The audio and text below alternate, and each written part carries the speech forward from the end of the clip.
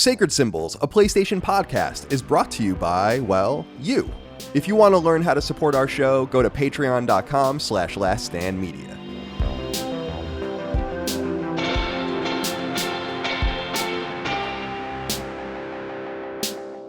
Greetings and salutations. Welcome back to Sacred Symbols, a PlayStation podcast. This is episode number, 386. My name is Colin Moriarty. I'm joined as always by my son, Chris Raygun. Chris, it's good to see you today, my friend. How are you? I'm good. The weather's nice now. It's like it's finally in that cool place where like I can go out in a jacket and it's not like a miserable experience. So I'm enjoying it. Morning walks are better when I think it's a little brisk. You know, there's something to it. It's a little darker in your room as well. I notice a little more ambient. Yeah, right. I haven't done anything. I've been fucking around with the camera settings because like I'm realizing that like a lot of the time whenever I stream too, like my camera defaults to like this setting where like it's auto exposure, I guess. Which makes it like kind of blown out and noisy. So I have to go in and like kind of uncheck that every single time. But I think it works better to have like not so blown out, you know? Mm-hmm. Sure. But really great. Well, it's good to see you, my friend. Dustin Furman, executive producer. Good to see you today. What's going on in your world? Nothing crazy going on in my world. I think was the case last week too. Feel like I'm dodging a sickness. Like yesterday and today during the day felt kind of icky. But then went away. And I think last week I said the same thing where I felt a little gross during the day. So I don't know what's going on, but I'm happy to be here with you guys. I was just thinking the end of the year chaos. Normally it starts basically when the Game Awards happens because that's kind of the kickoff into us doing our holiday shows and stuff. It's kind of starting a little early this week because there's an Xbox partner preview going on right now. So we have Duke is going to be released tonight and we got Sacred. So it's a busy time for me, at least, and only going to get busier for all of us in the next few weeks. Yeah, it'll be good though. We'll get some time away and I'm looking forward to kind of doing the end. Actually, without Constellation, it feels a little less stressful for some reason.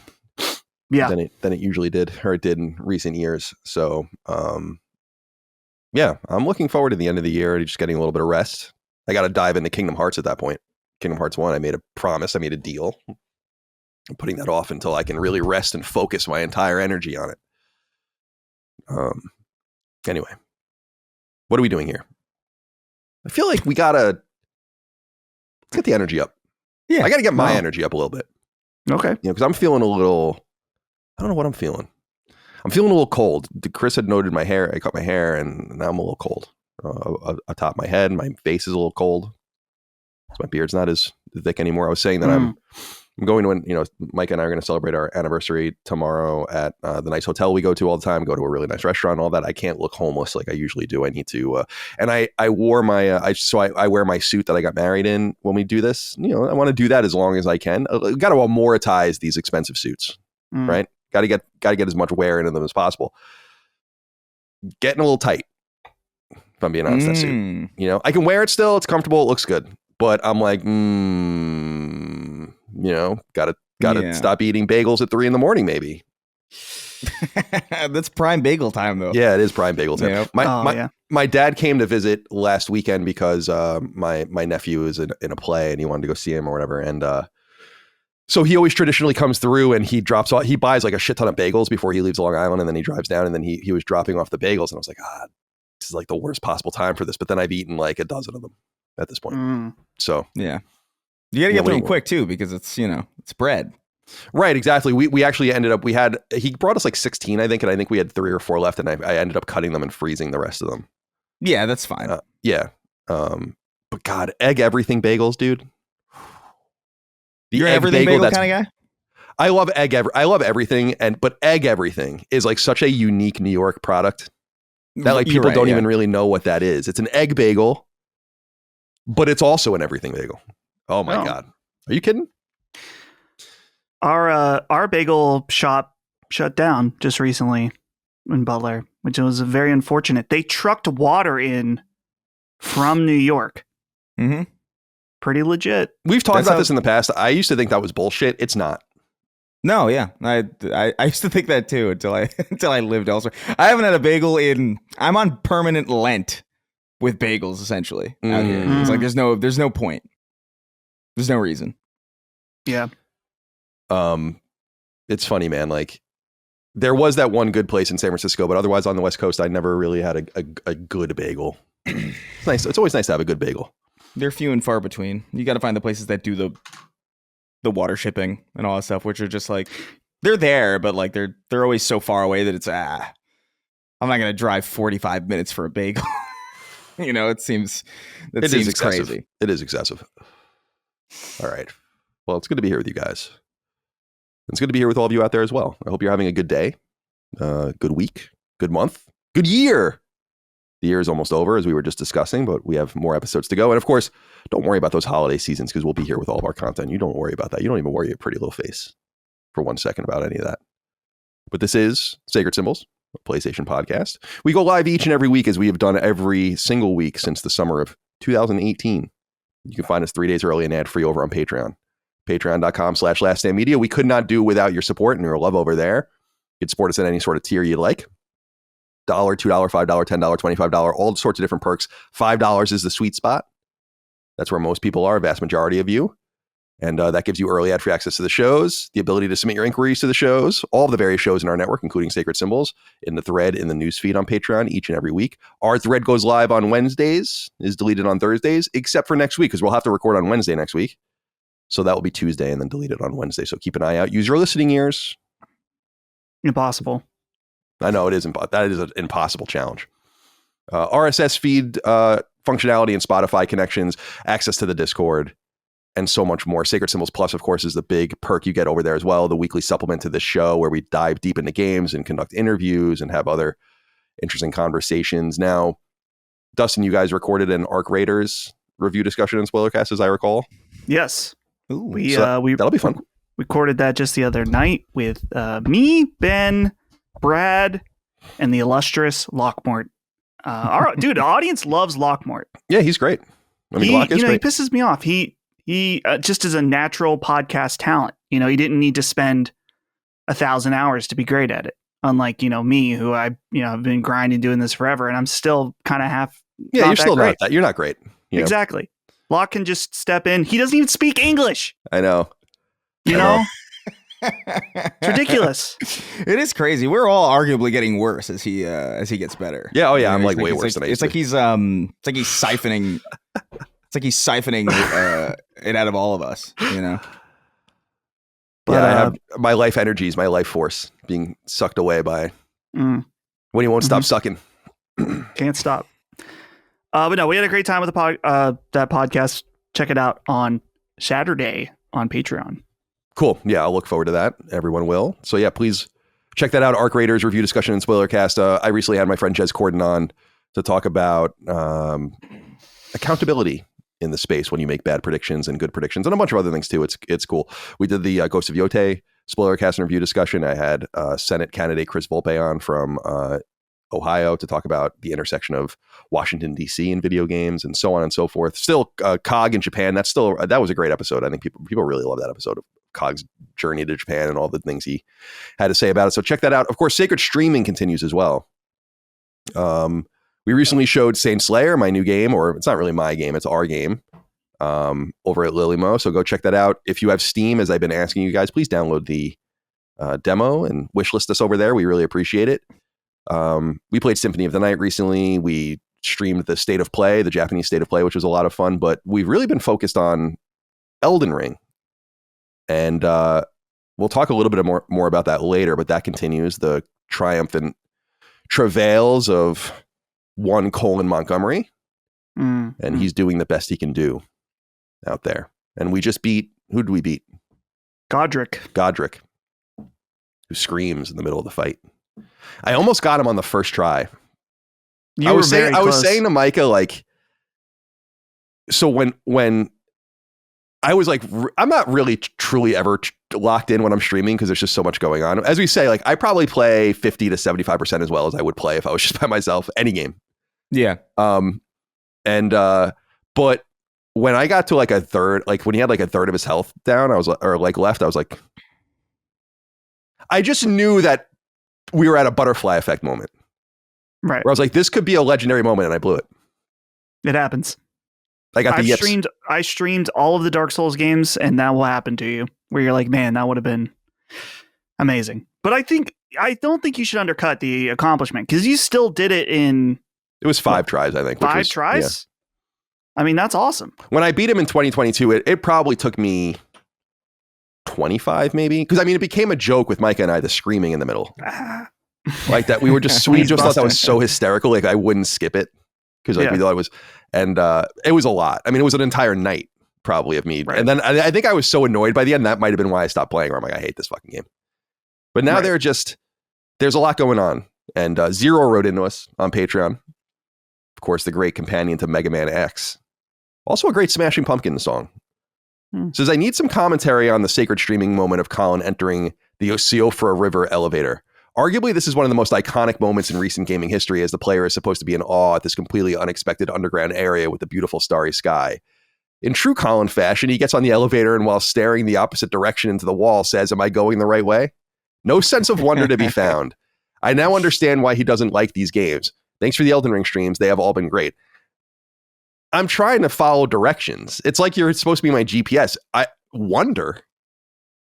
I have 2 people in my ear the entire time telling me where I'm supposed to go and what I'm supposed to be doing. There's no wonder. I'm brute forcing this game. Right. You know, I get it. I totally get it. The Fallout 3 vault moment. You walk out, you have this world. I totally get it, but that's not where I'm at with Elden Ring. This is a technical test. You know, this is a test of metal. It's not about wonder and awe. I'm never gonna play any game that's atmospheric and enjoy it like that on a stream. I just don't know that I can really do it. It's not how I roll. You know, so I'm doing the best I can. But I think we're having. Oh, I'm sorry. Go ahead. This is very funny because I remember that moment very vividly. I was like, because that was the moment I think that I was like, oh, I love this. So it is funny to hear this. That's what happened. It's funny because, so I mean, it's a From Software game, and as we've been talking about on these streams, From Software fans, very annoying, extremely annoying. Top 5 most annoying fan bases. Of course, I'm part of it, so you know, maybe that's me as well. But our chat is so funny because sometimes they're like, "Oh, you're not letting Colin explore. You keep telling him what to do. Let him explore." And then we let you explore for a little bit, and then they see how Colin Montgomery explores, and then they're like, "Why are you telling him where to go? Why aren't you telling him to get Rivers of Blood at level 10?" Which is doesn't make any, dude. The amount of suggestions. There's many that make sense. Our chat has been very helpful. I want to acknowledge that. Some of you, though, showing that you don't really know as much as you think you do. Wow. Yeah, doesn't getting the sword too early kind of fuck it for later? I'm pretty sure there's something like that, right? I'm not familiar too deeply. There's been a lot of things where people's like, go do this. And it's like, we're nowhere near that right now. Right. But I think the most, you know, I was being hard on the chat to be very positive. They've been very supportive of you, Colin, and your journey. And sure, they like to make fun of your panic rolling and your constant crouching and maybe a few double potion swigs. But when you get the W, dude, they're popping off. The double potion swigs are happening, or just the accidental potion swigs are happening more seldom because I'm no longer playing Ghost of Yotei. So my mind is off the face buttons now. Because I'm playing Silent Hill F as well, and that's all on the triggers. So now my you know, I'm in that mode. And so that's kind of been better. The crouching is getting a little bit better. I still contend that it is absolutely retarded to not put run on the L3 button on the stick. Makes no sense to not put it there. And I tried to put it there in the button map, but you guys told me to just learn to play the game the right way. So I did that. But that's happening less often. And then what was rolling? Yeah, I panic roll for sure. Yeah. Everyone does that. I mean, what else are you supposed to do? You know, like I got to get the fuck out of here. It's a natural response, I think. So yeah, panic rolling, it happens to everybody, you know. So, but at the end of the day, 5 tries for Godric, pretty damn good. Feels good. And now you're off on a new adventure in the Wizard Academy or whatever it is, the castle. Yeah. The next Hogwarts. Hogwarts, right. Oh, Yeah. dude, yeah. That vista with it like on the hill. I love like every new step out into a new location in that game is awesome. Yeah. Like I can't get over how good it is. Like that place in particular looks like Starry Night to me. Mm-hmm. And it's so sick to just walk around it. I'm enjoying it. I'm definitely enjoying it. Do we have an inquiry later on about it, actually? Yeah, we do. I guess I'll just delete it and we can talk a little bit. I'm liking it a lot. And I liked it when I played it the first time. It reminds me a little bit of, it's a weird reference, but when I was playing Arizona Sunshine earlier in the year, where it's like, I really like this. But in that case, it was, I really liked it. But I was getting sick playing it. I would have just raw dogged the shit out of that game and the sequel. I was like, this is awesome. But I just couldn't play it. There was something about the way it jived with me and the VR and all the rest, and it just made me feel ill. Elden Ring is the kind of game where it's like, I want to enjoy it. I want to like it. I get it. I totally intellectually, fundamentally understand the game. I just am not good enough to play it, I don't think, without knowing more about it. And really, and I'll talk a little bit about Ball Pit later because I'm playing that. It's like, there are times where games are obtuse enough where I actually think you benefit a little bit from just getting like some tips and tricks, not even a walkthrough or a guide or anything, but like what are some things I should really be paying attention to? And honestly, in playing Elden Ring the first time, I just didn't know anything at all. And I know you're not supposed to, but I don't find pleasure in learning everything there is to know about the game from the game itself without it telling me something.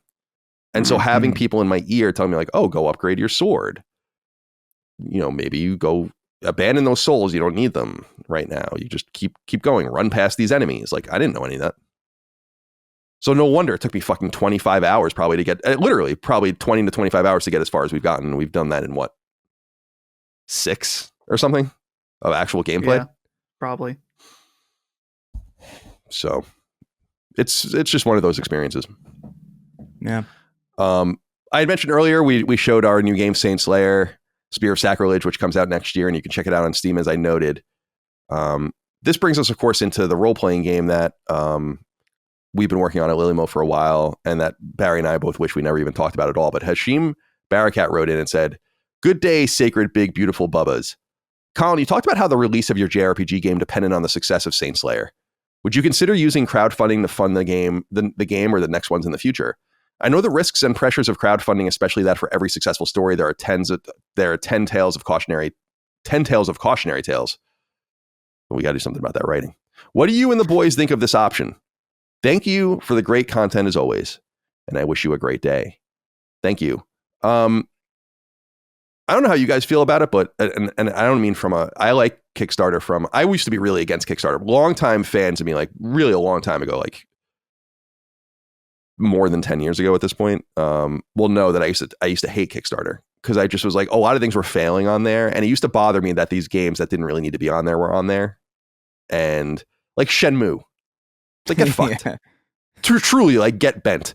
Like, Sega can't give you $5 million. Like, are you serious? That kind of shit bothers me.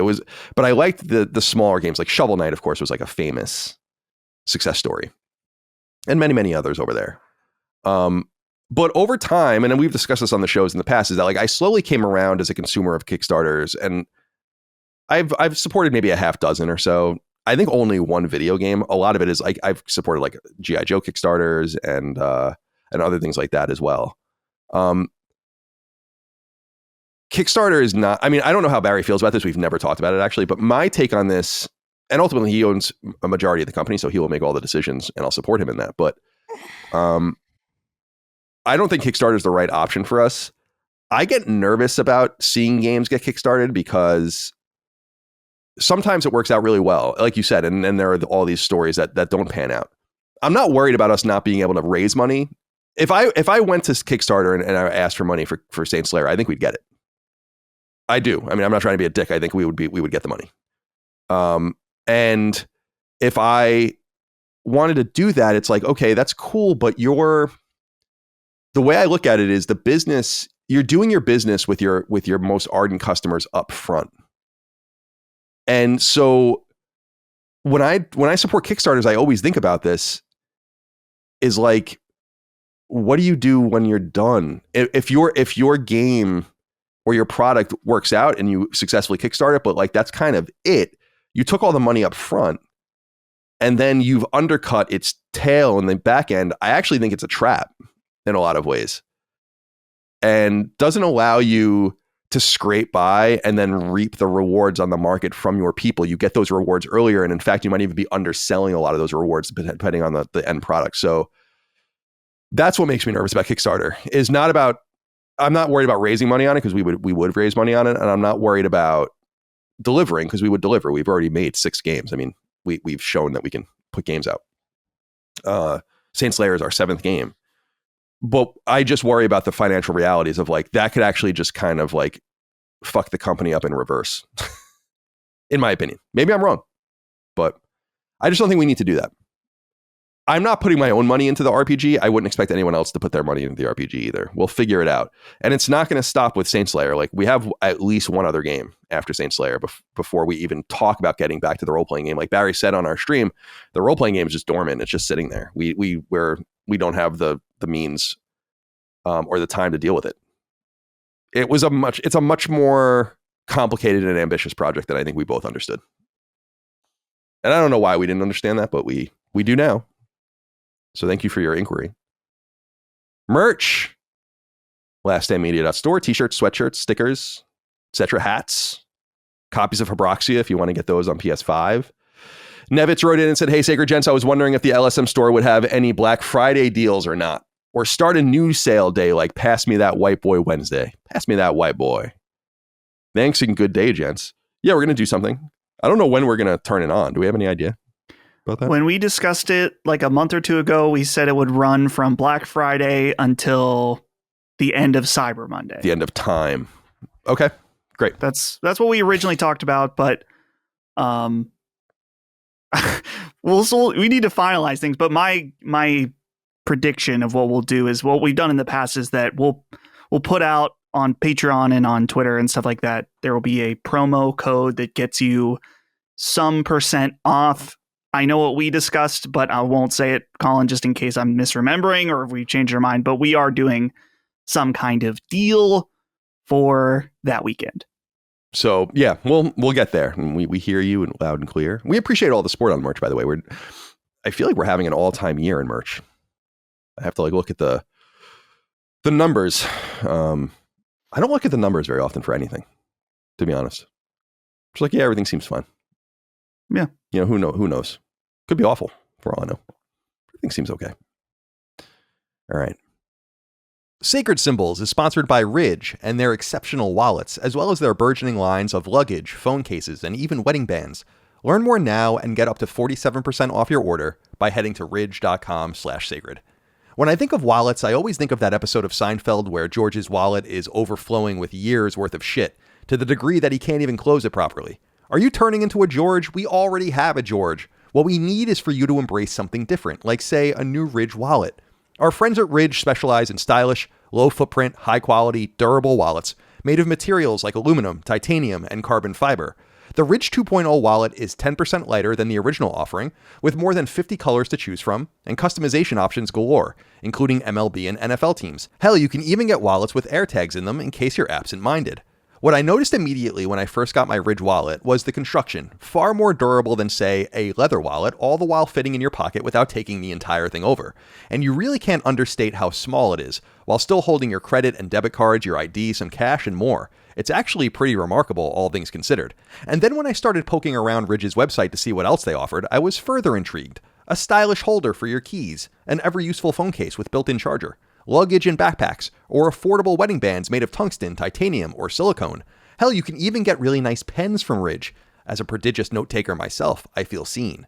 So are you ready to try Ridge for yourself? For a limited time, Ridge is having their huge Black Friday sale. Head to ridge.com/sacred. That's ridge.com/SACRED to get up to 47% off your order.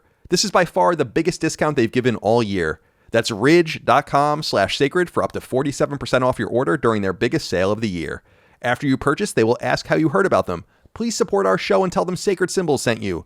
Again, for exceptional wallets and more, head to ridge.com/sacred. Let's get into some inquiries here. And then we can, actually, I wanted to get rid of this one. And then we can move on to the news. There's a lot of news this week. And I will say this, there's a lot of PlayStation-centric news. Not just like third-party stuff and general things to talk about, although there's that as well. All right, we're cutting this together. I don't know what happened. Chris had a technical issue.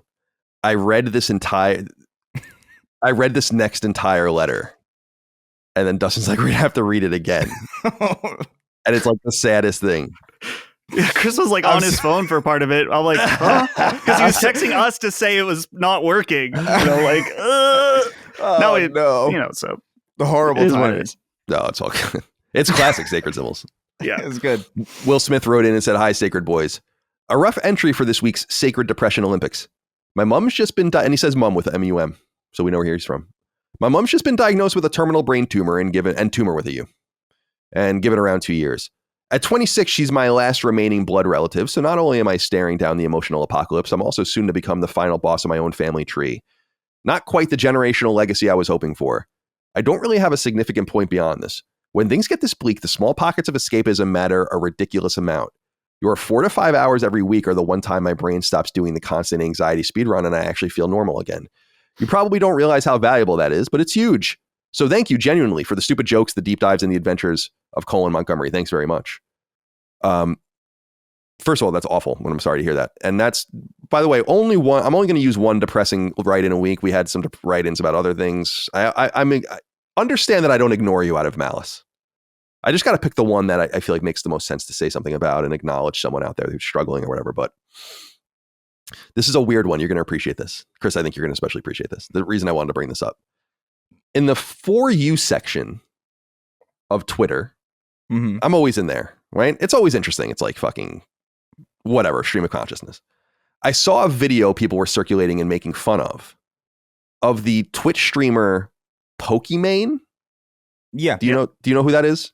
Vaguely. don't I'm not obviously super plugged into the. I know her streaming world, face. to be I don't honest. obviously have never listened to her content, but she's like a famous streamer. And people were making fun of this video, so I was like, okay, what are they making fun? Like, I was like, all right, I want to listen to it. It's like 30 seconds long, and people were making fun of it because it's hard talking about how to get over a breakup, and I'm like, oh, this is gonna be like some awful advice.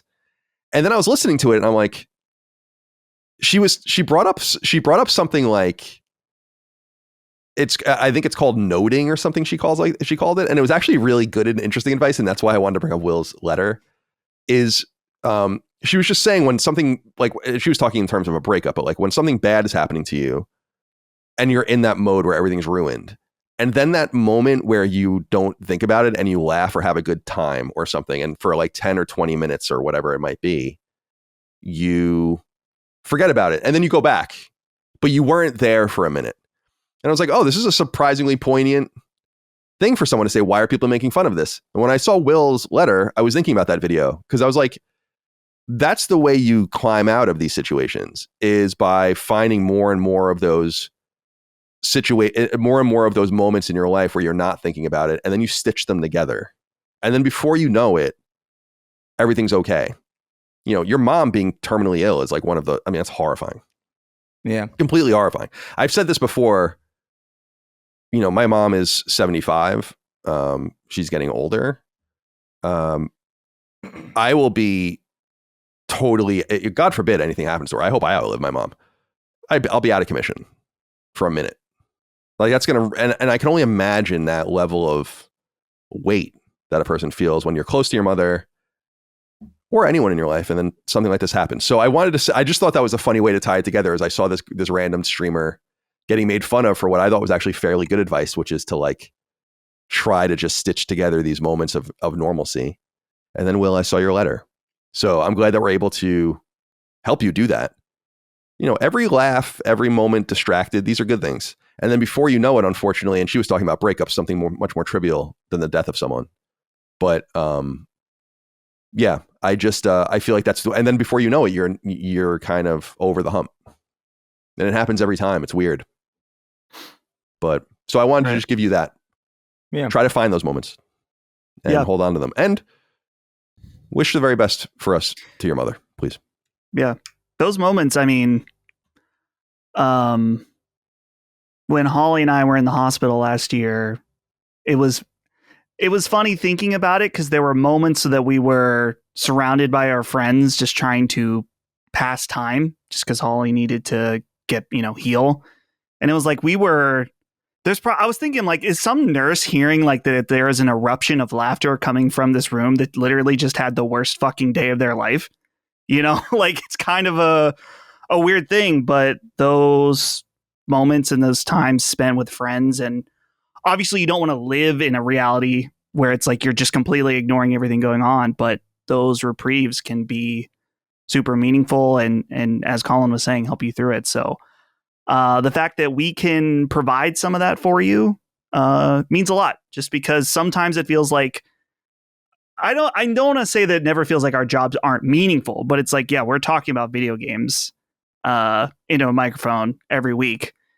And on the surface, it can sometimes feel like, oh, well, it's just like there are people doing real shit out there. But it's letters like this that make it realize it's like, no, this is actually, it's good and important to provide this kind of thing to people. So thank you for writing in, and nothing but the best for you and your mom.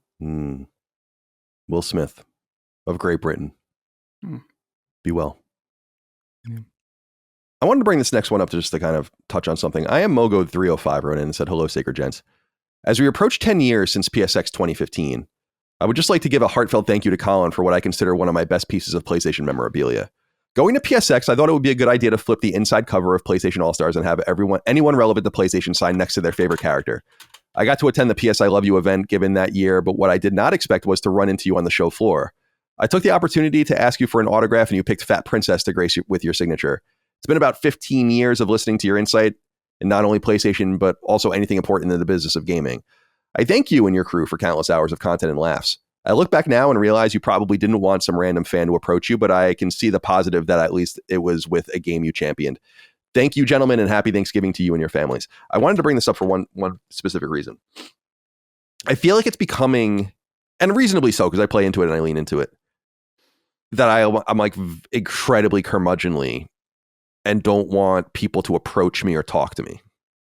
And I don't want to come off like that because it's not really true. I don't mind interacting with people. I don't want it to get this runaway train where like my serious, because I've realized this, Dustin, you and I have talked about this in the past, is that like I'm so deadpan a lot that I actually think people think I'm serious when I'm not. And to me, it's so obvious that I'm not, but I think people sometimes read it the wrong way. And so I guess what I'm saying is I just don't want people to think that like, oh, if you see me out, I mean, you're not going to see me, maybe you'll see me here in Virginia, but if you see me, say hello. It's not a big deal. I don't want people to feel like it's like, oh, maybe you didn't want that, or don't bother him. I don't want it to be that serious. It's okay. I'm not a dickhead. Well, within reason, you know. Right. So I feel like especially at like a place like that, I don't know, man. Like I remember being in the headspace of like whenever I was at like VidCon or PAX or something, where it's just like, no, I'm fine if people come up to me. Like that's like kind of like expected. And so it's like, especially in a location like that, like PSX, like I feel like you're probably in the mode where it's like, yeah, I'm probably going to get approached, and that's fine. Right? I would imagine. Yeah. Yeah. And I'm sorry, Dustin, you've been recognized a lot. Because there was the most recent was the Cedar Point where someone talked to me, and that was cool. I was thinking about PSX 2015. I looked it up. This isn't the Vegas one. This is the first Anaheim one, I think. And what's funny about this is that I was at that PS I Love You thing, but ironically, someone close to me saw you walking and you were booking it somewhere. And it was none other than friend of the show, Brandon Duncan. Oh, interesting. And what's funny is Brandon, I mean, no offense, he didn't care about you. Not that he just didn't know. He was like, oh, he's the guy from the podcast Dustin likes. And he was like, oh, hey, Colin. And you were like, hey.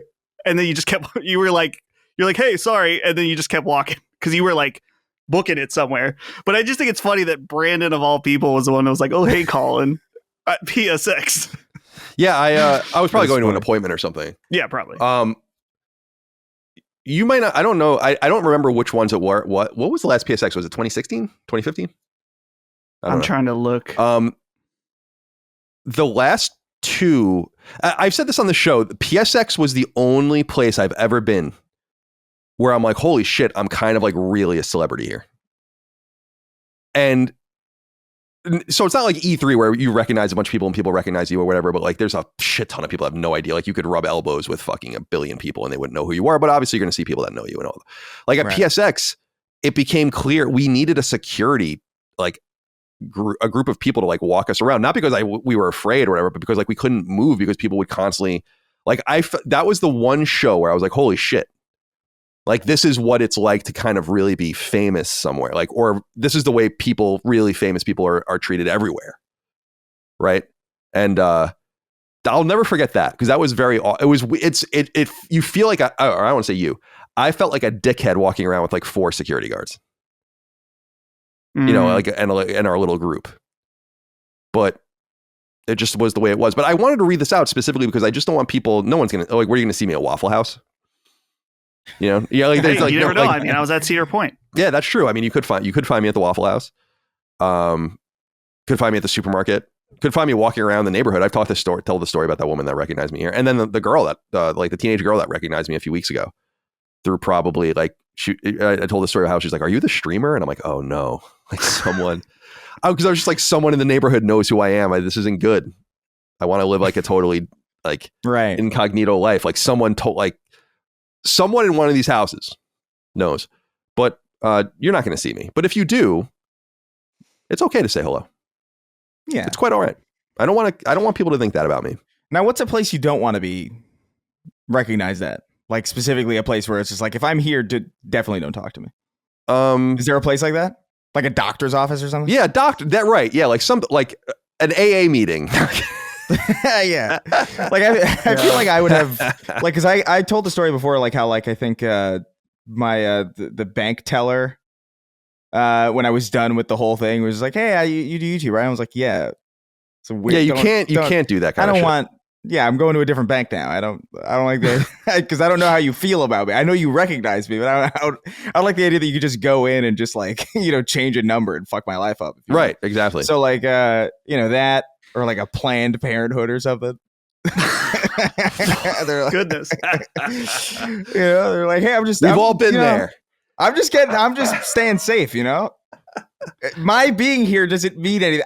I'm being precautious. Yeah. I understand. I understand. Yeah, good. I was going to say, I'm having a hard time thinking of anywhere that I don't want to be like greeted, other than if you're at an event. Greet him. Yeah. Not in the bathroom. Yeah. If you're pissing beside me and you want to say hello, hurry up and then meet me outside. You know, we don't need to talk while I'm dick in hand. I know you might want to. Yeah. But honestly, I don't want to talk to anybody. They may want to have your dick in their hand. You know. Who knows? Who knows? You're in the stall. And so he's like, I recognize those grunts. Goodness. Fighting for my life in here. All right. A couple of important questions here.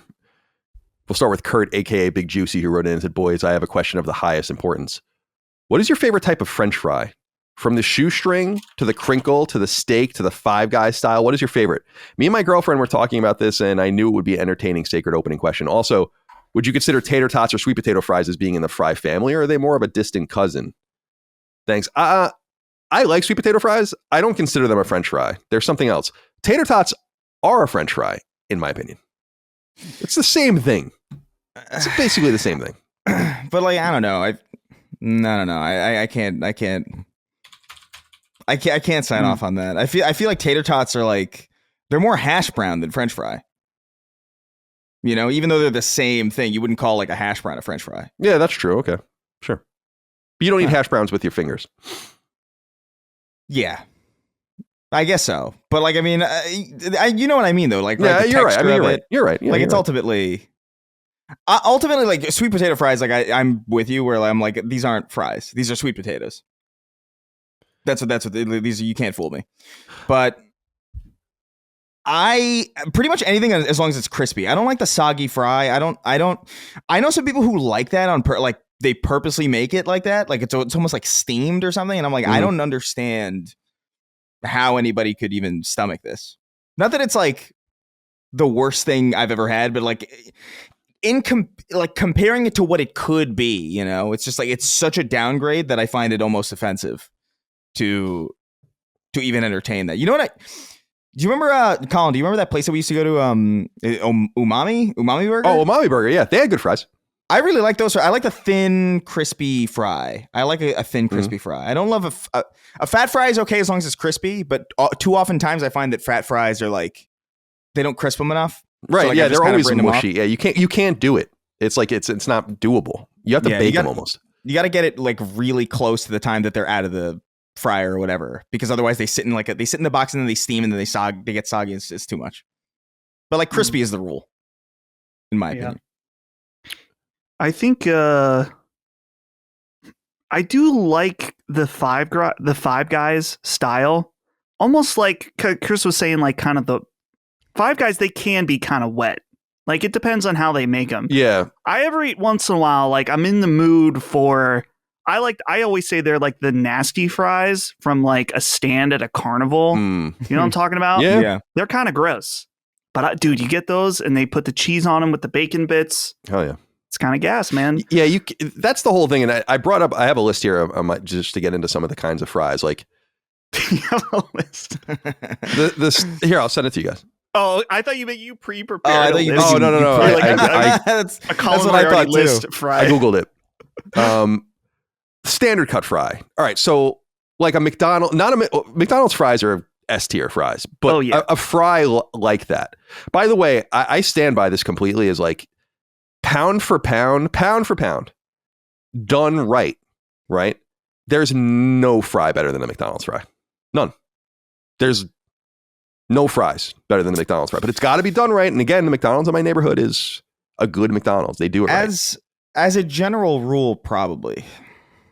I do think like if you get like specifically, I know we just talked about Five Guys fries and how they come out soggy. If you get Five Guys fries when they're crispy, dude, like I don't know, man. Like that's like a golden. I don't think I've had better fries than that. The Five Guys in my neighborhood or in my area, it's not my neighborhood. In my area that we go to, like we order on the app and then we go pick it up, and they seem to have a thing there where like they don't even start the fries until you're there. And then you have to kind of wait a few minutes, which is a little annoying, but they do the fries really well and they put all the salt on them and they're so greasy. It just absorbs. Yep. They're like, dude, the dogs go nuts for it. Like they know, like they like love Five Guys fries. It's hysterical. Like they love them. So, all right, we have a few options here. They have the waffle fry here. The waffle fry is great. There is a fundamental problem with them though. Is that because like a Chick-fil-A, for instance, you get waffle fries, and waffle fries have such a large surface area that they get cold really quick. You have to eat them right away, in my opinion. Like that's what makes Chick-fil-A to go suck. It's almost like Chick-fil-A's got to be really, it doesn't have to be, but it really should be eaten in the person because the fries are just never right. It's very similar to In-N-Out. Like taking In-N-Out to go is almost like, that's so strange. You can't do it. You got to eat it right away. Yeah. They have curly fries here. Curly fries they hit the spot sometimes, but I don't always want them because they have the seasoning salt and whatnot on them, which is good. But I don't always want that. But the curly fry is good. No doubt about it. The curly fry was a savior of mine in college, specifically. Like I remember the cafeteria would have them. And they would always be like way better than whatever the fucking.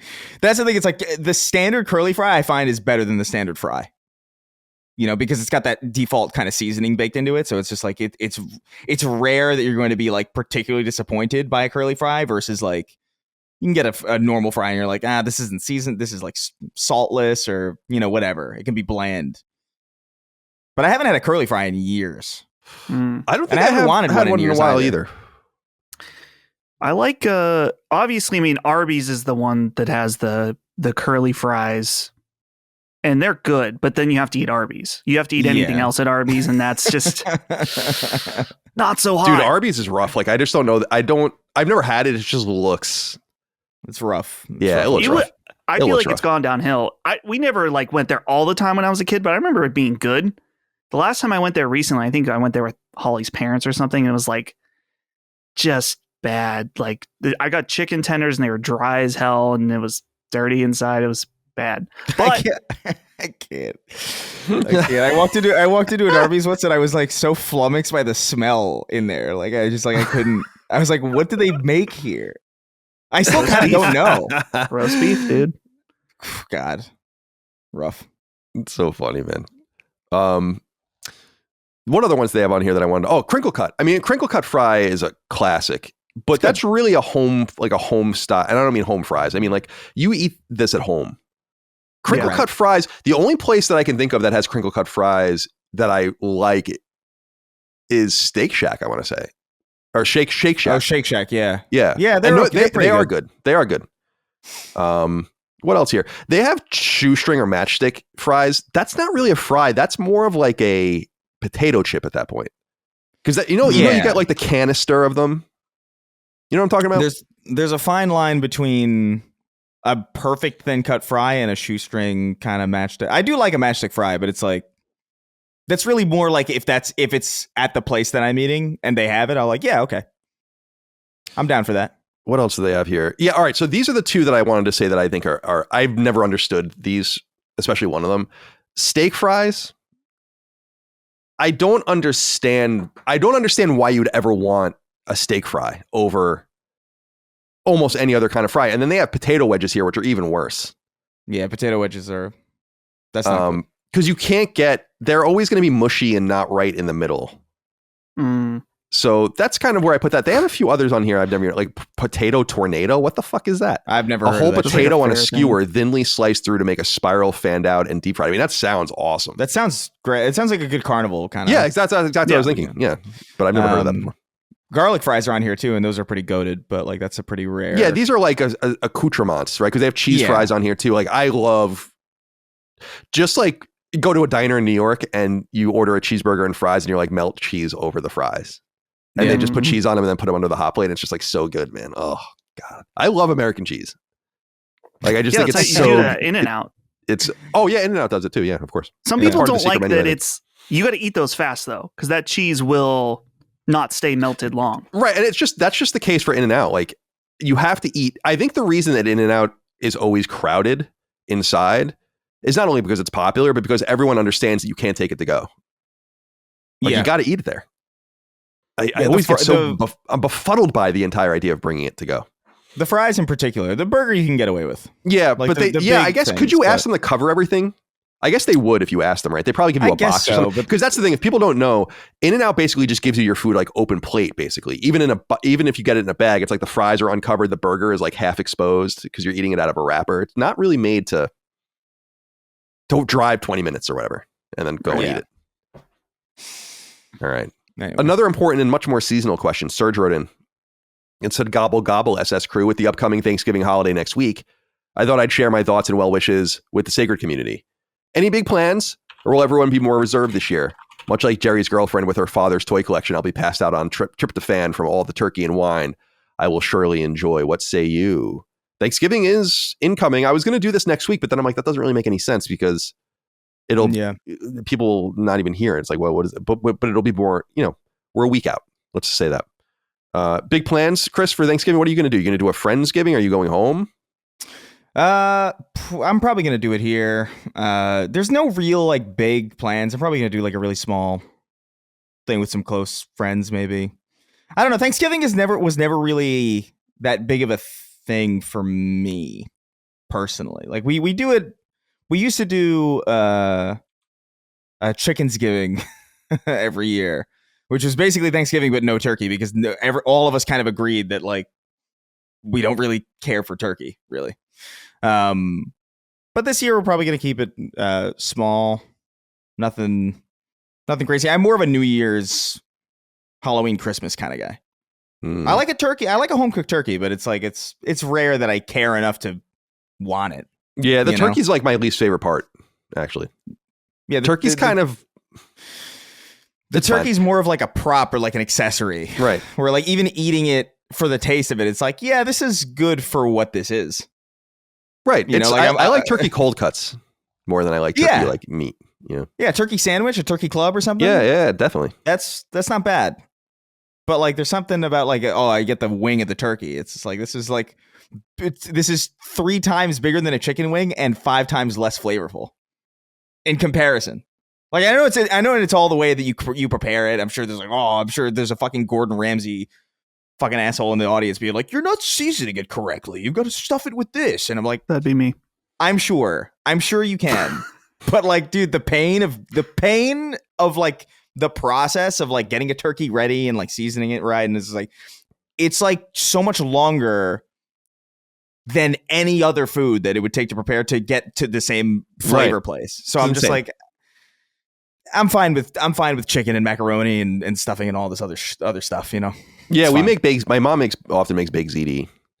Oh, baked ziti's great. Yeah, and turkey and all the other like American accoutrements. Sure. But just like, yeah. I totally agree with you. Like, I love a roast chicken. Micah makes this roast chicken dish that's just like fucking awesome with carrots and onion, and we just have rice with like some butter on it, and it's perfect because it's juicy and it's kind of quick. Yeah, the turkey's it's not worth it really. It's no disrespect to the turkey. Yeah, I love the turkey. Benjamin Franklin thought the turkey should be the American bird, like the American symbol, which I think would have been kind of awesome, actually. But it's a lot of meat. I'll give it that. You know, it is. It's, and I guess that's ultimately why, because it is for like a family. Like chicken is kind of like, you know, you got to get a lot of it. But I don't know. I'm of the mind. It's like, dude, I'll have duck for Thanksgiving. Oh wow, duck to me is like, if I could start anything, maybe next year, because I don't have that much time to plan this time. But like next year, I might just go all in on duck, because duck is Gonna have to make 2 ducks. I'll make 8, dude. 8 ducks. I will, Right. dude. I duck is so good that I get hungry looking at like a real duck, like a live duck. Like it triggers something in me. It's like I want to eat that. Did you ever see a duck's penis? Yeah. I know they corkscrew and they do all some. They do got this barbed crazy wires on the dick. I think about It's that when I crazy. see ducks. It's kind of ruined ducks in a way for go me. to Silver Lake and just go hunt one. just spear a duck in Silver Lake. You don't think anyone's speared a duck at Silver Lake before? I guarantee you that happens probably every week. I'm 100% someone's speared a duck in Silver Lake. Probably while I was like walking the lake. But I think, yeah, I don't know.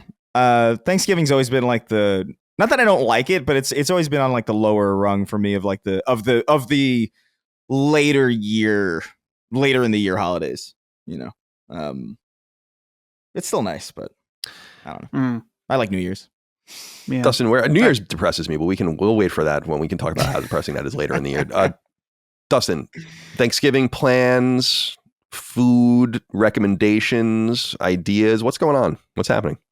Yeah. Well, I have to defend the turkey here at Last Stand. It's That's my turkey impression. that was very good. Is it good?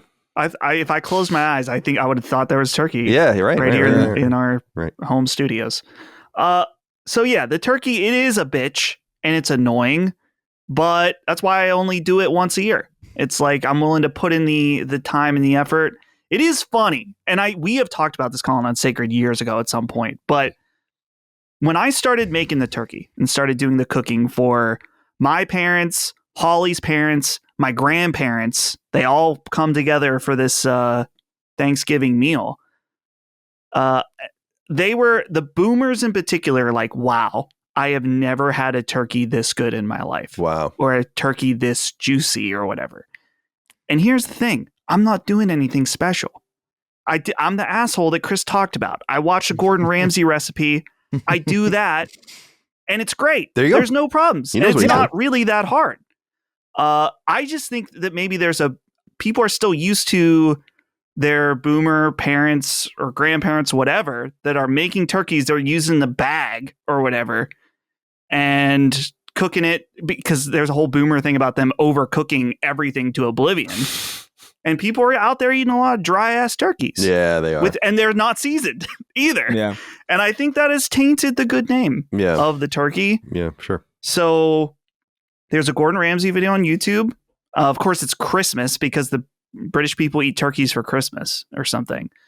But that's what I do every year. You put the bacon on top, keep the moisture in with the bacon. It's good shit. It's good shit. This year we'll be doing it at my parents' house, but I'll be cooking it there just because they got way more space. And it's usually an all-day affair. So the question is, his turkey takes like 4 hours. There's new Stranger Things on Netflix that day, but also the remastered Beatles anthology on Disney Plus. And one of those might be nice to watch. Stranger Things, man. It's over. Just fucking end it. I know this is over. I know. Why couldn't this be it? Why couldn't they have done this in 2020 or 2019? Like, what is going on with TV? It's a good What question. the fuck is going on with it? Yeah. It's just so annoying. Like, I saw some of them on like their recent media tour or whatever. And I'm like, what is this even going to be about? You're all in your fucking 20s. You know, like they wasted so much time with all of this. You know, it could have been this really tight. I don't know. It just bums me out. The one thing I miss from network TV was it's 10 years for 4 seasons or something, right? Or 5 seasons? Yeah, exactly. And it's like crazy. That's the one thing I miss a few things about network TV actually, but it's like I can't think, maybe there's an example, but I can't think of one example of a show that wasn't like and again, I'm talking network TV where it's like, yeah, we're just going to go away for a couple of years, then we'll come back. It's like, no. Yeah. Outside of a show getting like canceled and brought back, like I think Family Guy. Like Family Guy, yeah, or something like that. Yeah. But yeah, it's weird that that's kind of the rule now. Like that's kind of how I'm feeling about like I just started watching Pluribus. That new hell yeah. How many people have, real quick, Colin, how many people have asked you to watch Pluribus? No, no one has asked me to watch it. That's shocking.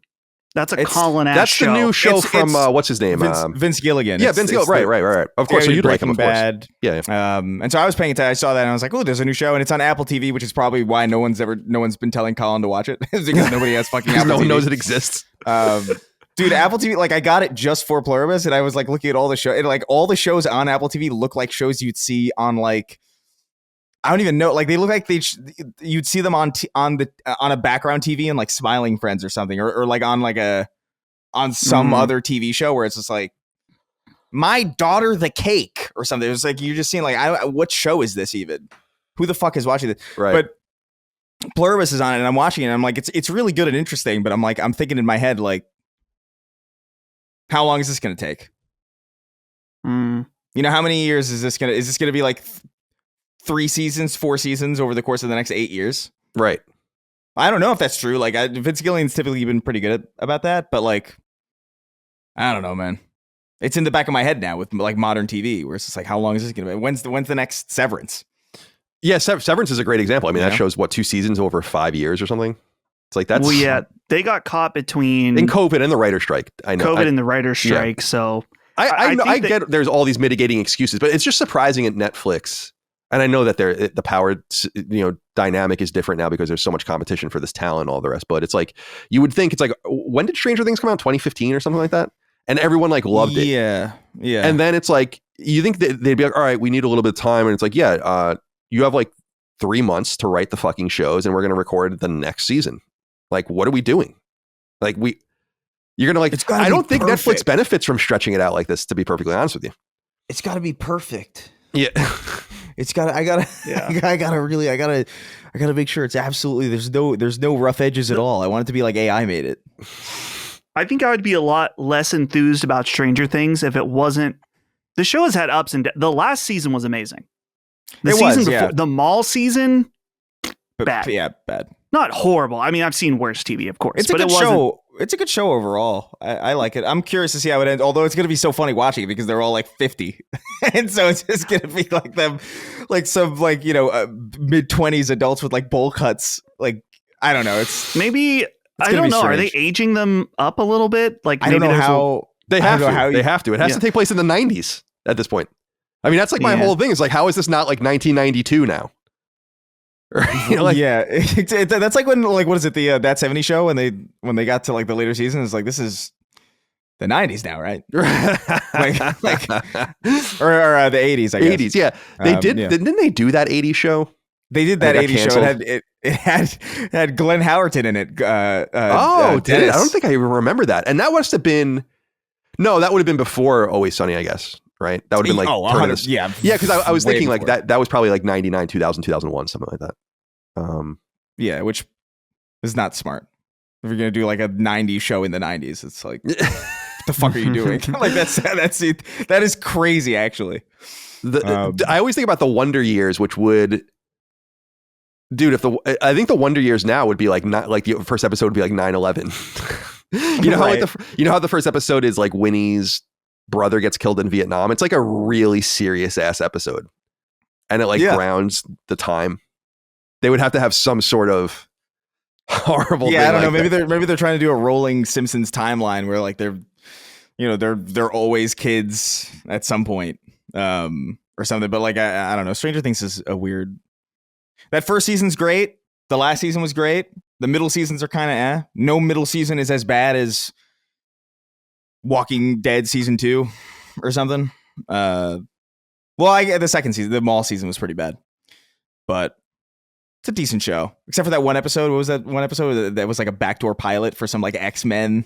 Oh yeah, that episode. I know exactly what you're talking about. Everyone hates that. Yeah, it's like But they did this random backdoor pilot episode where like 11 goes off on an adventure with a bunch of like alternative misfits, and it was clearly like, this is another show. I love backdoor pilot. Like I love when you can see a backdoor pilot. It's something so fascinating about that. Like in a TV show, like at The Office had that thing with like the farm or whatever. Like at the that's end, right. Yeah. with like Dwight, and he was like, "I'm gonna go live on a farm with these kooky characters." It's like, what the fuck are you doing? Why are we doing this? The Shroots. I call him yeah. Pluribus. Yeah. It's about an alien invasion, isn't it? I want to tell you the concept. No. I want to tell you what it's about, but it's the hardest sell ever because, dude, none of the teasers tell you what the show's about at all. But they reveal what it's about in episode 1, and the way it unfolds is so good that I refuse to tell anyone what the show's about. I thought it was I thought it was about like alien mind control or something. Like I thought that's what it was. I guess You're on maybe the path. Yeah, okay. Yeah. It's not really a spoiler. I'm sure like people are taught. Everyone knows now. But if anyone hasn't, or if you haven't, it's worth finding out. It's a good. It's really good so far. It's crazy. But yeah, I have to get it because I still need to watch the second season of what we were just talking about, Severance. And there's something else I wanted to watch on Apple. There's like actually, I must admit, when I have Apple TV, which occasionally I do like once a year or whatever, I do appreciate how tight it is. Like there's not a lot of stuff comparable to Netflix and Amazon, but it's I think of an overall much higher quality. And I think they're not really doing it to make money. In fact, I'd be surprised if they do make money on it. It just seems like a thing that they kind of do as part of the Apple ecosystem. You can obviously get it anywhere. It used to be $5 a month. Like, yeah, like that's fucking crazy. I'm sure it's not that anymore, but it's just, so it just seems like it's a prestige kind of move for Apple, and they take seriously, or more seriously. I'm not saying there's not bad shows on it, but I don't know. But it seems like they take more seriously the attachment of the Apple brand to the show, and you get kind of cool things like that. Cool, they should be a more creative company like that. So it's neat, man. I'm trying to think of the other shit that's on there For All Mankind. That's a cool ass show too on Apple. Oh yeah, like the alternate history one. Yeah, Silo was kind of big, right? Yeah, that was supposed to be big too. I have not seen that. Yeah, so I don't know. There's a bunch of shit on there. I got to get it at some point. Oh, Ted Lasso is that's on that, right? That's supposed to be great too, but I don't really want to watch it. I don't know. It's a funny idea, right? Isn't it? It's about a football coach who becomes a soccer coach, right? Like, oh god, I think that's what it's about. But it's supposed to be like really funny as fuck. I couldn't think of a premise less for me if I if I tried, man. Yeah, like I think it's about like an American football coach who somehow becomes like a British soccer coach in some weird. Like, I think that's what it's about. Yeah. And it's like supposed to be. I think it's supposed to be. It actually sounds really funny, but yeah, I don't really want to watch it. It's one of those shows where I'll probably watch it for 10 minutes and be like, oh, I should have watched this for years. But yeah, here's these two sports that you don't know anything about. Enjoy it. Yeah. Yeah. Good luck. And I think Apple has Major League Soccer as well. So there's a lot of like, there's like a synthesis between that kind of programming, I guess. Like-minded people subscribing. Anyway, let's get into the news. Before we get into the news, this is such a left field thing. But I'm seeing on Twitter this morning that Cheney Dick Cheney is trending number one because his funeral is today. Mm-hmm. And I wanted to just say, like, didn't that just kind of come and go more than anything that you've ever seen, even in the modern era of 24-hour news cycles? Like, Dick Cheney died, and like it seemed like it was not even acknowledged. Like, it's just so funny to me. Like it just happened, and like I don't even know exactly when it happened, how it happened. It didn't register. And you think that like people hated this dude. You know? Yeah. You would think that, I don't know. I just feel like it's like a weird. I saw that, I'm like, why is Cheney trending? I'm like, oh, yeah. Yeah, and then you remember that he died. Right. Yeah, right. I'm like, oh, that's right. He technically died like decades ago because he's been walking around with no pulse. So it's only a matter of time. But yeah, that is a hard left field. You're right. It's just so interesting to me. It's like I don't remember like I was just like, what? Everything happens so fast now that even a previous vice president dying, it's like you got about 2 hours to think about this, and then we're moving on. All right. R.I.P. in peace. I don't know. Depends on how you look at it, I guess. I don't want to wish anyone bad, but I'm sure you can't hurt him. No, not anymore. Not anymore. Yeah. Not where he's going.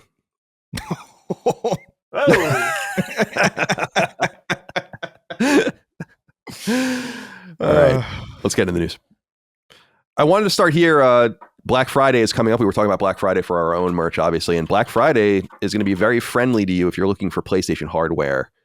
So PlayStation Blog reports that on direct.playstation.com, which is the PlayStation Direct website, and maybe some other retailers are also participating. I'm not really entirely sure. Yeah, participating retailers. So a lot of big deals here. Deals on PS5 consoles offerings include. Now, I'm going to use USD. Obviously, we're an American podcast, but it's important to note that these deals will also take place, as I understand, in Canada, mainland Europe, the UK, and other places, and you'll have your own equivalent for whatever fucking Star Wars currency you use in your country of origin.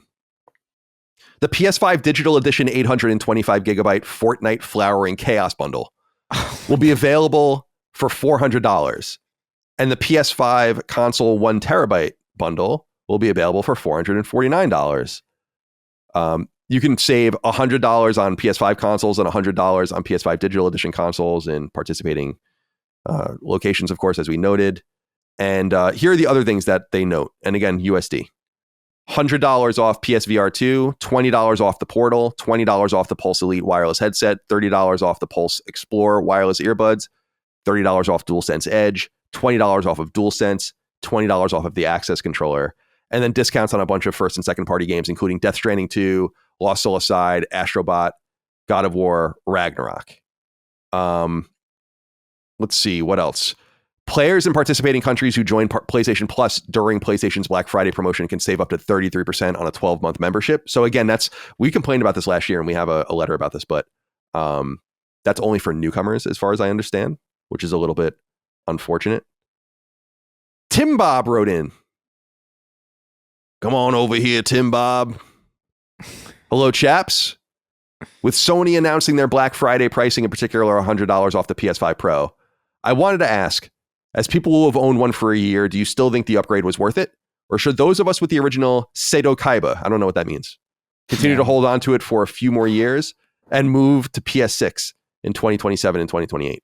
Thanks, I'll hang up and listen. Now, you're fluent in Japanese. Did I just say like, a racial slur? No.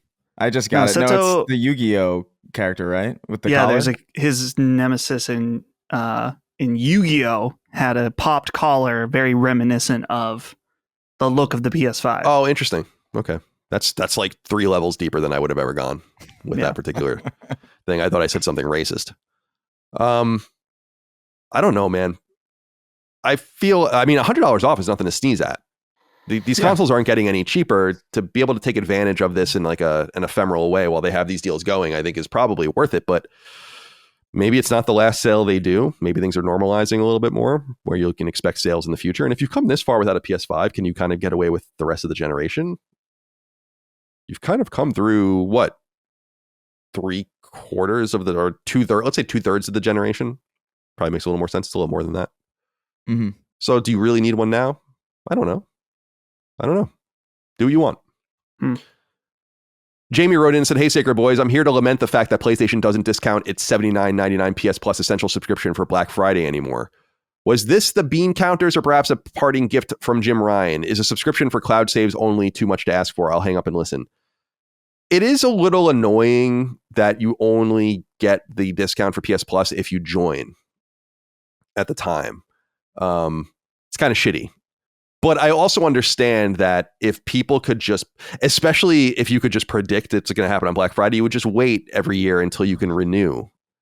And that's like a permanent discount that they can't really do much about. And you're kind of destroying their margins. What would be funny is if they like offered really specific packages, like 3 years of PS Plus Essential, but give you $20 off per year or something like that, and to lock you in, save you a little bit of money doing something like that. But yeah, it's annoying. I'm not crazy that they do that, but they do. So anyway, bunch of games are discounted, hundreds of games on PSN. You can save on PlayStation Gear as well. Remember the PlayStation Gear website, I think they're winding that down. So I'm pretty sure they have substantial, like 60% off. It says site-wide on Gear, and I think it's like all sales final. So kind of clearance situation, but yeah, some good things here. So if you're looking for PS5, PS5 Pro, and the whole litany of accessories, I guess now is the time to strike if you're looking to save a few bucks. Can't sneeze at $100 off of a PS5 Pro, I suppose. Do you need one? I don't know. $20 off of PlayStation Portal is pretty nice. Because, of course, this thing is a beast. Just an absolute beast. All right. Game Awards. The nominees were announced. It's that time. So let's see. How many categories are there? 5, 10, 15, 20, 25, 29 categories. Dustin, anything here interesting to you? I guess we should go through a few of them. Game of the Year. Claire Obscure, Expedition 33, which I think is obviously going to win. Death Stranding 2 On the Beach, which is my personal selection so far. I haven't played everything yet.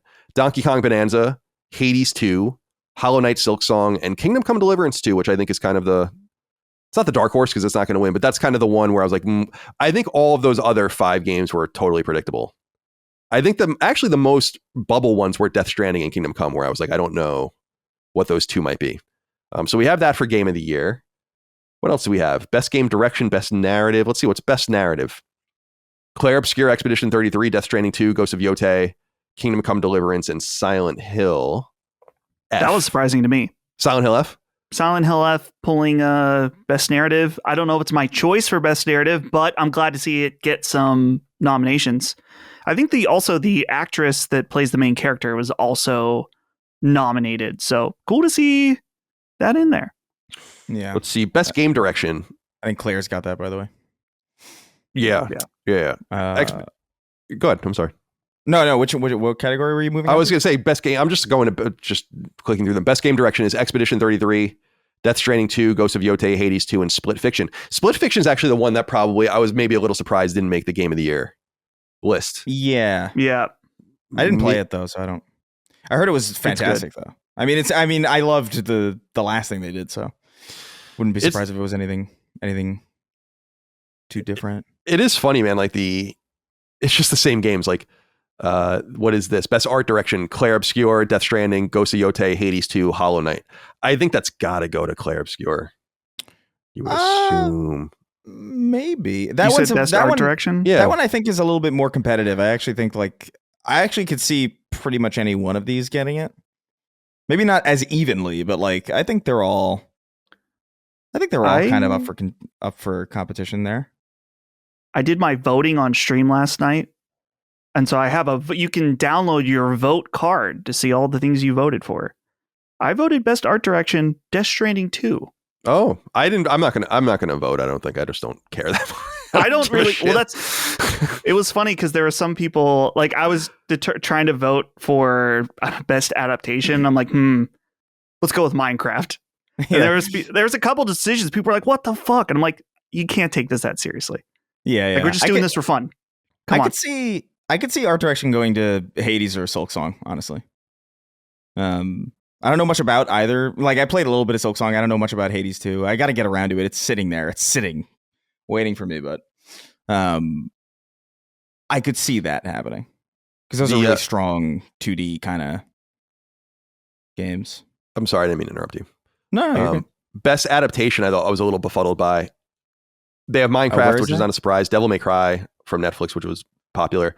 Splinter Cell Death Watch, which is also from Netflix. But then they have The Last of Us Season 2, which is it was fine. It was not anywhere near as good as the season. And I think it really literally was starting to lose the plot. And then they have Until Dawn. Until What about Fallout?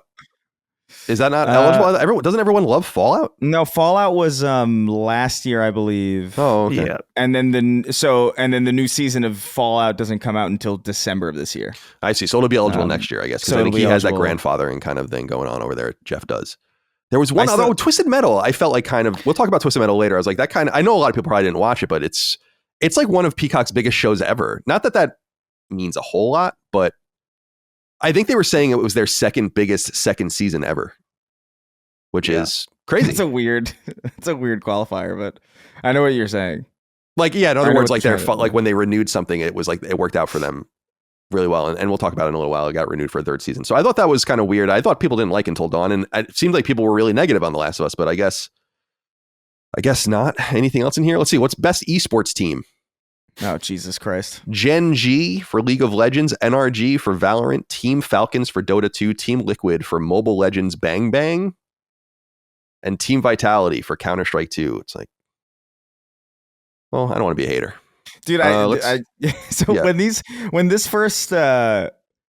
when this all got announced, like the nominees or whatever, I saw Best RPG, right? Best RPG, that list. And I thought, I didn't read the context, I guess. I thought the Best RPG category was Game of the Year. And I was losing my Avowed fucking Monster mind. Hunter Wilds. I was like, what are you fucking saying? Avowed. Obsidian I has two almost like role-playing games on that list. I primed like my I was like opening up Twitter. I was about to be like, yo, what the fuck is this? And I read closer and I was like, oh my God, thank God. That would have been Avowed is certainly not even close. But geez. What about esports team? What about content creator of the year? There's a VTuber on here. Two VTubers actually. Yeah. Chris, do you know who this burnt peanut guy is? I do. I'm not following him specifically. I haven't been following him specifically. His clips pop up on my For You page on Instagram and like TikTok and Twitter every now and again. He's big into extraction games. So he was like into Tarkov for a while. Mm-hmm. But I think since Arc Raiders blew up, a lot of his clips have been popping off. It's funny. It's good stuff. He's funny. I don't know if I would. I still feel weird about following people like this. I don't know. There's something about the digital kind of thing that freaks me out a little bit. But he's funny. When I was voting, I voted for Moist Critical for Charlie. Not Fair. that I watch him all the time, but I think he's good. He's a good And dude. I thought, if he wins, though, am I cursing him? You think of Boogie and Dr. Disrespect, but that was trending gamer. Yeah, that's different. Right. It's different. So I don't know. I don't want to hurt Charlie, but I did vote for him. So Charlie will be okay. The funniest interaction I've ever had with Charlie is when I was doing the fight, and I walked out to Suavemente, and he called it. He said, that they're playing the boner jams now. And I was like, yeah, okay, good. Someone appreciates. But yeah, this burnt peanut guy is pretty funny. I don't know any. I honestly don't know much. I only know Charlie and this peanut dude. I don't know any of the other guys at all. I know Kai Cenat. You know Kai Cenat. I know the name Kai Cenat, but I don't know. I know wasn't he the guy who like in New York City he started like a riot because he was giving out PlayStations on top of like a something van? like yes, that sounds familiar. I swear to God that happened, but I could be misremembering. Let's see what else here. Oh, so it's worth noting Sony has more nominations than any other publisher. 19. Some of them come from TV, like we said, The Last of Us and Until Dawn would be 2. Helldivers actually got a nomination for Best Community Support, so that's an ongoing thing. It's in competition with games like Baldur's Gate and Final Fantasy 14, so it's a hodgepodge. No Man's Sky is in that nomination listing as well, but they've managed to get. I think the biggest thing I realized was they managed to get 19 nominations with no games. It's crazy. How did they do that? Yeah. Congratulations to them. Best multiplayer is an interesting category too, because Arc Raiders is in there. Battlefield 6 is in there. Elden Ring. Peak, which is cool to get a nod. I think it deserves a nod. And Split Fiction's there as well. I think Arc Raiders is probably going to get it, right, Dustin? For best For multiplayer? multiplayer? I would hope so. I would imagine. Colin, Yeah, this has been the big, one of the big conversations about the nominees. I fucking hate this conversation, but a lot of people are talking about it. So I'm sure that people will ask when if we do the show and not talk about it. Best independent game. Oh, yeah. Should Clair Obscur be nominated as an indie game? No. It doesn't make any sense.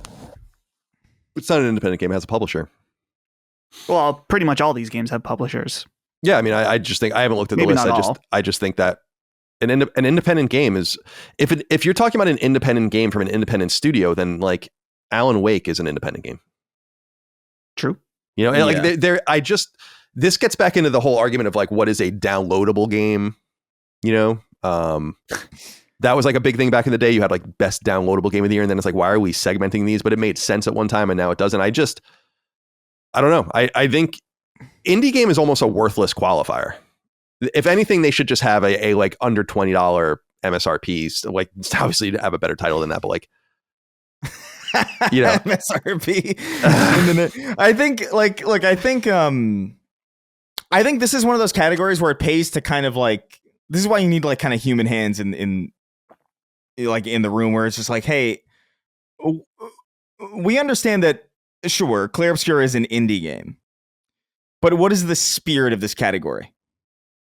Right. You know what I mean? Like, what is the subjective, albeit I think kind of uniformly, although it's subjective to not include Clair Obscur in indie games, I think it's also somewhat objective. I think you can just look at it and kind of understand. Like Ball X Pit, totally. Absalom, I think, from what I've heard and seen. Blueprints, I think, qualifies. But Clair Obscur is the only one that kind of feels like really like, is this really in the spirit of this? Also, it's got so many other nods. Like, that's kind of thing too. It's like that, maybe that shouldn't play into it, but like, I feel like it's in some ways it should, right? Where it's just like, this game's in the running for a lot of these categories.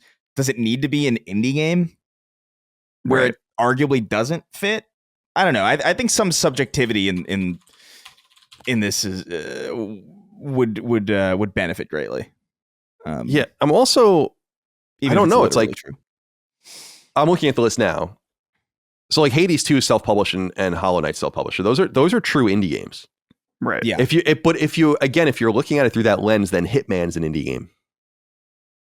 Right? Like I don't. There's got to be a better qualifier than that. And like you said, the disqualification of like Ball Pit being published by Devolver and stuff, does that really matter? But Devolver would call itself an indie publisher, probably, but I don't think there's any such thing really when you really think about it. I don't know.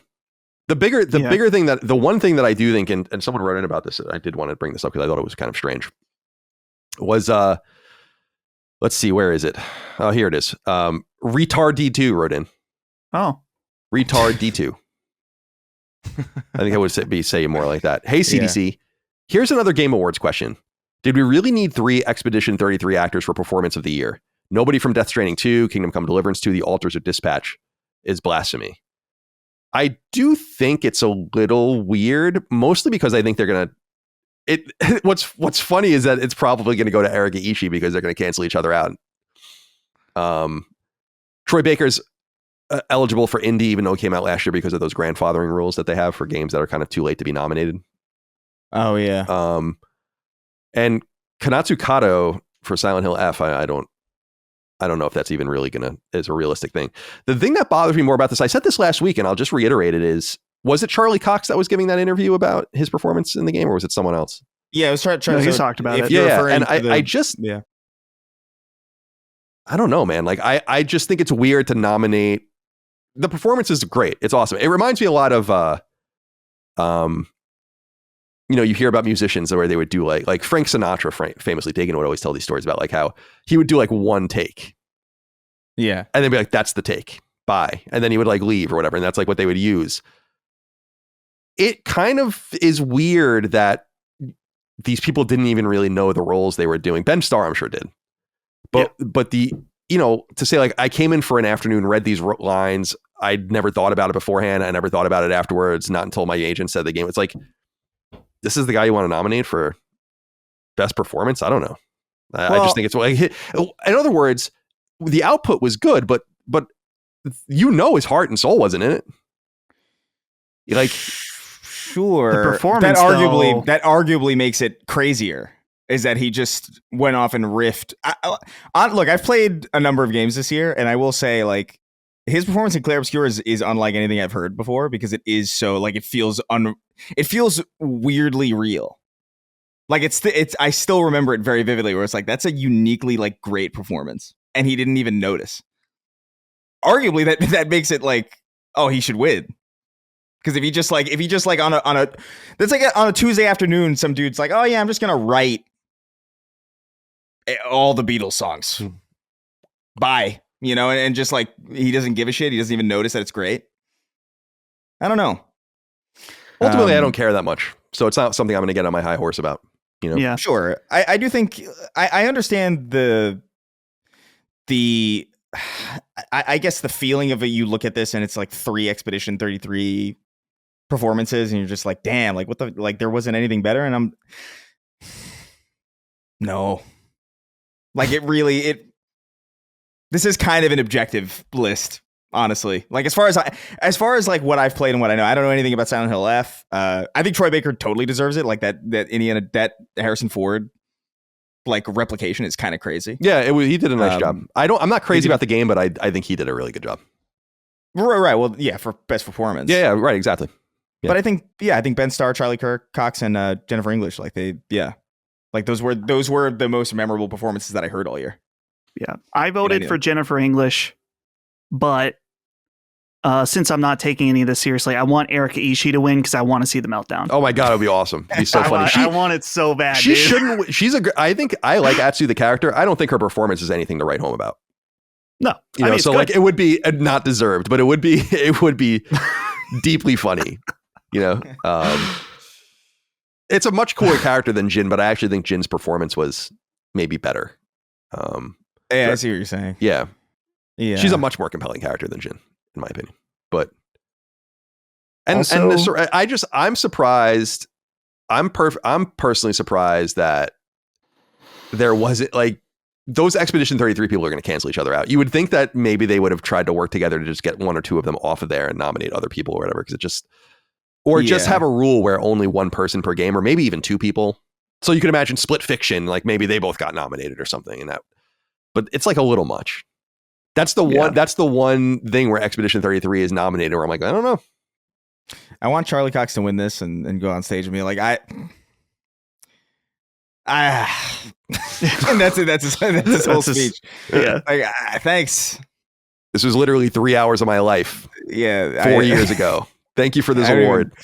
It is funny how long ago it was. It really is crazy though, because like I still like honestly, like, when I look at all these performances, I do think, like, for those who come after, like, that subdued delivery is crazy. Like, it's that's what struck me about that game in general, was how, like, real he felt in comparison to, because everybody else feels like a real, like, video game character. Like, Ben Starr is giving, like, this, like, real, like, almost like Shakespearean kind of performance, and it's really good. But then you have Charlie Cox, who's just like, that's a real dude. That's just a guy. One snub that I thought was interesting. Best audio design. To me, a clear winner, but very controversial take, is Arc Raiders. For the in-game audio in that game, it is really good. Is crazy good. What you like, dude, the amount of information you get as a player from audio is, I don't want to say it's as important as visual, but unlike any other game that I've played before. You got to be listening in this game. That would be controversial though, right? It would be, because of what we talked about last week with the AI voices. That has nothing to do with what I think is incredible about it, but the AI voices, if anything, feel the least impressive of all of the technology. Like, the audio feedback in that game is pretty fantastic. It is. So it's weird to not see it, but I guess if there's AI because there is AI audio design intrinsic to it, so that might be like In some ways, I think that it probably should be a disqualifier, but like also it isn't what I'm thinking of when I think of the good audio design in art graders. Right. So like I don't it's a weird Dude, one. Embark is probably so happy that Call of Duty just came out and is now taking so much heat for the blatant AI use. I saw a picture with 6 fingers in it, which was funny. Dude, that shit's it unfucking real that made it through, like the Ghibli piss filter made it into Call of Duty. Who are you paying? What are you? Yeah, it is crazy. It is crazy. It's like you have no excuses. I just you like couldn't pay some artists. It reminds me of like during the New York mayoral race, like Cuomo had all these like AI ads. Like these completely AI generated ads, and at the end of it, it says like paid for by Cuomo for New York City. It's like, you paid for this? Yeah. You could have generated this for free in like 15 minutes. You paid for this? Oh my God. Good It is Lord. interesting with It's over. with AI. I guess it's kind of unrelated, but it's interesting that I feel like Gen X and above, their embracing of AI is very weird, because you would think that a younger generation would be the ones to embrace new technology. But it's like when I go on Facebook and I see people around me that are Gen X and older, they're like posting all kinds of AI stuff. They know it's AI and they don't care. It's weird. Yeah. It sucks. Yeah, It sucks. it really is crazy.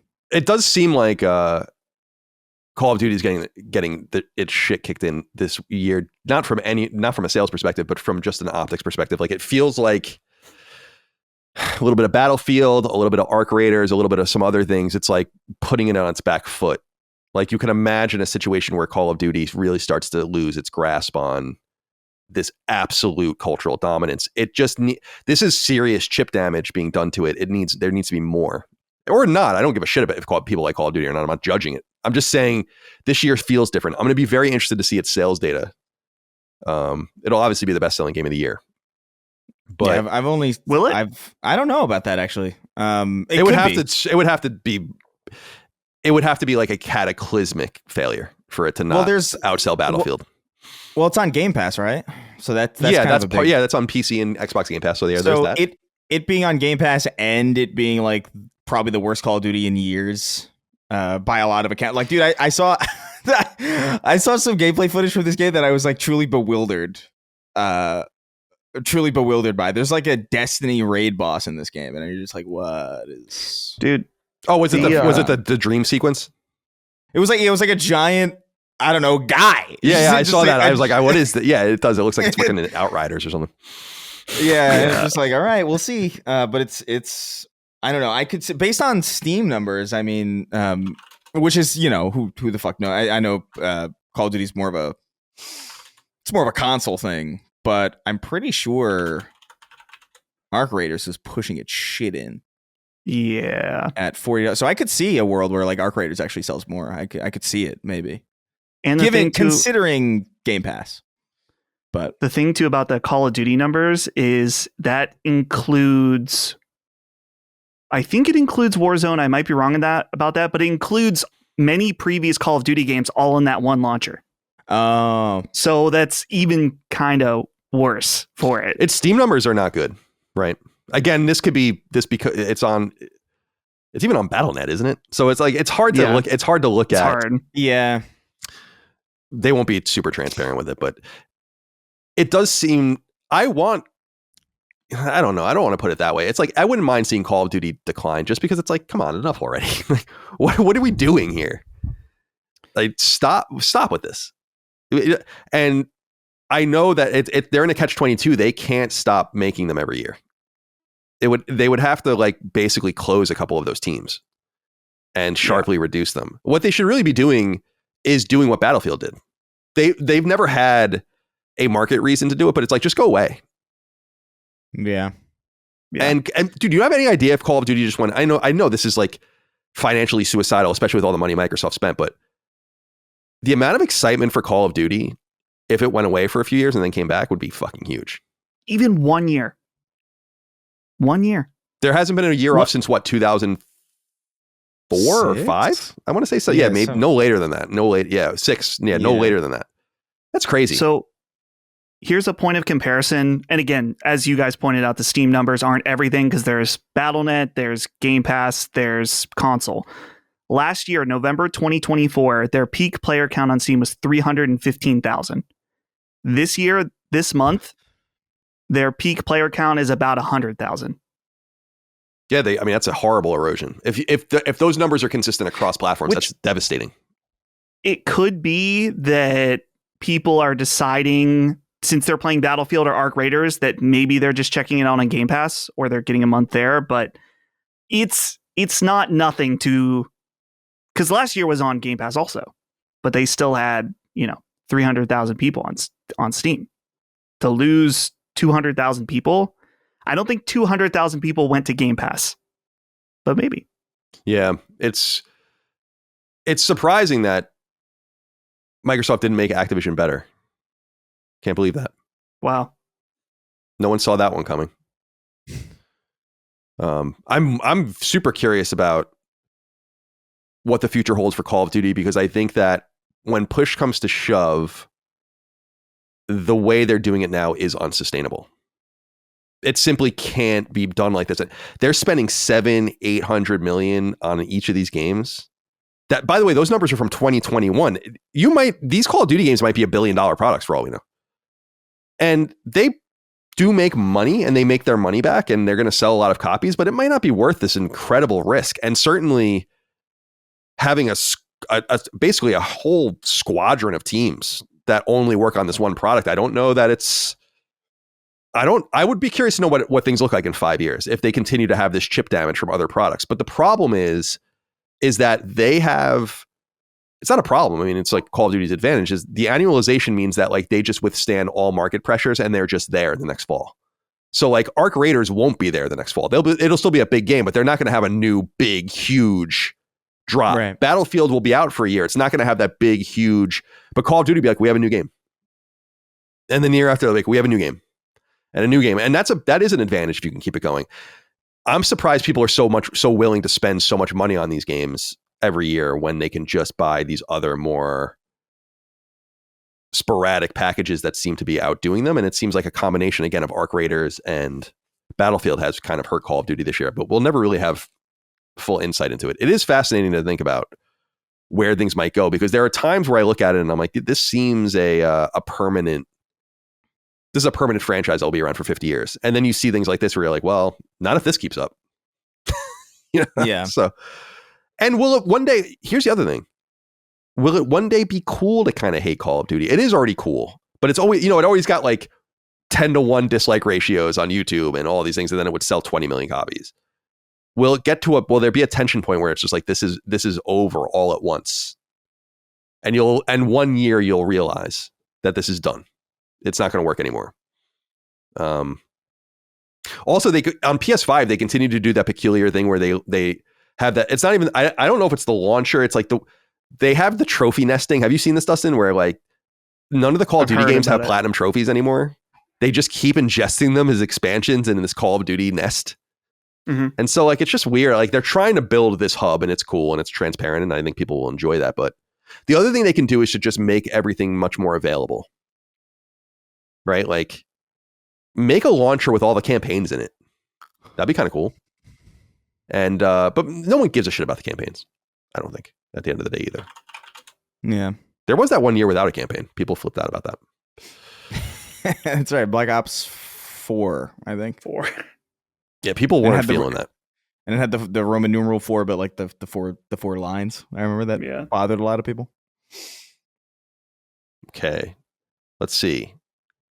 This is an interesting story. This all kind of happened since we last recorded.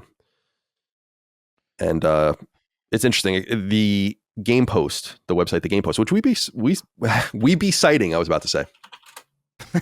We be citing more and more. They write, Sony's Concord is playable again, thanks, to fan-made custom servers. And there's a follow-up story, so don't get too excited yet. They write, quote, Concord is not completely dead. Community developers have brought Sony's shutdown hero shooter back online with fan-made custom servers, rebuilding its back-end API and getting full matches running again. Concord was supposed to be Sony's next big live service game, a 5 versus 5 hero shooter from Firewalk Studios, launched on PlayStation 5 and PC in August 2024. Instead, it crashed almost immediately. The game struggled to build an audience, reviews called out its lack of identity, and just weeks after launch, Sony announced it was pulling the plug, offering refunds and taking the game offline. Not long after, Firewalk Studios itself was shut down, turning Concord into one of the fastest and most brutal live service failures we've seen. For most people, that was the end of the story. A $40 multiplayer game that became completely unplayable in a matter of weeks, with its servers and studio both gone. But behind the scenes, a small group of developers in the community have been working on a way to bring Concord back in some form. After months of reverse engineering and server work, that effort has now hit a major milestone.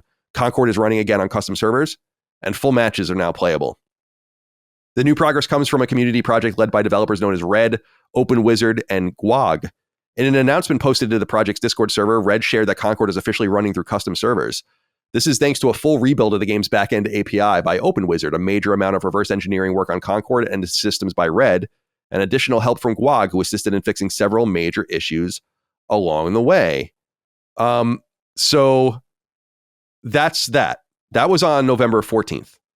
But Sony wasn't going to let this last for very long, because the next day, on the 15th, the game's post writes, Sony cracks down on Concord custom servers, issues DMCA takedowns on gameplay videos. It says, quote, Sony has started removing YouTube videos showing Concord running on fan-made custom servers, raising new questions about how far the company will go to shut down the community revival. Concord's short run was rough from the start, blah, blah, blah. Earlier today, the story took a surprising turn when a small group of developers brought Concord back online with custom servers.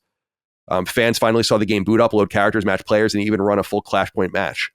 Shortly after the project gained attention, the two main YouTube videos from the original devs behind the project showing Concord running on these custom servers were hit with DMCA takedowns. The takedowns were issued by MarkScan, the same company responsible for many of Sony's recent copyright enforcement actions. Let's see. Anything else important here? So yeah, that's basically where it lasts now. So Concord is back. It's apparently playable on PC in some form. The videos that were showing it have been DMCA'd. I don't think Sony can, Sony could ultimately do something about it, but they can't do anything about the custom servers for now. And people playing the game, the reverse engineered game. They could go after the people that did this and have them take it all down. And I wonder if that's what they're going to do. But I thought this was kind of neat to see this happen. I understand Sony's position, but I don't really think it's that big of a deal. And I think ignoring it would have been the better. Concord's not going to come back. It's not like this big thing where they'd be like, oh, we shouldn't have done this. I don't know. Chris, what are your thoughts here on Concord's aborted revival? Yeah, I'm really kind of the same mind where I'm just like, I don't know how it really benefits them to draw attention to it. It's very Streisand effecty. Because I don't know if I would have noticed that this even happened without them taking it down. Independently outside, obviously would have covered it on the show. But I think, I think it's cool whenever people do this kind of thing. Whenever whenever a game, especially a game like that you would assume would have lasted at least a little bit longer, gets very quickly killed, and if there's a way to bring it back and have it playable, I think it's cool. Like, there's no real way to keep people from playing a game if they're really dedicated to playing it. Like, there are people playing dead games on PC right this very moment. People will find a way to do it. So you just kind of have to accept that reality, especially since it's a game you made on PC. So I don't know, just ignore it. Let people have fun. Like you said, it's not going to be this oopsie daisy kind of thing where suddenly millions of people are playing the free version of Concord. I know, they discover something about it now. It's just I don't think so. Yeah, it's like a YouTube video essay. It's like the underappreciated genius of Concord 3 years later. It's 50 minutes long. Yeah, it's 50 minutes long. That's not going to happen. Concord is entirely fine. And that's all it ever was. And that's all it ever really could have hoped to be, really, without extensive reworking. And so, yeah, I'm of the mind you just let it happen. But they've got their own plans, it seems. Dustin, are you going to be all over this Concord revival or what? I'm already downloaded it. I'm ready to go. I've been playing matches. Not really. I understand that maybe Sony would like everyone to forget and move on. And so maybe they took down these videos, but I'm hoping that's all the further they go. It's funny because as much as everyone dunked on Concord, rightfully so, there are legitimately many people that really enjoy the game. Yeah. And, you know, remember those more people power to them. that platinumed it, like worked their asses off the platinum. They were before just did it running again? off cliffs Yeah. to get XP and stuff. So let them have it. Let them have their fun. I hope they don't go any further, but you know, big corporation, they might do it, which would be annoying. There could be, I want to acknowledge that there could be true legal reasons for this. Like, as we noted, Sony went out of their way to completely obliterate this game from existence, and even forcing people to take, if they could, you know, especially for digital versions, like refunds. And obviously the physical versions are going to be different, but basically they're trying to get the number back to 0. And we were saying that this is because they want to write it all, and they did write it all down. They can at least incur some of the charges for the money that's lost, make their tax bill a little bit more affordable. It's not going to get them the money they spent back, but it'll get some of the money back. But they have to kind of stay tight to that. And they might just be very conservative financially, where they're like, we literally have to, this game cannot exist, or we can run into trouble, you know, even if we're not selling it, even if we're not endorsing it, all of the rest. So there's that angle to it. But I really think a bigger thing is what you were saying, Dustin, is just that they want this game to be done and over with and people forget about it. But they have to understand, I'm never going to forget about it. And I'm never going to move on. What were you guys thinking with this game? It's so strange, but this was the beginning of people starting to really be able to fuck with it in a more meaningful way. Maybe like, you know, mod new characters into it, fix some of the shitty character models, and put the work into it. I will be interested to see if we hear any more from these people about if Sony will go after them, because Sony's gone after other people, like the Bloodborne cart people. Like, I don't know what they were thinking with that.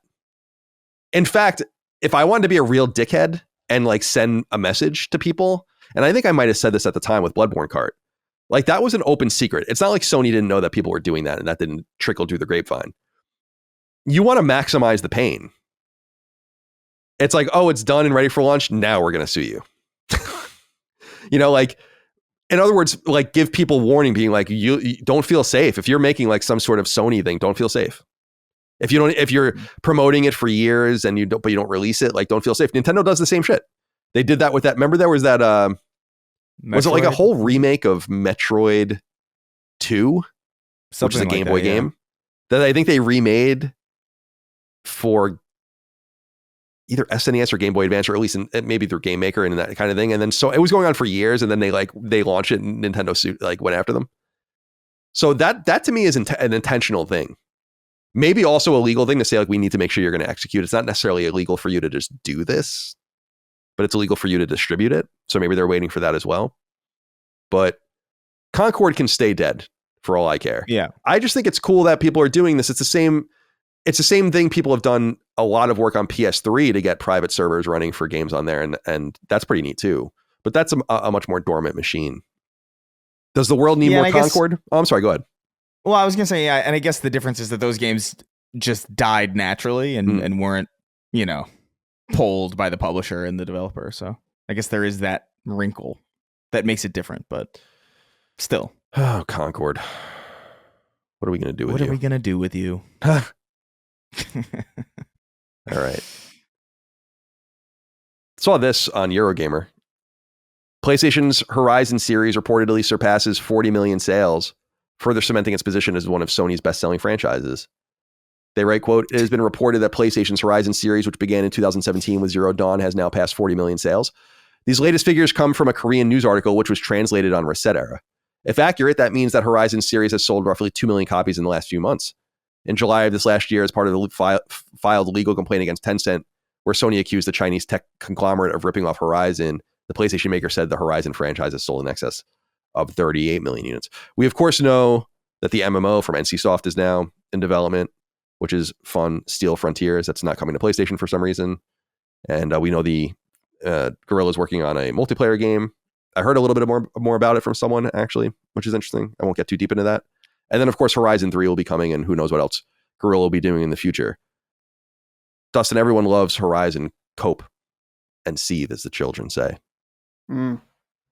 Yeah, it's I'm not surprised by it.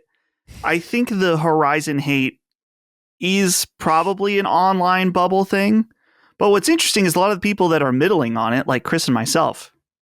I mean, I've purchased 3 Horizon games in my time, with Horizon, the original, Forbidden West, and the VR game. So, yeah, it's cool. It makes sense why they keep investing more money into it, because it just seems people keep buying it. So, good for them.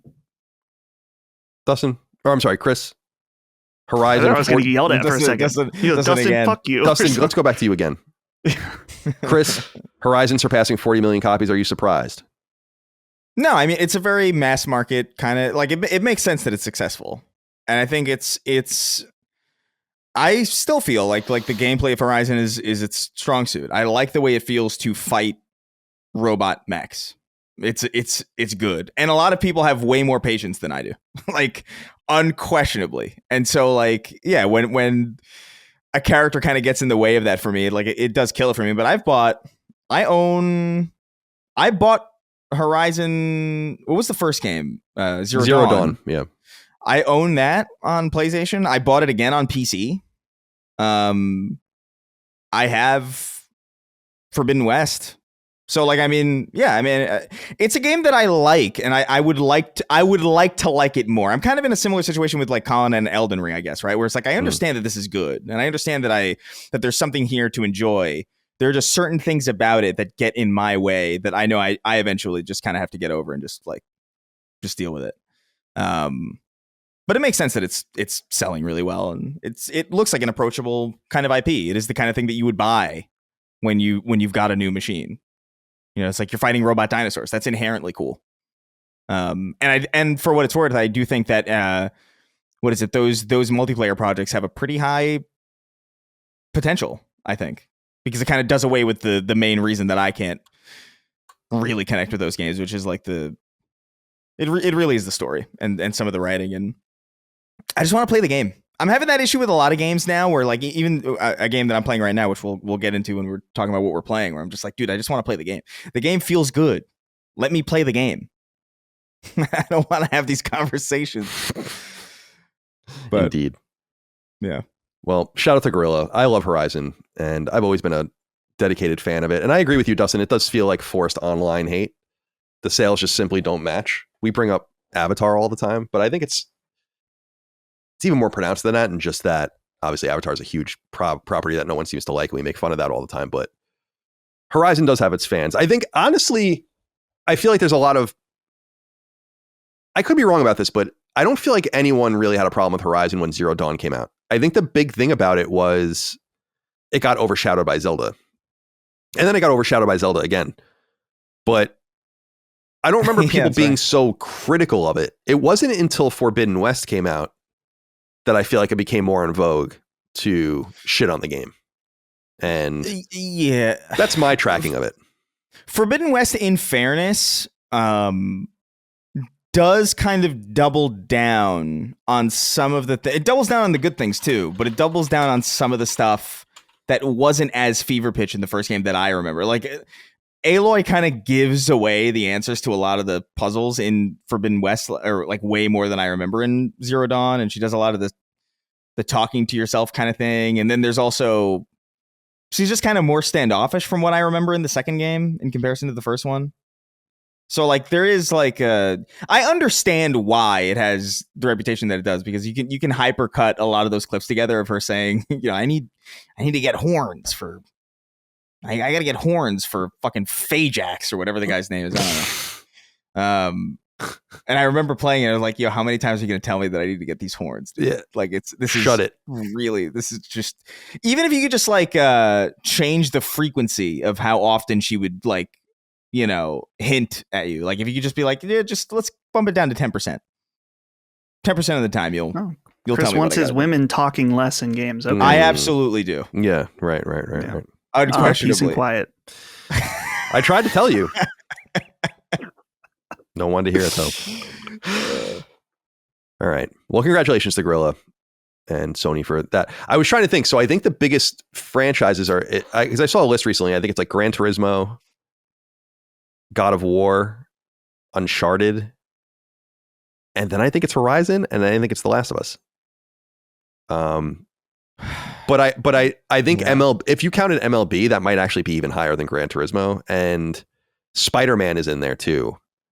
But Sure. that doesn't really, I mean, that counts, but it's not really a Sony IP. Yeah. So they're doing pretty well. Horizon continues. The Horizon games will continue until morale improves. All right. I remember that. Do you guys know that whole like the beatings will continue until morale improves? Do you know that like saying? It's like an old What is saying. that from? What is that? I don't know. It was like, I just bring it up because when I was a kid, someone had like a sign that said that in like their kitchen or something. And I didn't understand that it was a joke. I'm like, what does that mean? Like the beating, is it like Mark Twain or something? It sounds like something Twain would write or something. Yeah, something like that. I don't know. That The sounds beatings familiar. will Though. That continue rings a until bell. morale improves. It's like such an awesome. That is Love crazy. All right. So yeah, actually, like as a kid, I just didn't even understand the joke. I'm like, I don't understand what this means. Like, I'm not getting it. It's a fucking bewildering thing to have in your kitchen. Yeah, it was like, like a funny I will little, say that. funny little thing, on your fridge or something. What was? And how long ago was that? That was in like it was the probably like 80s the or early 90s? 90s or something. That's crazy because like nowadays you expect to see that kind of like I remember the kitchen and just generally like any place that wasn't your bedroom being like kind of like it's like a sacrosanct kind of like this is we're gonna make it look nice. Almost we're gonna have like almost no indication that we have any quirks to our personality at all in these spaces. Right. It's just like a nice wooden armoire or something, or a TV unit. Very standard stuff. And in your room, you can have like the Farrah Fawcett poster. That's fine. Farrah Fawcett. My Another uncle Mike timely still has reference, like a by the way. Farrah Fawcett poster in his garage. It's so funny. Yeah, it's a timely reference as always on Sacred Symbols, the Farrah Fawcett poster. All right. I wanted to ask you about this one, Chris. And of course, Dustin, you can chime in as well. The Game Post writes, exclusive. Destiny 2 is considering adding Sparrow Racing League on vaulted campaigns, NPC sidekicks, new subclass abilities, new Gambit mode, and more new survey reveals. So basically, they were provided with an internal survey that was being sent around. Did you get this?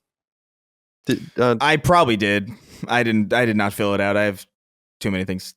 I have too many emails as it is. But It says, quote, the Game Post has obtained a closed invite-only survey Bungie sent to select Destiny 2 players earlier this week. The email says it is a one-time survey per account and offers 500 silver in-game reward within 4 weeks of completion as a thank you. Inside that survey, Bungie asks a long list of potential asks a long list of potential features to be added to Destiny 2 and asks players to rank them. Some of the options are small quality of life ideas. Others would fundamentally change how Destiny 2 works. Let's break down what Bungie is asking about, they write. So, question. Please rank the following potential features to be added to Destiny 2 in terms of their potential to improve your enjoyment of the game. And there are 5 items to sort. New stasis and strand abilities, gear tier enhancement, new simplified portal scoring system, new void melee abilities, and power prestiging. So let's stop here for now. What do you make of this list of things to be added to Destiny 2? Any care about any of that? I mean, it's first of all, it's strange, and I understand why this is like a multiple choice kind of thing, but that kind of inherently frames it from their perspective of what they're willing to do. You know what I mean? It's like, oh, we're willing to, we can do a new void melee abilities. What I would say is like, I don't know, where's like fundamental changes to like the weapon system? Like, why is there no like dual wielding or something? Like, why is there no more like fundamental different things going on as opposed to, a new stasis and strand of it? Like, okay, I expected that would happen anyway. It's weird. It's weird that would even be in this survey, but yeah, none of this strikes me as anything that's interesting. Like Dustin, of these options for this question. Any commentary on this, Dustin, before we move on to the next one? I wish it's been too long. Okay, I yeah, cannot give I any won't include you. meaningful I don't know if you have commentary. anything. Well, if you have anything to say, just jump in.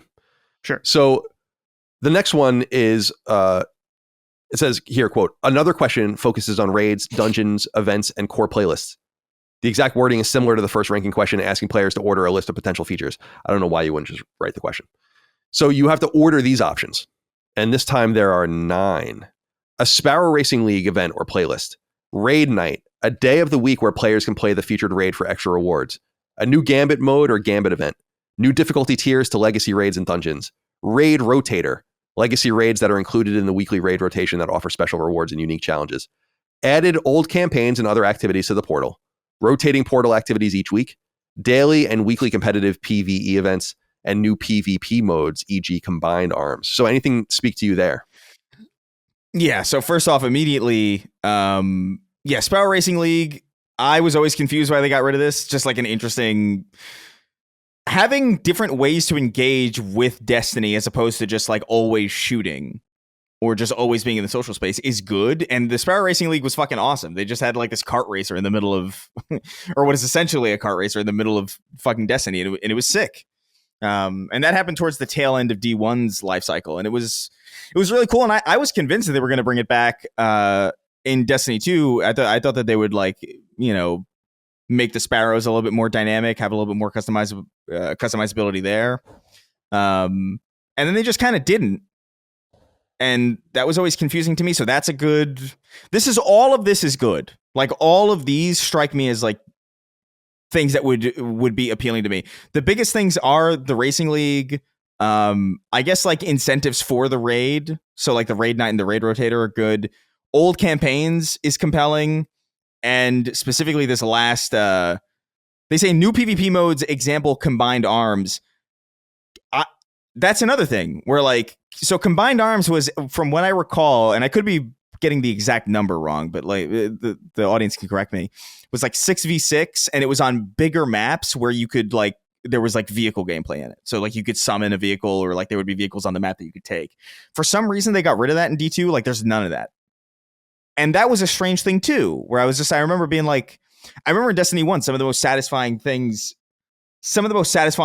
clips that I remember were like sniping somebody off their bike or whatever. And I'm just like, oh, this is cool. This feels good.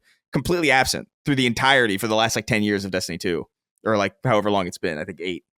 And so it's, yeah, I would jump back into D2 for at least a little bit. I'm kind of broadly over it. Like there's like too many other things to play, but I would pop in for like a Spiral Racing event, or like a combined arms being brought back, or, you know, the raid rotator and raid night is less so for me because I'm more or less lapsed. I'm kind of done, but like that's definitely something for the community that I think would work. So they're asking interesting questions, and the fact that they're asking these questions specifically and they have them in the rotation for the questions seems to indicate to me that these are the things that they're willing to do. It would be baffling if they put options here that they weren't willing to do. So the fact that they're thinking about Spiral Racing League and combined arms is good. But my question would be, why did it take this? Like, why did the game have to be in this space, in this dire situation, for you to consider bringing back 2 easy wins? Like, I just don't... That's befuddling to me. Yeah. Oh, sorry, the only thing I had to now you have something to add here. I do have something to add here. The old campaigns, I know that at one point they said they had to take them out because they just didn't want the package size of the game to be so big. And I'm not a game developer, but it seems like it's ridiculous. There's no way to just be like, hey, let me install the original Destiny 2 campaign so I can play it.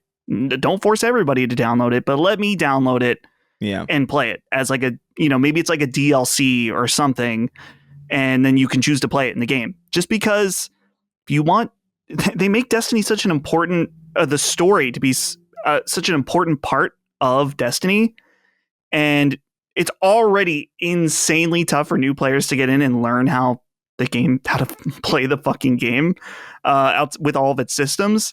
But from a story perspective, it's like, yeah, go watch Bife. My name is Bife, or whatever, if you want to know what happened, because there is no way for you to do it in game, and that's ridiculous. So that would be cool. I don't think I'd be going back, but I'm sure some people would appreciate that. Yeah. At the very least, like I don't know how you would rectify or reconcile the big package size. I would imagine like maybe, I don't know, it's not elegant, but like maybe have like a separate launcher or something. Like here's the Destiny Vault, and here's all the Sunset content or whatever. This is separate from Destiny. Like you can install both of these, or one of them, or none of them. But this isn't part of the main game, but it's the history of the main game, and so you can go over there. Like they're kind of in a rock and a hard place with that stuff, because like that game would, if they kept all of it, it would be like 600 gigs probably. some like obnoxious size. So I don't know, but anything's better than nothing, I guess, at this point. Final inquiry we're going to here. It says another question focuses on raids, dungeons, events, and core playlists. The exact wording is similar to the first ranking question, asking players to order a list of potential features. Oh wait, I'm reading the wrong one. Sorry. Oh, by the way, I wanted to note I like the Sparrow Racers. They look like speeders in Star Wars, which is cool. Yeah, they're totally like inspired by that, like unquestionably, and they're fun to use. It feels good to drive around in a Sparrow, and so it's weird that that's like not capitalized on at all. Bizarre. One of the biggest blocks in the survey is another ranking list for potential features to be added to Destiny 2.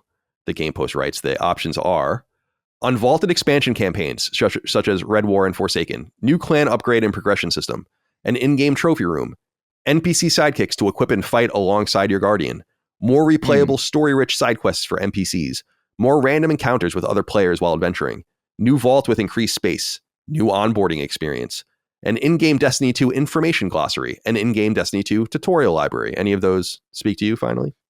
I mean, that sounds interesting. I can't even imagine. I can't even imagine like NPC sidekicks to equip. Like that seems like very strange and very fundamentally different. So the fact that they're mentioning that is very odd. Because it means it's something that they're thinking about. But I mean, all of this is good. I think, more vault space is good. Unvaulted campaigns is good. An in-game trophy room is an interesting idea. Like that doesn't seem like it would. I don't give a shit. But like, I mean, that's definitely people do care about that kind of thing. I mean, this is all good stuff generally. Like, I mean, I just wonder for me as somebody who's kind of satisfied with Destiny as it is. The issue really is that they did something that is highly unusual, which is that they ended it.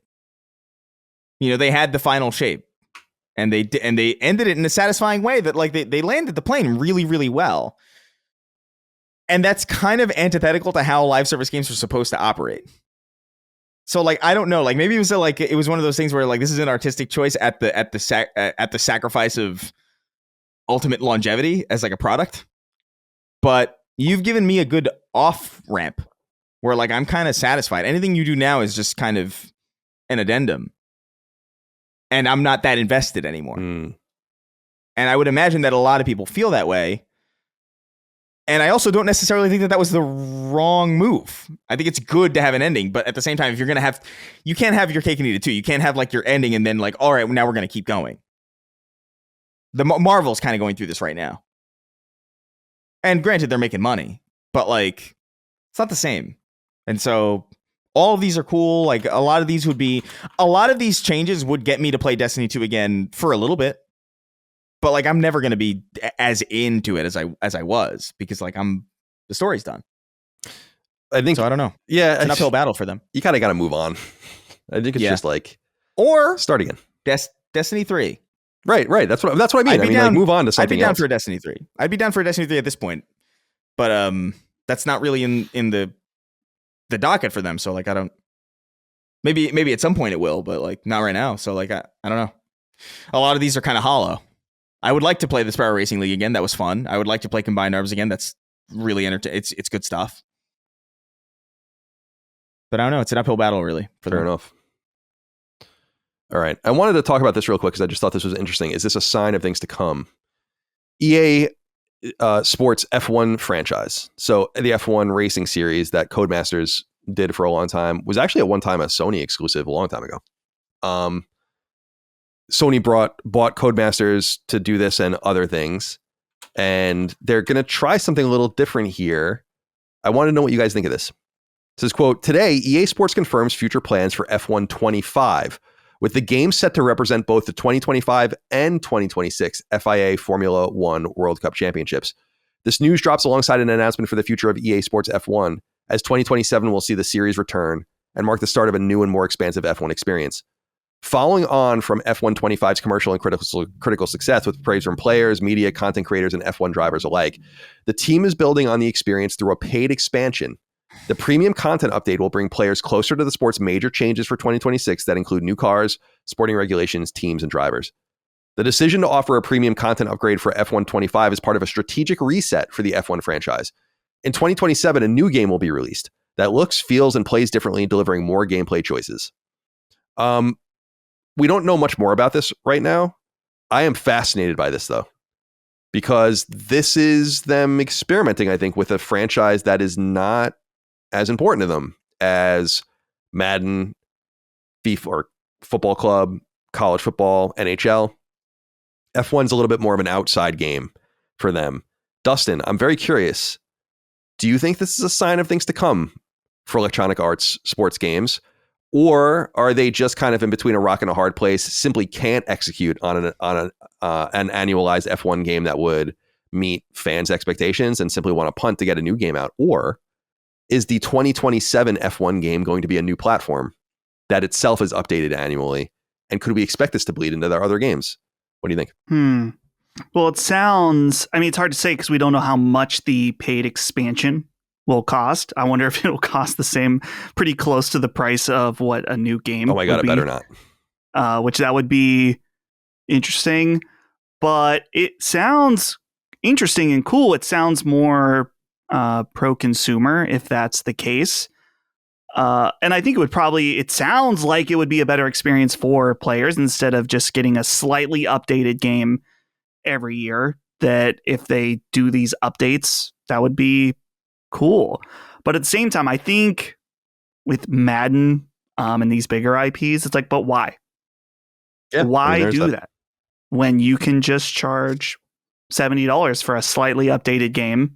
In some cases, sometimes a slightly worse game, from my understanding. I mean, I don't play them, so I can't speak with authority on it, but sometimes certain years are not as good as the previous year, which is crazy. But people still just, the fans of those games just buy them every year. It's much like Call of Duty, where, do you remember a few years ago, I think it was after Modern Warfare 2, the rumor was that they were going to take a year off. And I was pumped about this. I was like, dude, this could be sick. Do some kind of big update for Modern Warfare 2, take some time, and then come back with something different and new. They decided not to do that. And instead, they made a half-assed Modern Warfare 3 with, well, what at the time was the worst Call of Duty campaign and an upgraded, new maps for multiplayer. So it basically was a big DLC. And they charged $70 for it and gave it the Modern Warfare 3 name. And it was totally fine. So when I see situations like that, and who knows, maybe things are a little different with Call of Duty now. I think that maybe the tank is running a little too dry at this point, but we'll see what the sales numbers say. Dry as a bone. So in theory, all of this sounds great, but depending on how the expansion works, how much it costs, and whether or not they're willing to actually do something, I just don't see them changing anything with the big hitters until they have a reason to financially. What do you think about this, Chris? Am I reading too much into this? Or is this a sign of maybe an experiment on a less important IP to see how it affects their sales, and then they can kind of glean some information from that and how it might affect Madden or something like that if they tried it in the future? Yeah, I mean, it strikes me as an experiment. I don't foresee them extending this strategy to Madden just because there is such a hold. But I think F1 is one of those. That's one of those niches that I think is so. That's like an underserved area of sports races or sports games, I think. And so, I do think they have a devoted player base, I would imagine, and I think they probably feel like, all right, well, we got a devoted player base. This is kind of a smaller thing. We could stand to do something here. We could stand to kind of mess around with this. It's not really going to affect, our Maddens will deliver. We're good. And so the vibe that I'm getting from this is that this is an experiment. That's kind of the long and short of it. I can't speak with authority on it. Again, this is very outside my wheelhouse, but that's the vibe that I get from reading it. There is a mitigating factor that I wanted to bring up, which is they're making this decision while they're under this, this deal to be purchased. it might not go through, but I'm sure it will. I wonder if this was in play before all of that was going on. I imagine it was probably on the table. And I think we talked about this when the whole deal with EA and the Saudi investment fund was announced, was all right, let me back up. EA has $2 billion worth of debt right now. When the purchase goes through, because it's leveraged and it's the biggest leveraged buyout of all time, that's going to explode literally 2,000%, I think, to $22 billion in debt. And that debt is going to have to be serviced. They're going to be stuck between a rock and a hard place, I think, this new EA, because they're both going to need the revenue that a Madden, a football club, an NHL gives them, but they're going to be really cost constrained to make those games. And the quickest way to profit and paying that stuff back might be to try to nickel and dime people with the same product. In other words, have Madden as a platform pay $20 or $30, or even we talked about this in the past. Remember, like I was like, well, really, these could become subscriptions in and of themselves. I don't know I think that 10 years ago that was almost obvious, and now I don't know if there's a tolerance for that shit anymore, because I think people are kind of over it. Like everything's a subscription. You got to get a subscription for your car fucking heat. It's like enough already. But I think that little things like this might not become surprising with the new EA, because they're going to need to cut costs, and they're going to cut costs. I mean, they're going to lay thousands of people off when this deal goes through. There's just no doubt about it. And I wonder how it all pans out after that. Of course, they're not valuable if they're not putting out games, and they're going to have to put out the games, but then they're going to have to justify the cost of those games. And I don't know. It's going to be interesting. So I think that you're probably right, both of you, in that, especially you, Dustin, that this probably means very little, and that F1 probably just isn't ready to go. But that's never, to your point, that's never stopped them in the past. Yeah. I did grow up playing these games. It never stopped them from releasing shitty annualized sports games every so often. And as I've noted to you guys in the past, really these games happen in cycles of 3 or 4 years, because they only have time to do like basically a quarter of a normal game's development in the 9 months they have to prepare the game. So they select one thing basically and try to fix it. Sometimes that works and sometimes they don't. And then every 3 or 4 years, there's like a major gameplay tweak. And this, to your point, seems to be working fine for the audience. We had, we'll talk about the sales of games later, but just to bring them up, I mean, to wit, let's see. NBA 2K26, which is not an EA game, was the 5th best-selling, or the 4th best-selling game last month. EA Sports FC 26 was 5. Madden was 6. You don't want to fuck around with that kind of money either. So we'll see. But I that struck me as something that was interesting, and I wanted to take note, and we'll keep a close eye on that as it develops. I will be interested to see what the F1 fans think of this. It's not an inconsequential franchise. It's not that big, but it's not nothing. And it's way bigger in Europe. So I actually think that the sales figures, if anything, are undercooked on Circana, because it's not really showing the true representation of how the game does globally. All right, there's that. Let's see. Thought this was an interesting story for my friend Sammy over at Push Square. I wanted to share with you guys. It's called PlayStation CEO Pushed Through Cut Price PS5 in Japan After Seeing System Slump Against Switch 2. So as we noted last week, it's not really relevant for us, but there is going to be a PlayStation 5 released in Japan shortly that will only allow you access to the Japanese PSN, will only be in the Japanese language, and is basically something to be locked to that territory to try to, spread the field in a country that is, in an economically dire situation with currency that's not very strong or anything else. And this is obviously following the footsteps of what Nintendo did with Switch by having a Japanese only unit that they kind of subsidize. I thought this was interesting in that they write here, quote, PlayStation's previous management believed it was acceptable for Nintendo to erode its market share in Japan, but new CEO Hideaki Nishino, who's Japanese and has replaced British leader Jim Ryan, won't go down without a fight. According to a report by TV Tokyo, as translated by user Hartman on its install base, the company committed to its plan of releasing a price cut, Japanese language only model within 4 months of its rival deploying the same strategy with the Switch 2. The move comes with substantial risks. The model may lose the manufacturer money as component prices have soared since the PS5's launch in 2020, but apparently Nishino believes it's necessary to stop PlayStation's domestic rot. While the PS5 started quite strong in Japan, its sales have slowed significantly due to rising prices. To make matters worse, Nintendo's grip on the region with its more appealing hybrid hardware form factor has started to eat into Sony's market share. The big wake-up call for the manufacturer may be seeing tentpole titles like Resident Evil Requiem and Final Fantasy VII Remake beginning to ship on the Switch 2. Historically, titles of this ilk have skipped Nintendo's hardware due to technical limitations. Sony still has an uphill battle ahead for it, of course. It can't compete with the cultural dominance of its rivals' first-party titles, and the PS5's stationary form factor is always going to put it at a disadvantage. But Nishino will be hoping the significant price reduction and renewed marketing push at least gets the PS5 moving in the right direction again. Dustin, what do you think of that? It seems like, based on this interview with Nishino, they were almost fine losing Sony. Not only losing there, they've been losing in Sony or Japan for a long time, but Sony was fine losing completely. I mean, basically ceding the territory. And I've long said for years on the handheld front that they made a mistake, but this was actually starting to affect PS5, not necessarily the Vita and the PSP. What do you think? Yeah. In Japan, I mean, the PlayStation 5 is even from the Americans I know that live in Japan talked about how expensive PlayStation 5 was to get and also difficult to get at various points.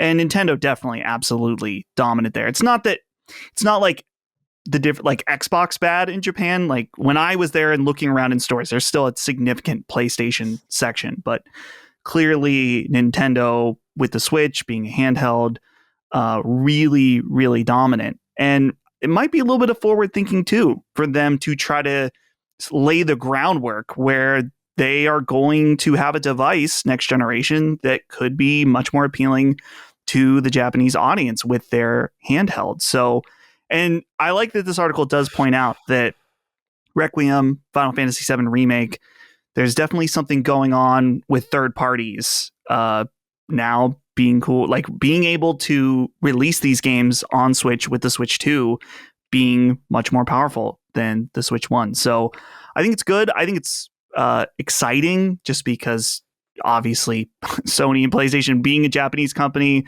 and having such a strong Japanese heritage on both their hardware and their software, to see them take it seriously again is great.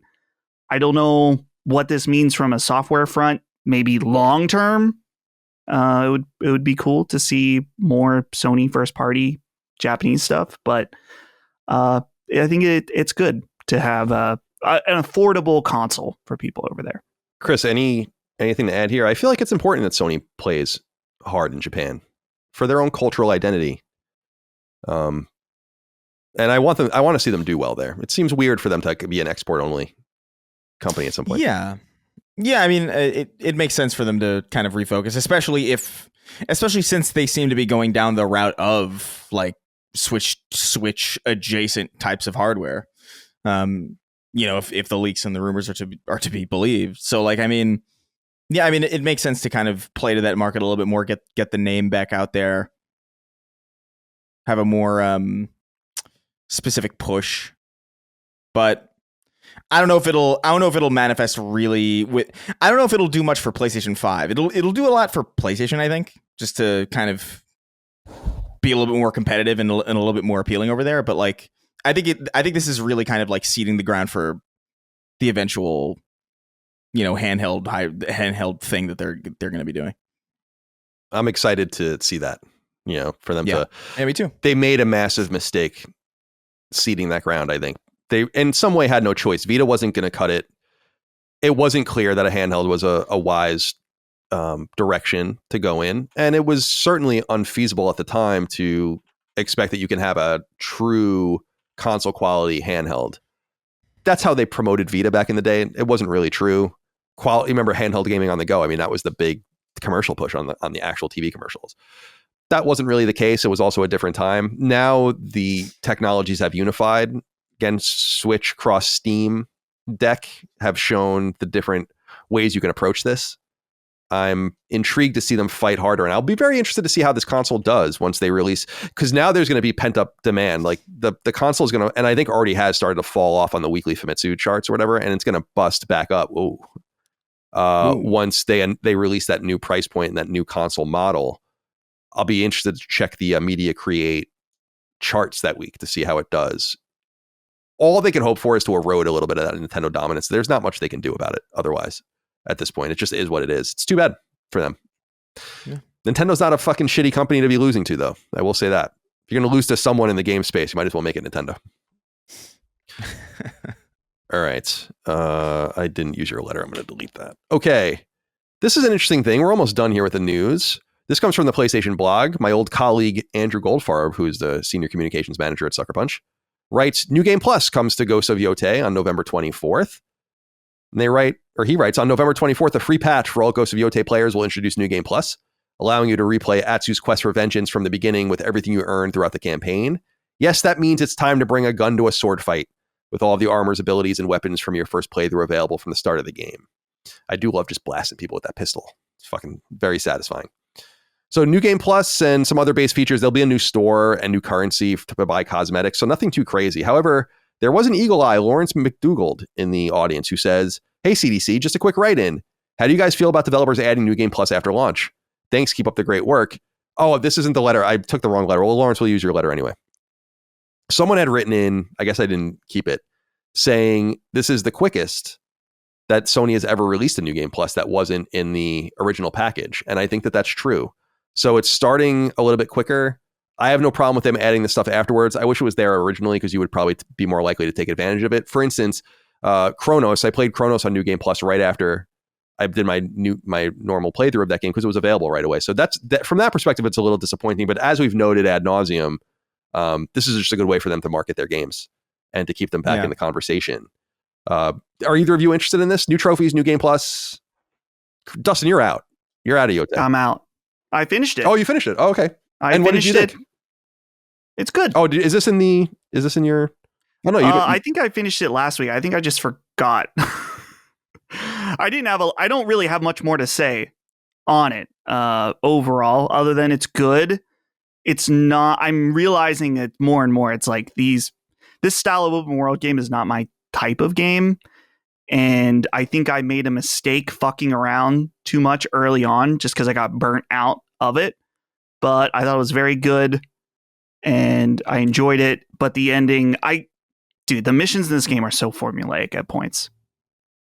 And once I realized that it's like go somewhere, talk to somebody, walk and talk for a little bit, maybe climb something together for a little bit, and then a battle ensues. And then you just do that a million times.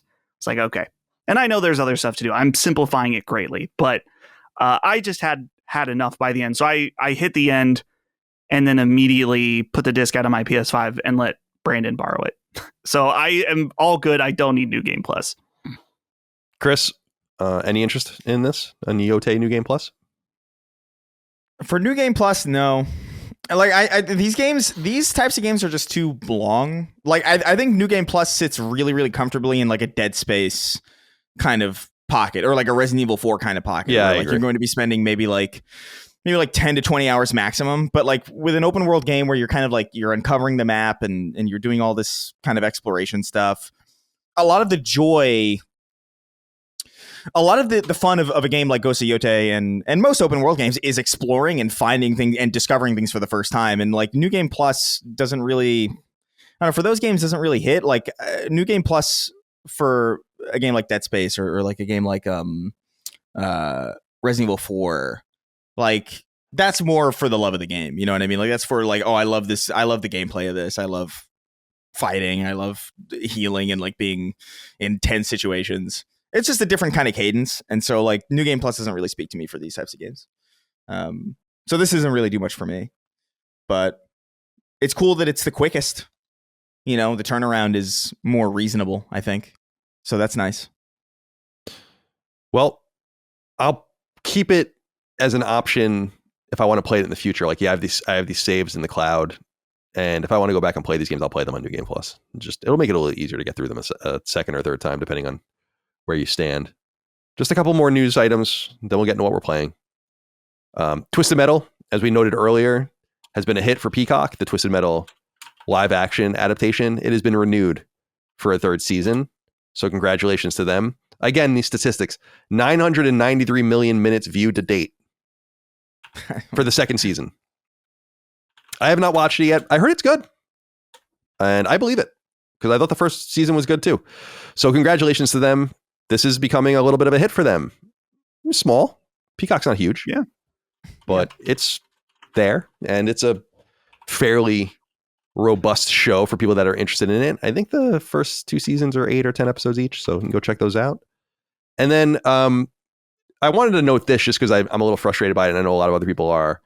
We don't talk about usually smaller game announcements, but Tales of Berseria Remastered is being released February 27th. Tales of Berseria, of course, it's what's funny is that this is only 2 Tales games ago, but it came out in 2016 in Japan. It came out in 2017 in the West. It was on PS3 and PS4 in Japan, but only on PS4 in the West. And then it later, I think, came to PC.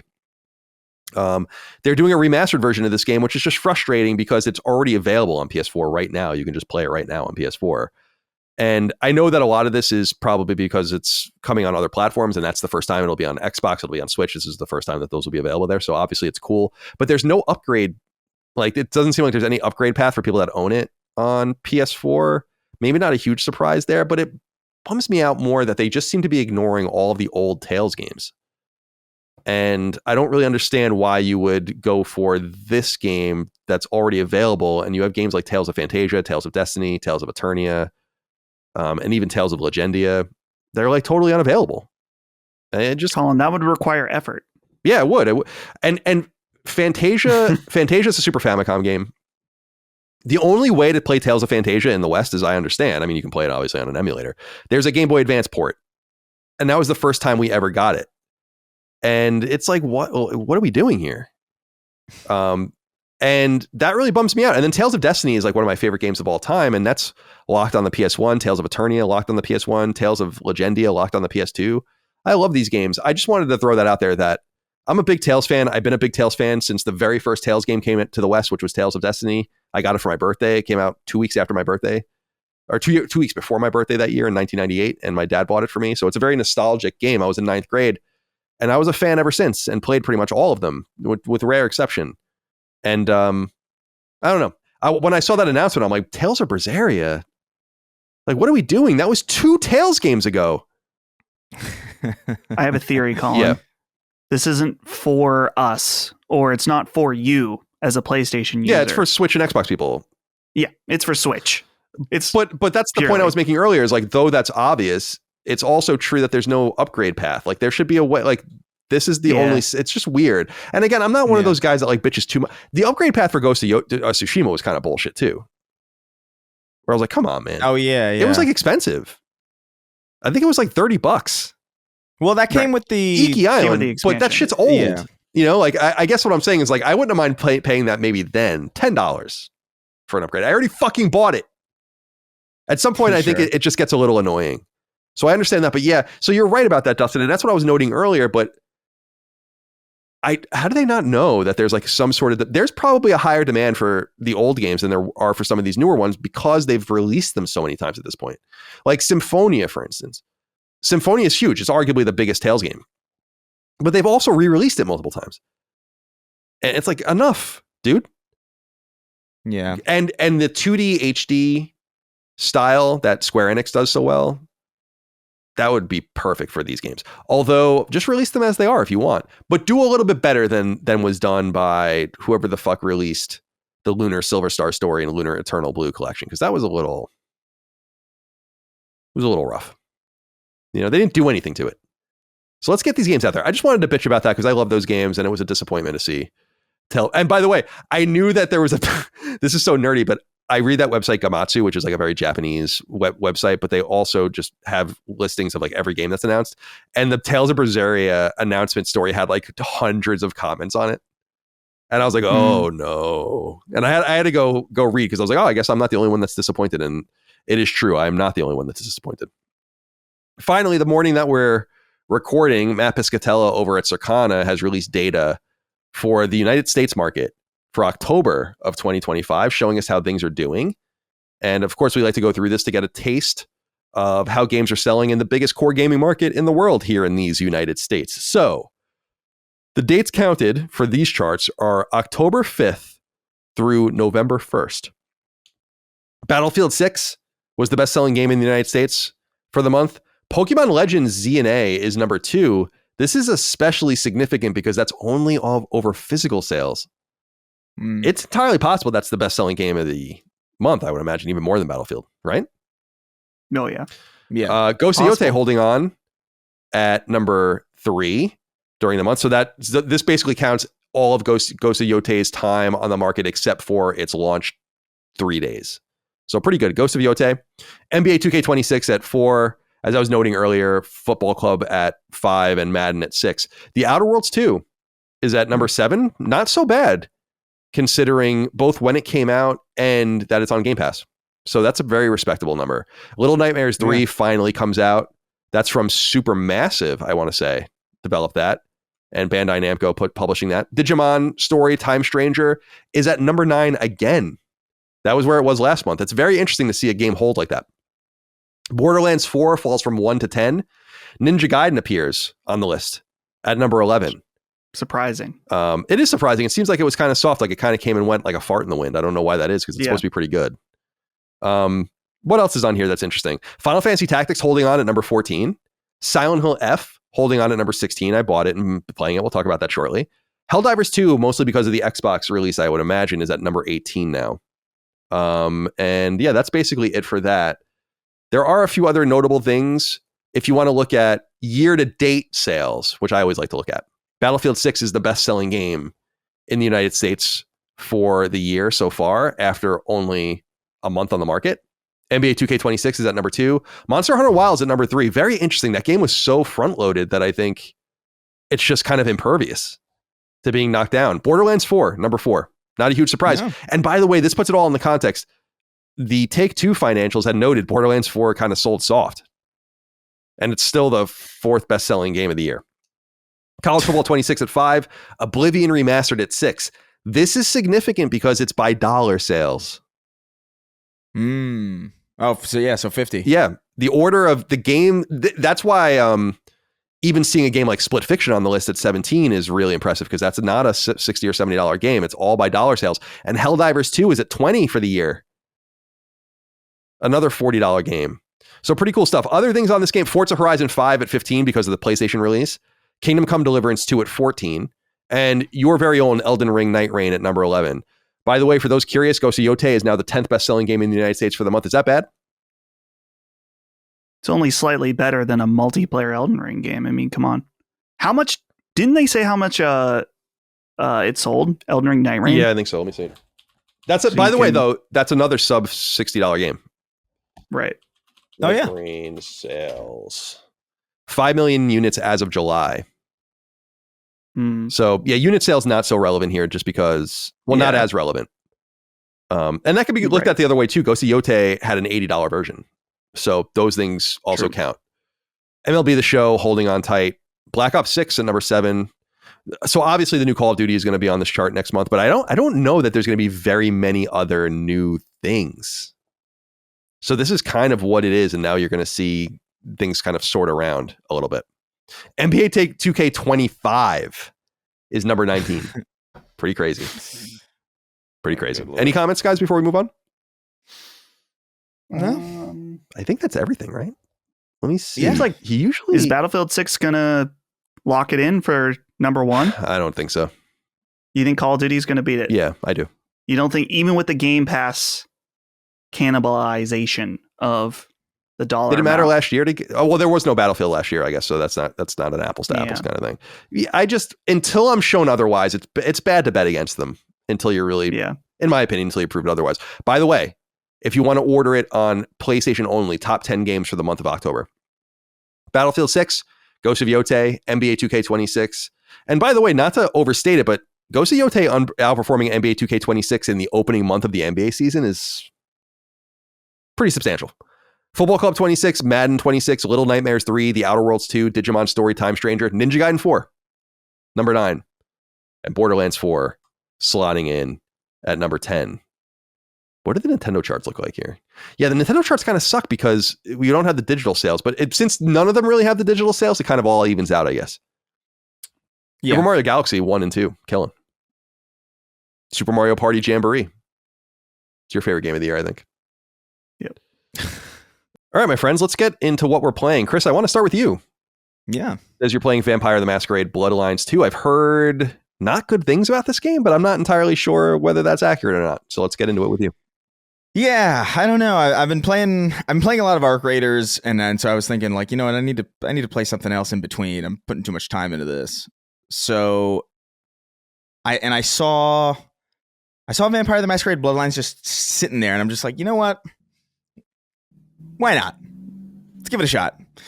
And I'm about 3 hours into it, so I'm still somewhat early, but I can get a feel for like what this game is. And the most striking comparison point that I have, Colin, is Ghostwire Tokyo.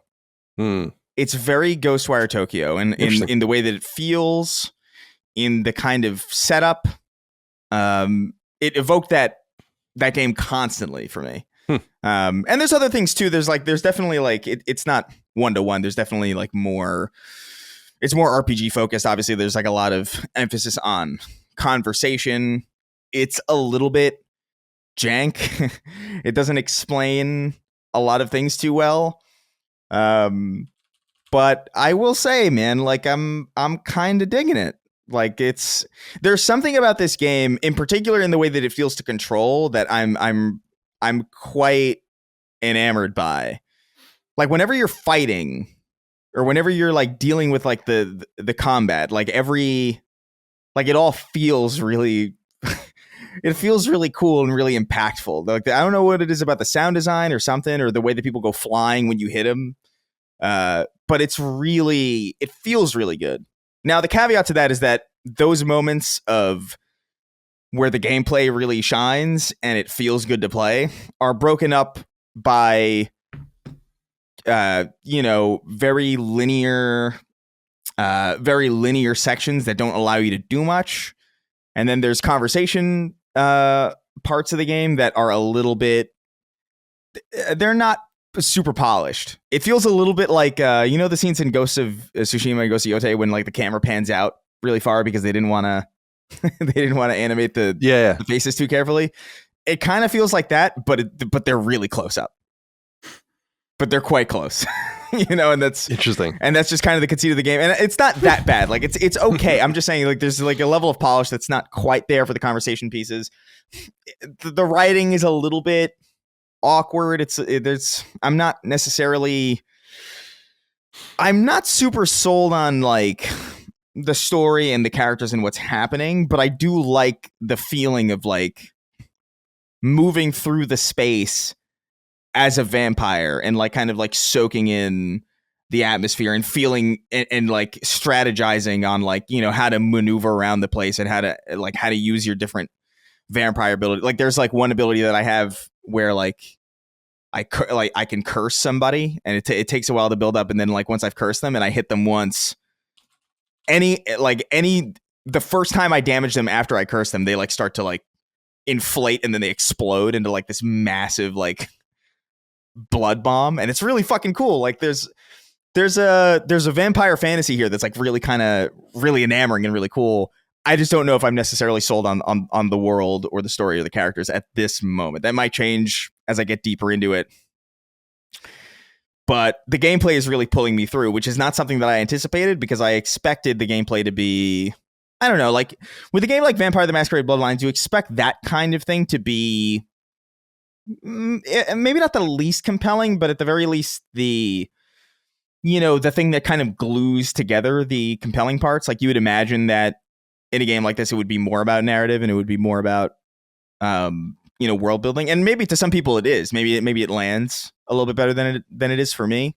But I'm quite enjoying like running through the streets and like beating the shit out of people and like feeding on them and like cursing people and watching them explode. I'm really early into the skill tree, but a lot of the other skill tree things that you can see previews of look really compelling too. But it feels more like a vampire power fantasy sandbox than anything. There's like stealth mechanics here too, and light RPG where you've got to like manage. It seems like there's a relationship management mechanic here, because characters like that telltale thing will pop up in the corner where it's just like X will remember that, or X was satisfied by this, and I don't know what that is building to yet. I haven't seen the consequences of anything necessarily this early on, but I'm enjoying it. The performance is a little off I'm playing on PC, in fairness, so I don't know what it's like necessarily on PS5 or on console. It is on console, right? I would imagine.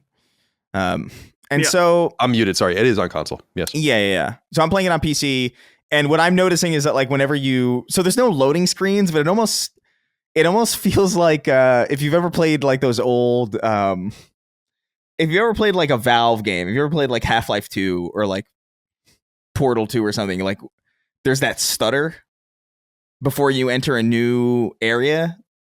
Like that's kind of prevalent. Like whenever you go into like a big sprawling indoor environment and you transition to the outside place where you can jump around and do crazy shit.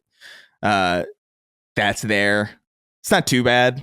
Like it's noticeable, but it's like it's whatever. I'm enjoying my time with it. I'm going to spend more time with it too. Iron out my thoughts a little bit more on it. But like my first impressions are relatively positive. It's definitely not going to be for everybody. It's definitely like a particular kind of game.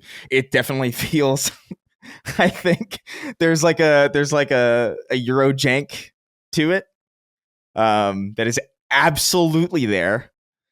But I'm liking the vibe of it so far. It's been a while since I played a game that puts you in the shoes of like the bad guy, so to speak. I don't know. I like those kinds of games, like a Destroy All Humans or like a Prototype or The Darkness or something like that. You know what I mean? Where it's just like you're kind of like a monster and you're doing kind of unspeakable things to people who may or may not deserve it. Probably not. Like I was getting hungry and I was outside and I just saw a homeless man. I was like, well, I'm eating you. And it was just, and it was no one's gonna fun. miss him. No one. Yeah, no one's gonna. Yeah, they're who are they gonna call?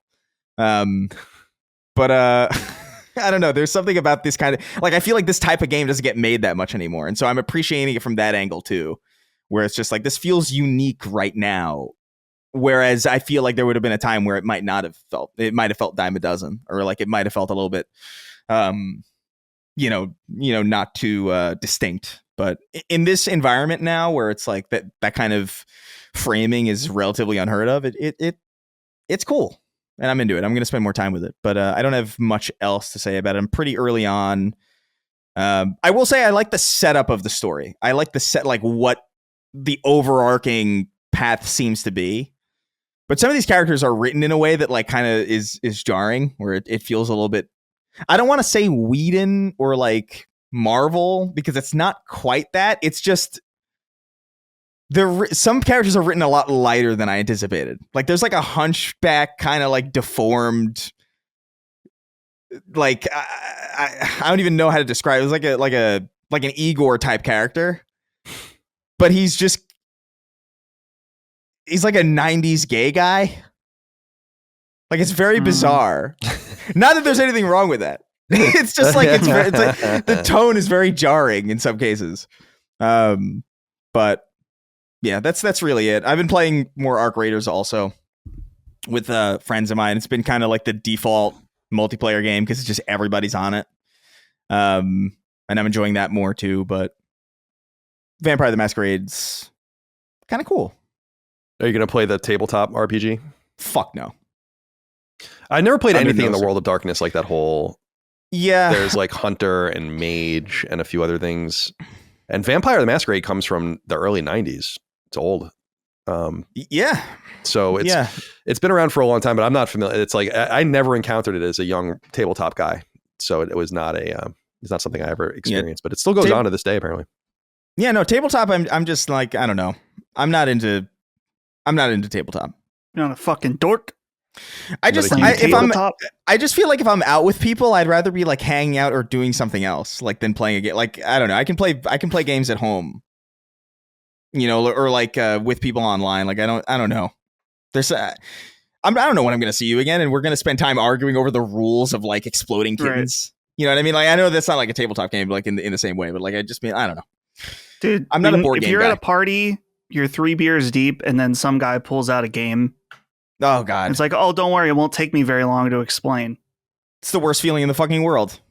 I just want to relax and like riff and come on, man, put that shit away. Yeah.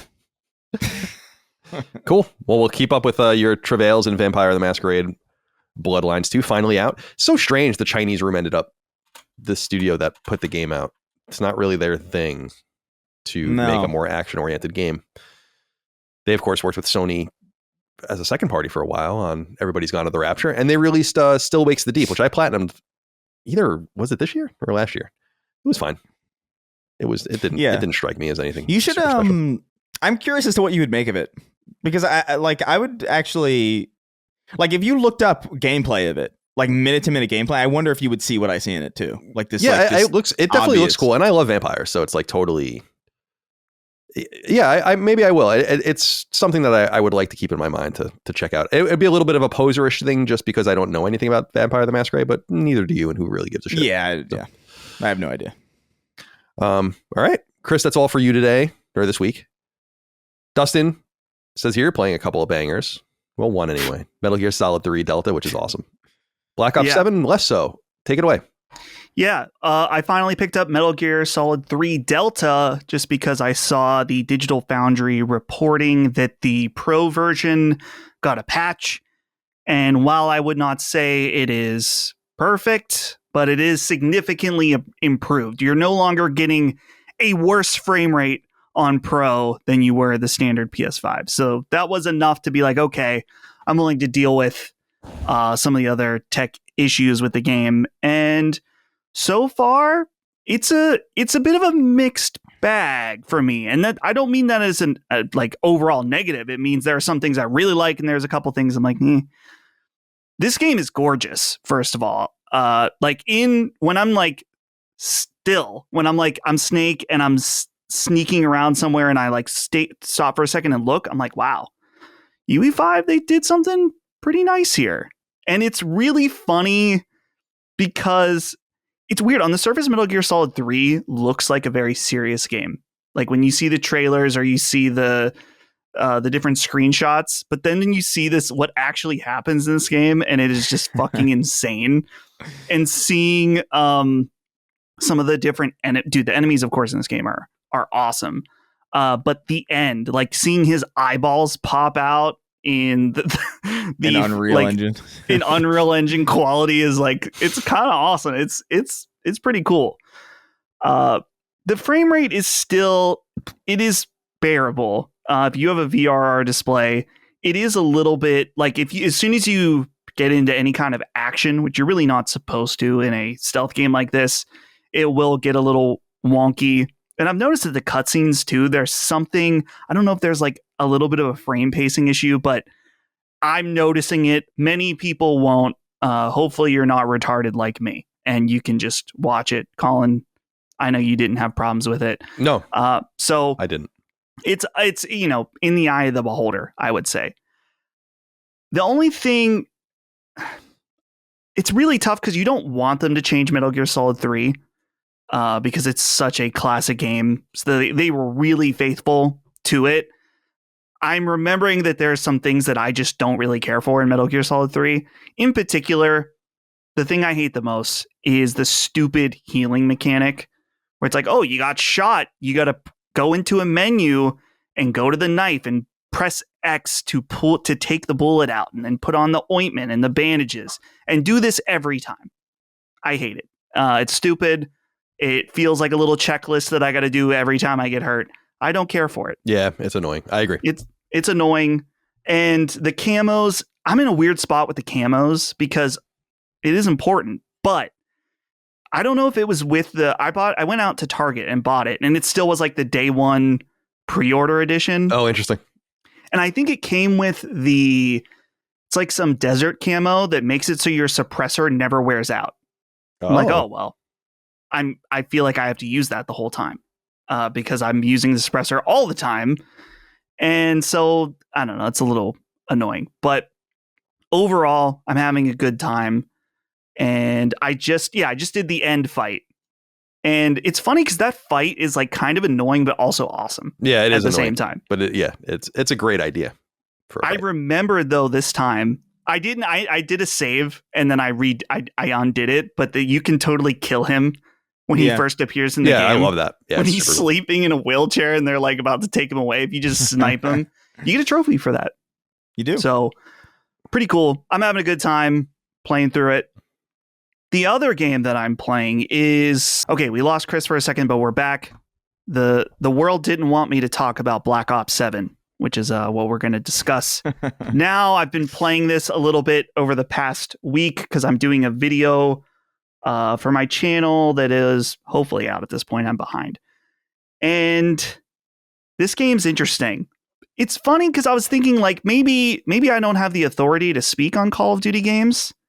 And then I looked and I'm like, oh, in my Steam account, it says I have 244 hours on just the Call of Duties that I've played since they did this launcher thing, not including all the hours I have on Modern Warfare, on Battle.net, because it was once exclusive there. Of course, all the other ones. So I have a decent amount of credibility, but I'm not some kind of Call of Duty mega fan. And so I've split my time a little bit between the campaign, which is apparently not very long. I'm probably already halfway through it because I saw it's like 4 hours, and the multiplayer. And a lot of the focus of the conversation has been around this campaign. And it's clearly obvious that this was a very, very quick work.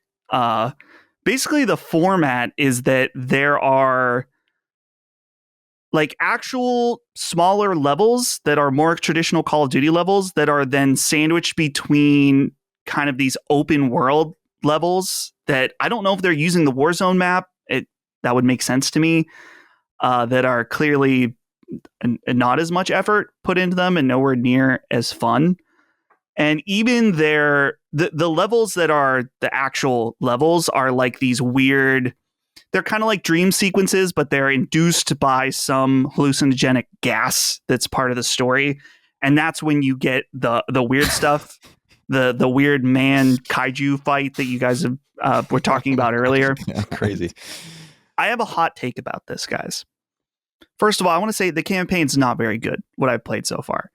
But honestly, for me, I've never thought Call of Duty campaigns were really that great. They're fun. They've been fun, and their action set piece moments are fun. You know, it's popcorn fun. It's slop in a good kind. But I've never thought that they were anything crazy in terms of story. And to be clear, I haven't played all of them. So maybe your favorite one that you think is amazing, I haven't played. Maybe that could be true. But there's something about the fact that Call of Duty campaigns have just been always kind of ridiculous. And in this one, it seems like they just said, fuck it. And they're like, we are making this actually crazy. And in one of the earlier missions, there's this part where you're in a dream sequence and there's giant machetes falling down from the sky that you have to avoid. And then you do this boss fight and there's a part where you pick up a kill streak and you get to like, it's basically like GPS pick and then shoot a giant machete from the sky. I'm like, this is kind of sick. Like, I kind of think this is cool. But unfortunately, it just wrapped up in a kind of lackluster and boring experience. So it's a weird mixed feeling. Like, I'm not defending it. I'm not saying it's great. I guess I just don't hate it for the reasons a lot of other people hate it. The fact that they went totally weird with it is kind of interesting. It's appealing to it appeals to me in that way. So I probably won't end up finishing it. I'm just not really having a good time with it. The multiplayer, which I feel like, I have way more experience with Call of Duty multiplayer. I played Black Ops 6 pretty extensively last year, and I can't get into it. I started to play it, and I'm like, something changed in the last year? Am I too old for this now? But man, it's really hard for me to comment on this skill-based matchmaking thing going on because people are going nuts because some people are accusing them of saying they're not doing skill-based matchmaking, but they are secretly. And there's also a skill-based matchmaking mode that some people are having better results on. All I can say is that when I've played what they claim is the no skill-based matchmaking, I feel like I'm a boomer playing this game, dude. There's people that are fucking cracked at this game, and I'm getting absolutely demolished. And maybe that's the thing I think we had pointed out at one point that the main people that complain about skill-based matchmaking, or at least the prominent people online, were the very good players, and they were being put up against other very good players, and that's why they were mad about it. So now that those people are in the pool with everybody else, it is potentially tainting the experience to some degree for everyone else, and maybe they were right about it. I don't really know, but the look of the like futuristic guns, and there's like robots that run around. I mean, this happened in the last game too, in Black Ops 6. I just was willing to tolerate it because I think overall it felt more grounded in some ways, but this is kind of just like balls to the wall. There's drones flying around. There's a robot dog that you can call in as a score streak that absolutely demolishes people. And it's not hitting for me. It's not hitting at all. And I really liked Black Ops 6 at launch. Yeah. This one, I was on Discord last night because Arc Raiders was down. The servers were down. We planned to get on and play. So I was like, okay, I'm going to hop in Call of Duty. And I was streaming it to Brandon. And Brandon's like, dude, I don't even want to watch you play this. This looks like a Chinese like ripoff of Call of Duty, but it actually is Call of Duty. Like something about it is not right. And I've seen a lot of mixed opinions about the multiplayer. Some people are loving it. Some people are hating it as normal, but it is not hitting for me at all. And I just wonder, I'm so curious about how well this game is doing or not doing. We talked about the Steam charts and how you can't really glean like definitive information off of that. But the whole experience from the campaign and the multiplayer, I didn't touch zombies at all yet, so I don't know about that. But this feels like an IP that is running on creative fumes at this point. And I mean, it's literally it's Black Ops 7. It's the 7th Black Ops game. And that is a sub-series within Call of Duty. It is and crazy. We're at the point where there's like all this AI art in it, and the campaign feels, while it's a little different, it feels half-assed. I'm just like, man, I am hoping, as a fan of the IP overall, not a mega fan, but a fan, I hope it does bad. I really want it to do bad because I want them to slow down. I want them to take some time and like, hey, instead of like pumping this shit out as fast as possible to the point where we're putting calling cards in ChatGPT, let's go back and let's make a good game. Let's just make the good game. Also, a bunch of the maps are old maps redone again, which that's normal. But the new maps are just okay. It's like, man. Did you, when you were playing the campaign, did you play co-op? No, and I know it's designed around that. Well, yes, but also, did you know? Because I was watching Maddie play, and he was playing by himself, and there would be all this team chatter from his teammates, but his teammates weren't there. Yeah, they're just not there. They're just not there, but their voices are. Yes. So like you feel like you're fucking insane, and then you go, and then you open like a door that like there's like a waypoint or whatever at a door, and then you open the door, and then in the cutscene, you and like 3 other people are there. And then it cuts back to gameplay, and it's just you. It's just you. And they're still talking. It's very, yeah, I don't know, man. It just seems like maybe they just they did the Fast and Furious thing. Where they're just like, all right, we're in space now, I guess. You know what I mean? Like, they kind of jumped the sharp. I mean, Call of Duty's been in space way before this. But, like, I mean, as far as, like, tone, where, like, now you're in, like, you're fighting Destiny 2 raid bosses and Psychonauts levels. I mean... Now they're just kind of, you know, they're just kind of in a fuck it mood, I guess. But right, and that's I know that their lesson from this is that they're never going to make. Well, I don't know. It seems like the audience clearly does not want a weird Call of Duty game, and I feel like I'm like, man, if you actually just did it and did it right, it might have been cool. Yeah, they're half-assing it clearly, and that's that's the bigger issue. But it's so funny. How funny is it in retrospect to see, like, dude, I can't get out of my head their statement about like Beavis and Butthead or something, where they were like, "We're gonna not do that anymore because we really want to keep, we really want to keep the sanctity of the Call of Duty tone and vibe." Anyway, here's a Destiny boss. Right. in Yeah, a here's a Psychonauts Destiny. level. Here's a giant plant that you fight. Right, yeah, the giant plant. I forgot. Dude. Yeah.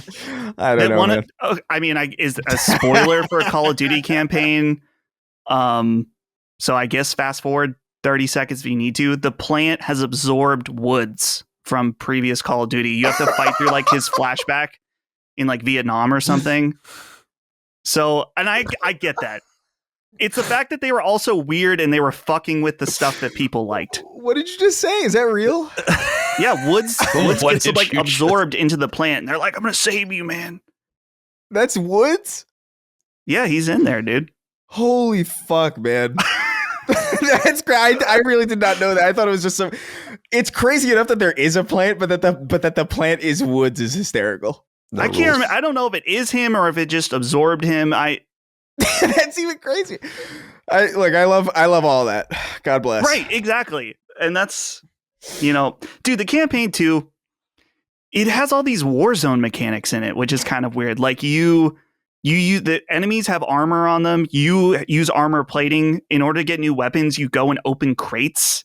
Yeah, it seems like an onboarding thing for Warzone more than an actual campaign, which is crazy because the onboarding for Warzone is just Warzone. Like if people are going to play multiplayer stuff, that was always the joke for years, was that like this was a game that people played for the multiplayer so much that they just didn't even know that they had stories even. Yeah. So the idea that they would make a single player campaign that is just an onboarding tool for Warzone seems so ass backwards. Yeah, I don't know. Dude, and the XP is shared. Like the weapons you use, you will upgrade them by playing the campaign. At least it seems like it will tell me. Maybe it's just camos. I'm not exactly sure, but no, you're right. It's like cross progression between modes, which I think, if I'm not mistaken, has been. I think that's been done before. I'm not a Call of Duty expert necessarily, but right. Yeah, whatever. So yeah, it's not very good, in my opinion. But people are mixed on the campaign, so don't necessarily take my word for it. It also, something to be totally fair too, is that right now I'm playing Arc Raiders and I was just playing Battlefield, and I think both of those games are awesome. Arc Raiders in particular. So it's hard to like, after I got really burnt out of Black Ops 6 and I feel like it kind of crashed and burned for me last year, to come back to something that I deem, that's not as good. I'm easy to say like, yeah, I'm not investing more time because I want to go play Arc Raiders. Yeah. All right. That leaves me, I guess. I just can't get over that it's Woods in the plant. I like your response. That's next level. John wrote in on Patreon and said, Colin, I've noticed a trend the last few months. You will start the what we're playing section basically every time by saying that you'll go first to quickly get out of the way. Why don't you think the audience wants to hear about what you're playing? I know that's kind of why you started Summon Sign in the first place, but that show has a rotating cast, so we don't hear from you on Summon too often. On the show about video games, we'd like to hear about what you're playing. Am I crazy? Thanks. No, I'm not trying to avoid what I'm talking about. I just say that when I play the same games for weeks and I play pretty slowly, and these guys are always on to new things that I think you're more interested to hear from. So I try to make room for that. It has really nothing to do with Summon Sun. But I'll try to be better about that. All right, so for me, I platinumed PowerWash Simulator 2. That's platinum number 194. I loved it. I thought it was great. It's PowerWash Simulator. You're either going to love it or you're not. There's really nothing to say about it other than that. The two other games, well, I actually have 3 other games here. We talked a little bit about Elden Ring before. I won't get too deep into that because I'm playing that only on stream. I've not played it off stream. So I'm really enjoying the process of playing it. I'm enjoying playing alongside Brad and Dustin and playing my samurai character, Colin Montgomery, and just doing the best I can out there. Somebody, yep. When we were recording our Arc Raiders podcast, someone brought up that someone thought you were playing it off stream. No, I might have booted it up or something, but I didn't play it off stream. Okay. I definitely didn't. I mean, why would I lie about that? I was like, oh, interesting. But apparently bad info. Yeah, I mean, maybe someone saw it online. Like when a couple times that I've played it up here, I just shut the PS5, it just stayed paused and then it just shuts down. So when I turn it back on to use Portal with the upstairs PS5, it's probably still up, and then I just close it and open the next thing. But no, I've not played it off stream. I probably will at some point if I really want to beat it.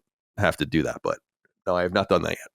The games I'm playing in my spare time are Silent Hill F and Ball Pit. So I'll start with Silent Hill F. I'm probably halfway through it. I've not played it in a few days at this point. I don't know how I feel about it. I think one of the things that I can say with confidence is that Silent Hill 2 remake is a far superior game, but they're different. I will say that I really dig the setting and I really dig the character, at least the protagonist, who it is, like a young 16-year-old schoolgirl or whatever in 1960s rural Japan. Very cool, very creepy. Not something that I've seen too much of. I mean, I'm not watching a lot of Japanese fiction or anything like that, but I don't know anything like this really. So it feels really fresh in that regard. And I will say the game feels quite dangerous because of who you are. You know, if you're playing Silent Hill 2 as James, he's not the most capable person either, but he's more of an adult man. He can kind of handle himself. He's got guns and all sorts of things. Here, the game encourages you often not to fight. I think this is one of the things that where the game kind of falls apart for me, though. So there are a few things I don't like about the game. One, I think the game's poorly paced. The game interrupts you a lot. Just a lot of real, like, you know, exposition and random cutscenes, and you're kind of walking forward, and then there's another cutscene and all that. Just kind of a lot of unnecessary stuff. But the bigger thing to me is just the combat. Micah keeps telling me, and I think it's true, and it's right. It's like you're a 16-year-old or whatever schoolgirl in Japan. You're like literally in your fucking Sailor Moon outfit. You're not going to take these guys on.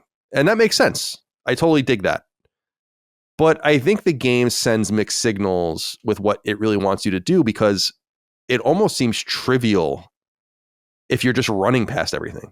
You almost feel like you're not playing. It's actually not unlike what I'm joking about when we play Elden Ring, where you guys just have me run past things, and I'm like, but this is like kind of lame. Like, I know they respawn and I know that, but it's like, don't you want to fight and like play the game, or do you just want to like run through these environments?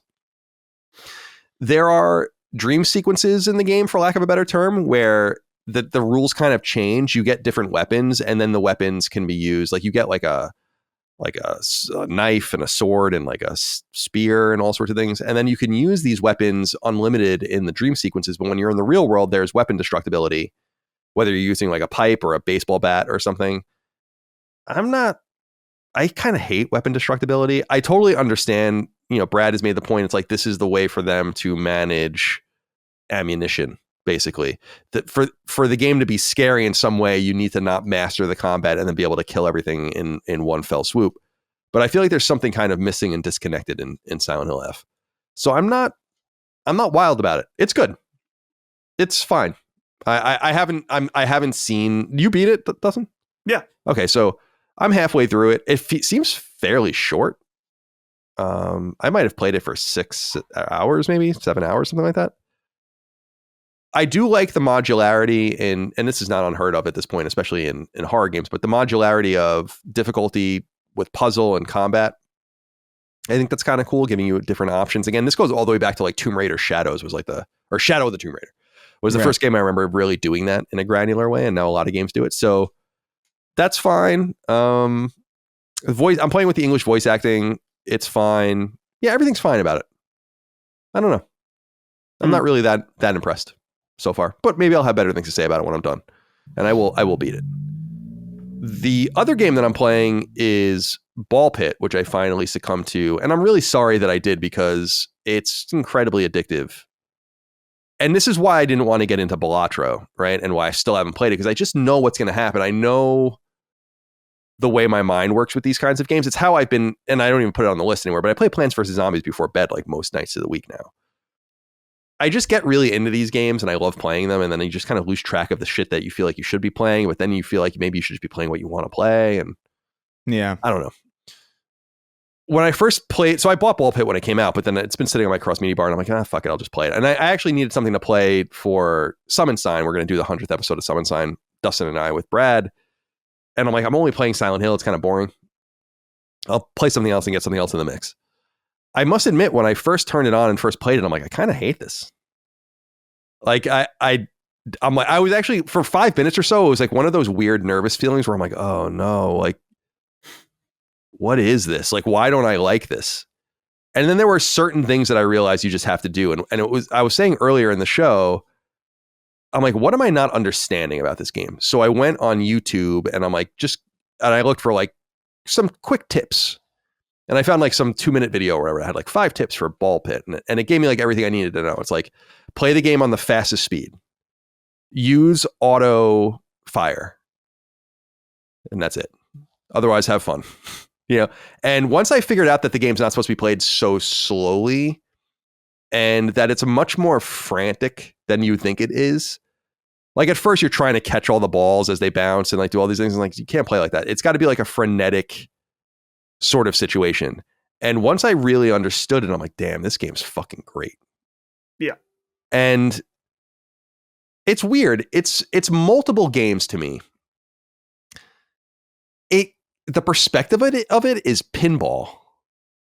And in fact, even the play field is pinball-like in its in its diameter and like its thinness, and it kind of edges out as you get further into the stage, which is cool. Obviously, it's Breakout or Arkanoid, but in a different sort of way. It's not even, people are calling it Breakout or Arkanoid, or Twin Breaker, but it's not that so much. It's really more Space Invaders, if that makes any sense, because in Space Invaders, the enemies are moving towards you and they're firing at you. And that's basically what's happening here. As opposed to Arkanoid, even if the blocks are coming closer to you, it's not really an active game like that. So it is ostensibly a brick breaker, and I think that that's what they were going for, but it's not really. It really reminds me more of something like Space Invaders. And then it's a ripoff of Vampire Survivors otherwise. And I don't really mind that. I was very hard on Vampire Survivors, and I think reasonably so in some ways, but there's no doubt the game's great. I mean, it's a great game, and it's a brilliant idea, and it's endlessly scalable. And as we've noted in the past many times, there are so many copies of it now, and that's cool. I appreciate how cheap it was. I appreciate how accessible it was, how generous they are with the DLC, the fucking millions of trophies in the game. It was cool, and I really liked it. It's Vampire Survivors to an extent, but it's a much more active, much more difficult Vampire Survivors. Vampire Survivors, in my opinion, is once you learn, I mean, I didn't platinum it like Dustin did, but I played it extensively. And it's like, once you kind of learn what works, it's kind of trivial until you get into like really difficult situations. You're kind of just surviving. Like I remember going on for fucking ever in some of those stages. Like, cause I think the stages only end when you die, right? Or when you find the things you're supposed to find. So these things can go on forever. That's not the way Ball Pit works. And because of that, you're never able to get very strong. And that's kind of what I dig about it. There are permanent, so you have all these these unlockable characters, and each character has like a certain skill or whatever, and then they have their own statistics, and those statistics permanently increase as you play the game, which is cool. It actually reminds me a little bit of Rogue Legacy. I don't know if you guys remember that game. Mm-hmm. Mm-hmm. And it reminds me of Rogue Legacy in a different way too, and I'll get into that in a second, but I like that the game kind of resets you at 0-ish every stage and kind of forces you to get going again. And this will be frustrating to some people, but there are just runs where they're like, this isn't working. Yeah. And you die. Like you get overwhelmed with enemies and you die and you're like, this isn't working. And then the next stage you'll play again, you'll just retry, and you'll get the certain drops that you need, and you're like destroying it. And there's something incredibly satisfying about it. I really, really like it. I like the way the game is structured from a systems perspective, where there are all of these characters. Basically, to get the platinum trophy, you have to beat every stage with every character. And I think that's really cool. There's one character where you like can't select your upgrades. He just selects them for you. Yeah. I like all that kind of stuff. I think there's one, I really like this character where there's no mini balls. So I haven't really described the gameplay. It's like and this is where it's kind of like pinball-esque or Arkanoid-esque, is like you're shooting balls at enemies as they come down Space Invader style towards you. And you're trying to clear the field, and then at the end of every one of them is a boss. And so you're constantly bouncing these balls back, and you have like you can have up to these 4 primary balls. So like a stone ball that like does a lot of damage, or an iron ball, but then you have all these so-called mini balls, and you're trying to scatter them and get them caught behind enemies and hit them from behind and stuff. It's really, really good. I really like it. And again, I'm sorry I started it, because it is a distraction. Even last night when I was playing, I like wrapped up, and then I sat down and realized on my couch, and I realized I didn't shut the PS5 off, and I'm like, nah, all right, I'll just play again. And then I like it more than Vampire Survivors, because I think it's more meaty. Like there's more to it. And But it's no detraction from Vampire Survivors. Like Vampire Survivors is the reminder that people come up with new ideas still to this day. And that was one of the shames about what it did with all the Castlevania stuff, where it was like, well, you didn't need to do this because the idea is so brilliant. You didn't need to do it. That was what was so frustrating to me about that. This is a truly unique game, even aesthetically. Now, I had brought up Rogue Legacy. I don't know if this is too much, but there is this whole city building aspect of the game. And I don't know exactly how I feel about it. I think I like it, but I'm not entirely sure it's necessary. And this again is where like Rogue Legacy comes in, because that was all about building your castle and getting all these perks. And you do the same thing in this. And it is kind of clever where you put down these buildings and these forests and these fields of wheat and all that. And then you send out your enemies, or your protagonists that you've collected so far, as if it's a game of Arkanoid, and they're like trying to just bounce around and get everything before the time runs out. It's very strange, but pretty ingenious. Shout out to this game. Yeah. Shout out to Ball Pit. I really, really like it. And I'm going to continue with it, and I'm going to platinum it, I hope. I've beaten 4 stages, I think. I think there's 9. Yeah, that sounds right. Colin, one of my favorite elements that you didn't mention is when you're like selecting balls like you would selecting upgrades in Vampire Survivors, but then you have the ability to combine balls. Yeah, you fuse them or whatever, yeah. And so I guess you call it build crafting in this game, where it's like you can figure out what balls work well with one another, or it's like there's certain runs where there's the character, I can't remember what they're called, but you have 2 characters at once. Yeah, right. 2. Like the Ice Climbers. Yeah. Yeah. And so it's like, okay, well, I have twice the amount of balls, but they only do half the amount of damage. Right. But it's like, okay, I'm going to pick up stuff that gives me more baby balls. And so you have like, you can do a build where you have like hundreds of balls flying around. And honestly, it's my dream come true. Yeah, you love that. Just getting slapped with them. So, but yeah, the build crafting in this game, I feel like I'm still learning, because there's like ultimate balls. There are like really cool specialty combinations that you can do that are very powerful. Yeah, you're right. There is a whole system, and that is the Vampire Survivors thing, is like where you're leveling up. You're even collecting the similar colored jewels and leveling up, and then it gives you you have active and passive skills. So like the active skills are like the balls you select. So like the spiked ball, the iron ball, the ice ball, the fireball. And then there are things like this will let you do more damage to enemies if you hit them from the right. This will let you do more damage to enemies if you hit them from the left. This will let you do more damage. One of my favorite things is to get is to make the cornucopia, which is it like increases the amount of mini balls you have and their damage or whatever. And that itself is a synthesis of 2 items. And the cool thing about the synthesizing of items, it's not unlike Vampire Survivors, where it had a limited number of things that you can select. You're making room for more items when you you can constantly synthesize the balls together if you're able to do so, and make room to get another ball. So you basically could have a ball that's like 2 or 3 balls combined, and then 3 other balls in your 4-ball list. And so you just have this crazy thing going on. And you're right. Like some of the combinations are nuts.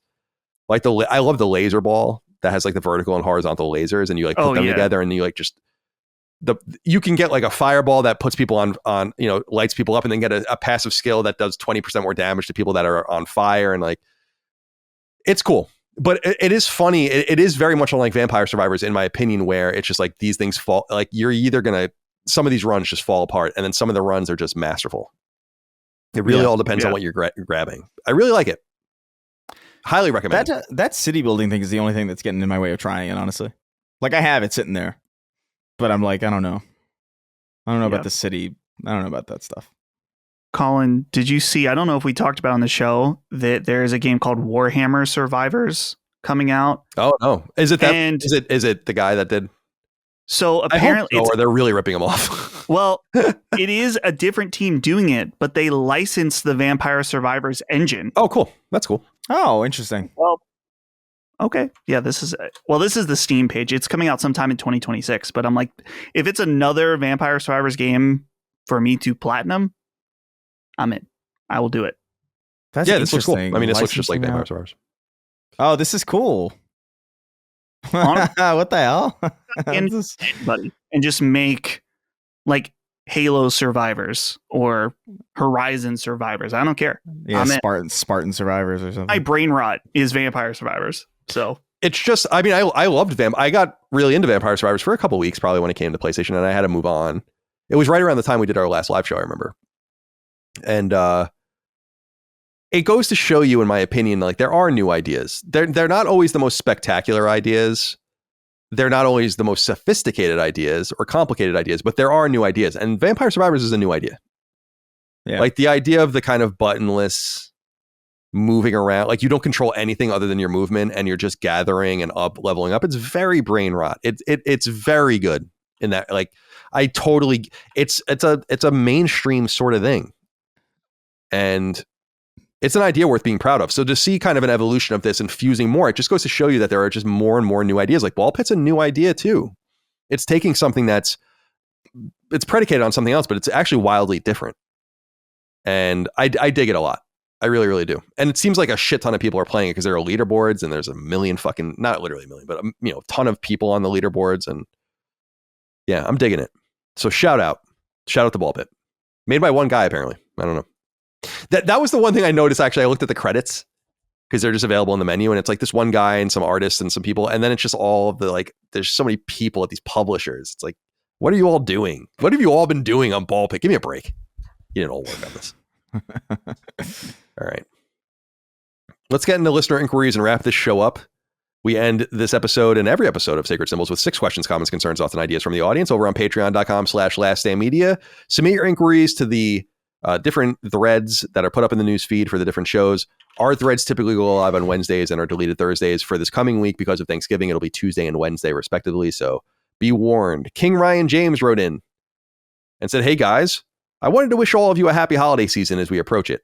Hope it's as stress-free as possible and you're all able to spend time with family and loved ones. I wanted to get your thoughts on rage bait culture and why you think this sells or attracts so much attention in different industries, including video games. What factor do you think social media plays in this? And do you think people and corporations should have a responsibility or an ethical duty to try to minimize rage as much as possible?" Interesting question, King. Thank you for King Ryan. Thank you for writing in. Dustin, let's hear from you. What do you think about rage culture? Should companies, do they have an ethical duty to minimize rage? Does this sell or attract, sell products, attract attention? And what do you think about rage bait culture, especially in games, big in games? Yeah, it makes sense that it's big in games because I don't know, gamers are more online probably overall. Clearly, I mean, with the rise of the rage bait culture, at least on Twitter, is partially because now your rage baiting is profitable.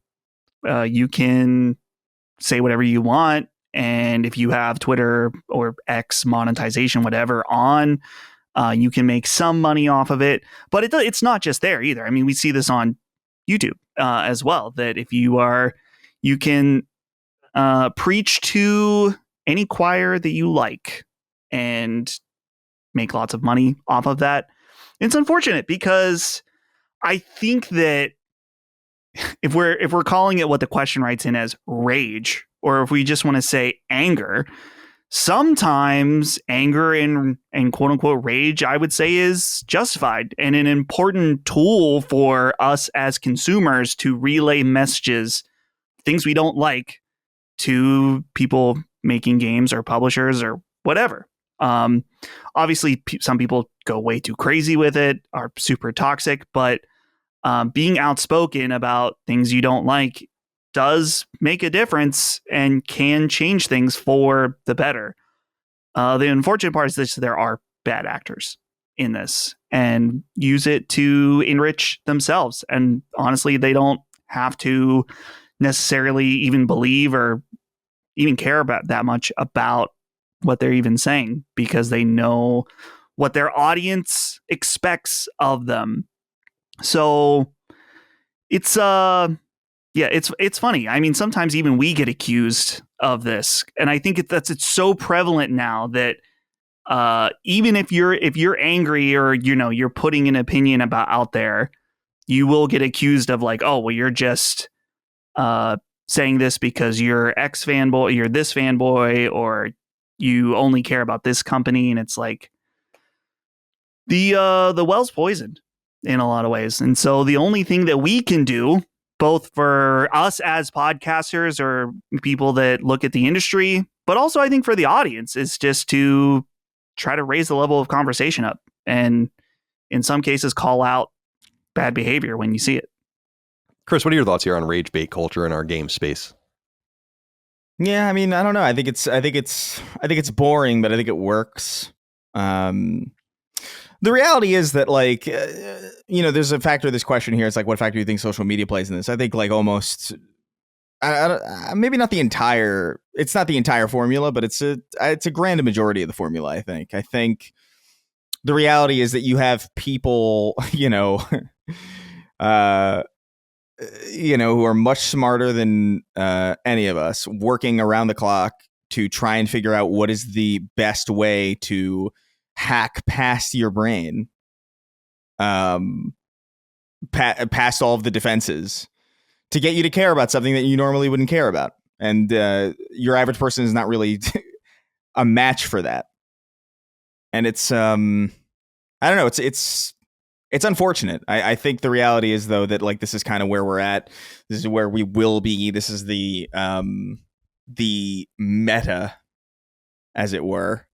And I don't know. I think it sucks. I think it's boring. I think it's predictable. The sheer predictability of it is staggering. Like before you even, I mean, we've been talking about Intergalactic, but, like, I mean, we all know what's coming with Intergalactic. Like, it's not going to be a surprise when it happens. And it almost be like, I bet we could probably predict word for word some of the titles and some of the thumbnails that will be made about it.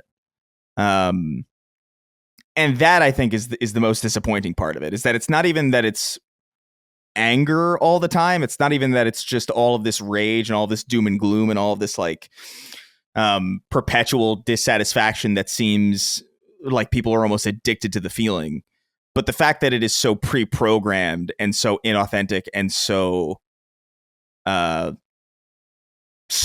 predictable is almost the more disappointing part of it. Right. Like, I would rather have people be, like, genuinely angry at things with, like, a unique perspective and with, like, and you could tell that people meant what they were saying. Like, I much prefer that anger than, like, whatever the fuck we have now, which is people just kind of being performative for, I don't know, $4 from Elon or something. Like, it's very odd. Right. Well, that's the whole thing. It's funny you say that, because that's what I was going to say was, I think in some way, and I think for bigger actors, like Dustin's right, it's very profitable to bring heat on things, to be negative about things, whatever. And people can do whatever they want. I don't care. And you can digest whatever you want. But I think people also overestimate how much people are making on this.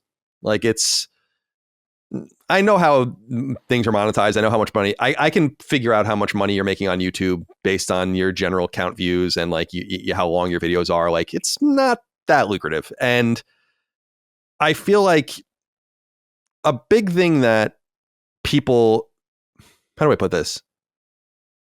I think discourse around games has always been somewhat toxic and heated. And it's true in a lot of things I like sports is incredibly toxic. Politics obviously is, like, the king of toxicity in terms of subject matter. But I also think people just need to take responsibility for themselves. Rage bait, in quotes, works because you watch it and you respond to it. And people often accuse me of being like, why are you rage baiting and why are you doing this? And I'm like, I don't even know. I literally don't even know what people are talking about when they're describing some of the things I've done and said in quotes. Just because I say something that doesn't strike you, or I'm sarcastic about something or whatever, your response to that is your problem, not mine. I don't give a shit. Like, I'm not your dad. So you have to kind of act the way you want to act. And the way I feel like people act embarrassingly is often in response to things that are not even meant as much more than an anodyne statement or something obviously sarcastic and biting. But people take things, I don't want to say too seriously, but they're too overexposed to it. And they think that, I think everything revolves around this sort of rage culture, and maybe a lot of it does. But, like, when I tweet something out, for instance, like, I tweeted out the sales figures for Yotei today and said Sony must be freaking out, as a joke. They must be, oh my God, how much? We only made 4 times the money we spent. Like, it's crazy how much of a failure that was. That's obviously sarcastic. Your response to it is your problem. Sure. Like, ultimately, like, if you want to respond and be really upset about it, if you want to respond and be, incensed and make fun of it, it's, like, totally up to you. And to be perfectly honest with you, I just end up muting every one of those threads. So I end up not really seeing most of it anyway. Yeah. And that's part of the way that I stay sane in a culture that does thrive on negativity, where it's like, I'm going to say what I say. I tweet 10 or 15 times a month. You can freak out about whatever you want. I'm not insulting anyone. I'm not assaulting anyone. I'm not making fun of anyone. I'm not calling anyone out. I don't do any of those things. It's so funny when people bring up, and I know I've said this before, it's like, I was so much crazier on Twitter 10 or 15 years ago than I am now. It's like not even funny. It's like, where were all these people when I was like making fun of everything and everyone and being much more hostile? As I've gotten older, I'm just like, I'm going to say what I want to say. I'm going to say what I mean. Your response is up to you. It doesn't affect anything for me. And I think the bad actors, and I've said this before, and when I was on that TJ Smash Guys show, it's like it's like every once in a while you have to like go into bad actors territory and call them out, and it's not playing into their game. It's creating a cost for playing that game. That appearance is gonna follow him, not in a way that's good for him. You know, but it hasn't affected me at all because it's not what we do. I don't care. You know, Right. So sometimes like going in and taking a swing and delegitimizing someone is worth it. I hate when people say like, "Oh, you platform people," and I'm like, I'm not platforming anyone. And by the way, I'll platform whoever I want. You know, like, Right.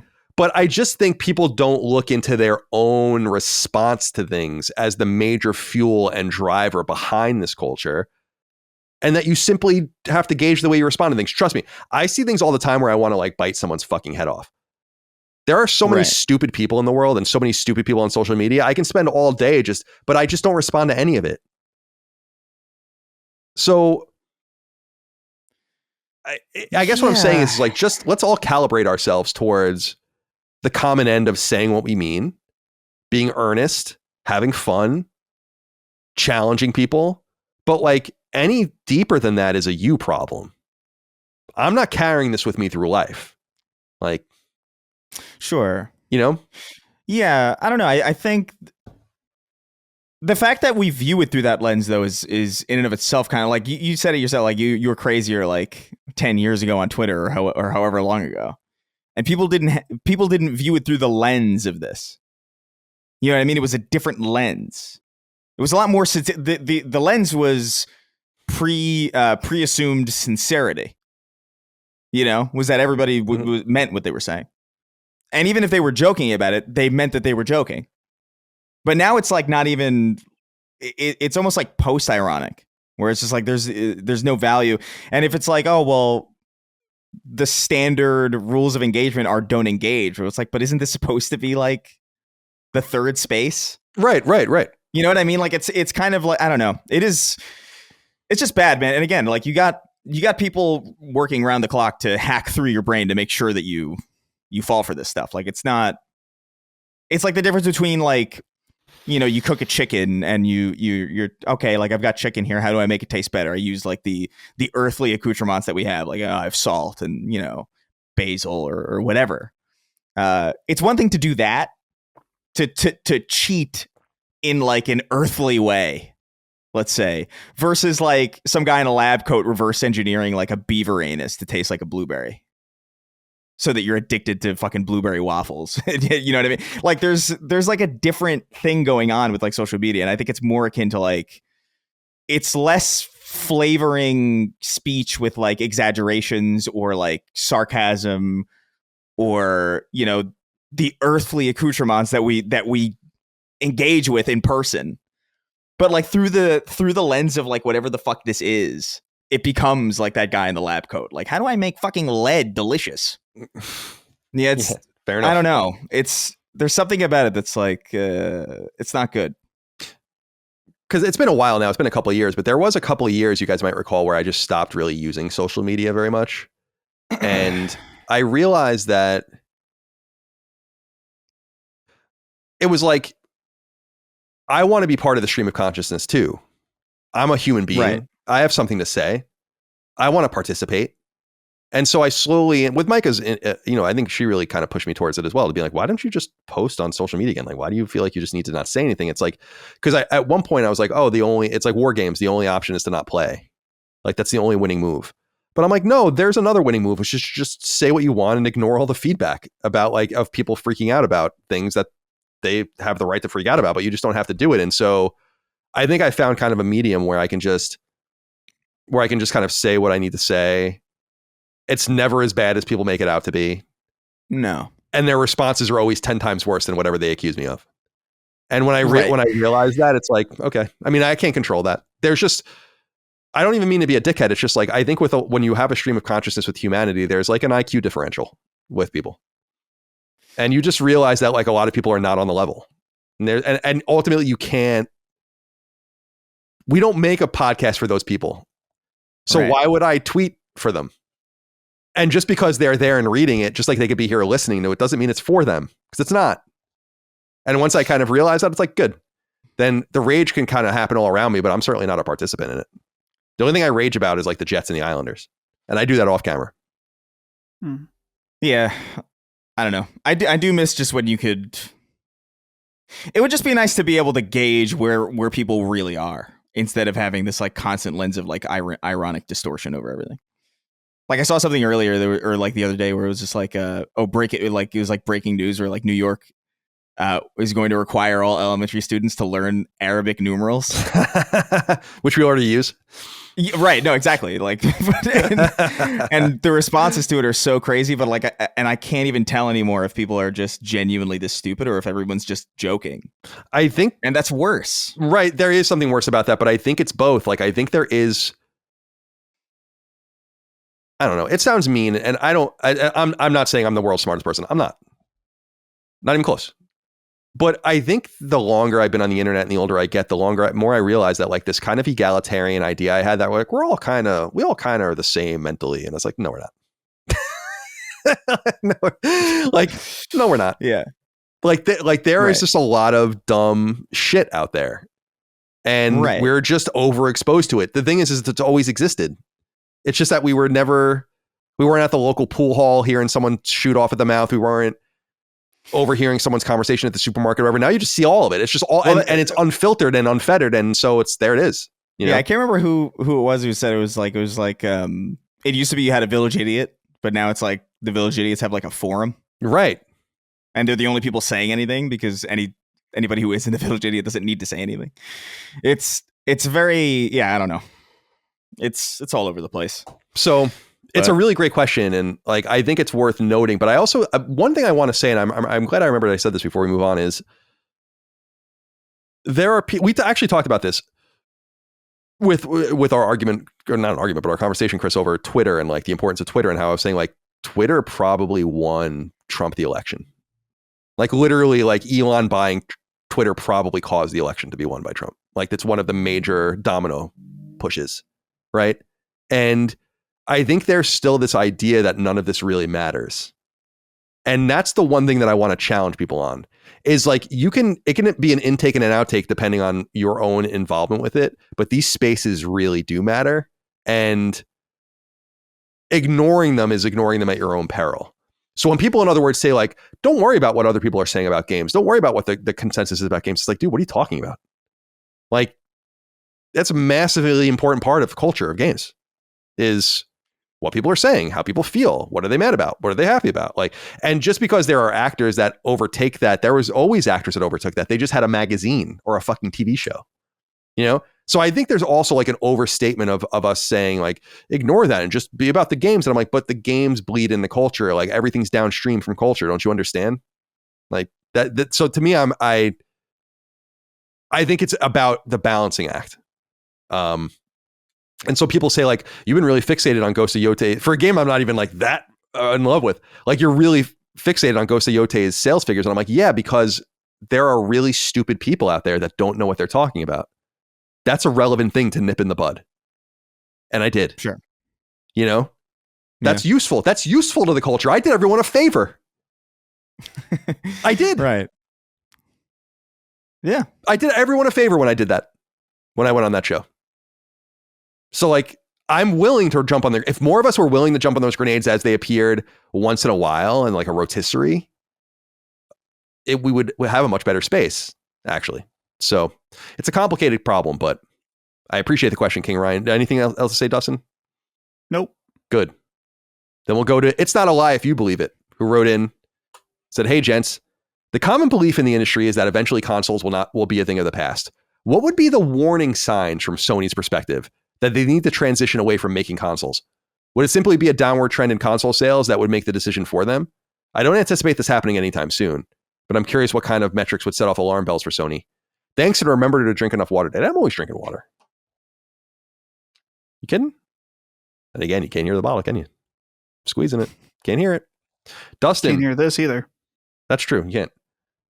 Where are we here on this is a great question because we've talked a lot about the future of consoles, right? When will they go away? What will things look like? How will we play? But what he's asking here, It's Not a Lie If You Believe It, which is of course a Seinfeld reference, is what are the signs that Sony would have to see for them to be like, oh shit. And I actually don't think it's diminishing console sales as like the only thing. It's obviously going to be an important thing, but there's still a viable PlayStation business with half as many consoles as there are now. We know that because Xbox is doing fine. So it's got to be more than that. I wonder what you think. I think that if they started to see an uptick, I mean, it's tough because like right now we recently talked about the Portal that you can technically play and buy PS5 games without a console, right? So there's not really an opportunity for it would be interesting if that really took off. It requires a lot though. You got to get a Portal. You have to have the highest level of PlayStation Plus in order to do that. So I don't think that that's really a metric right now, but I would imagine that's something that they're interested in potentially expanding in the future. But to me, it all comes back to, I guess this isn't really what the question's asking, but I just always think like the infrastructure, while we have, improving internet all the time. I have 8 gigabytes download and upload in Butler, Pennsylvania, which is pretty insane. So the internet is getting much better, but like I can't imagine a post-console world and for a very long time until that starts to really, because that's the one hang up right now, is that even right now, like a company like Microsoft, if I use their game streaming, absolute ass where I live. Like it's just not quite there yet. But I guess that's the question is, what are the signs? Absolute cinema. Yeah, absolute ass.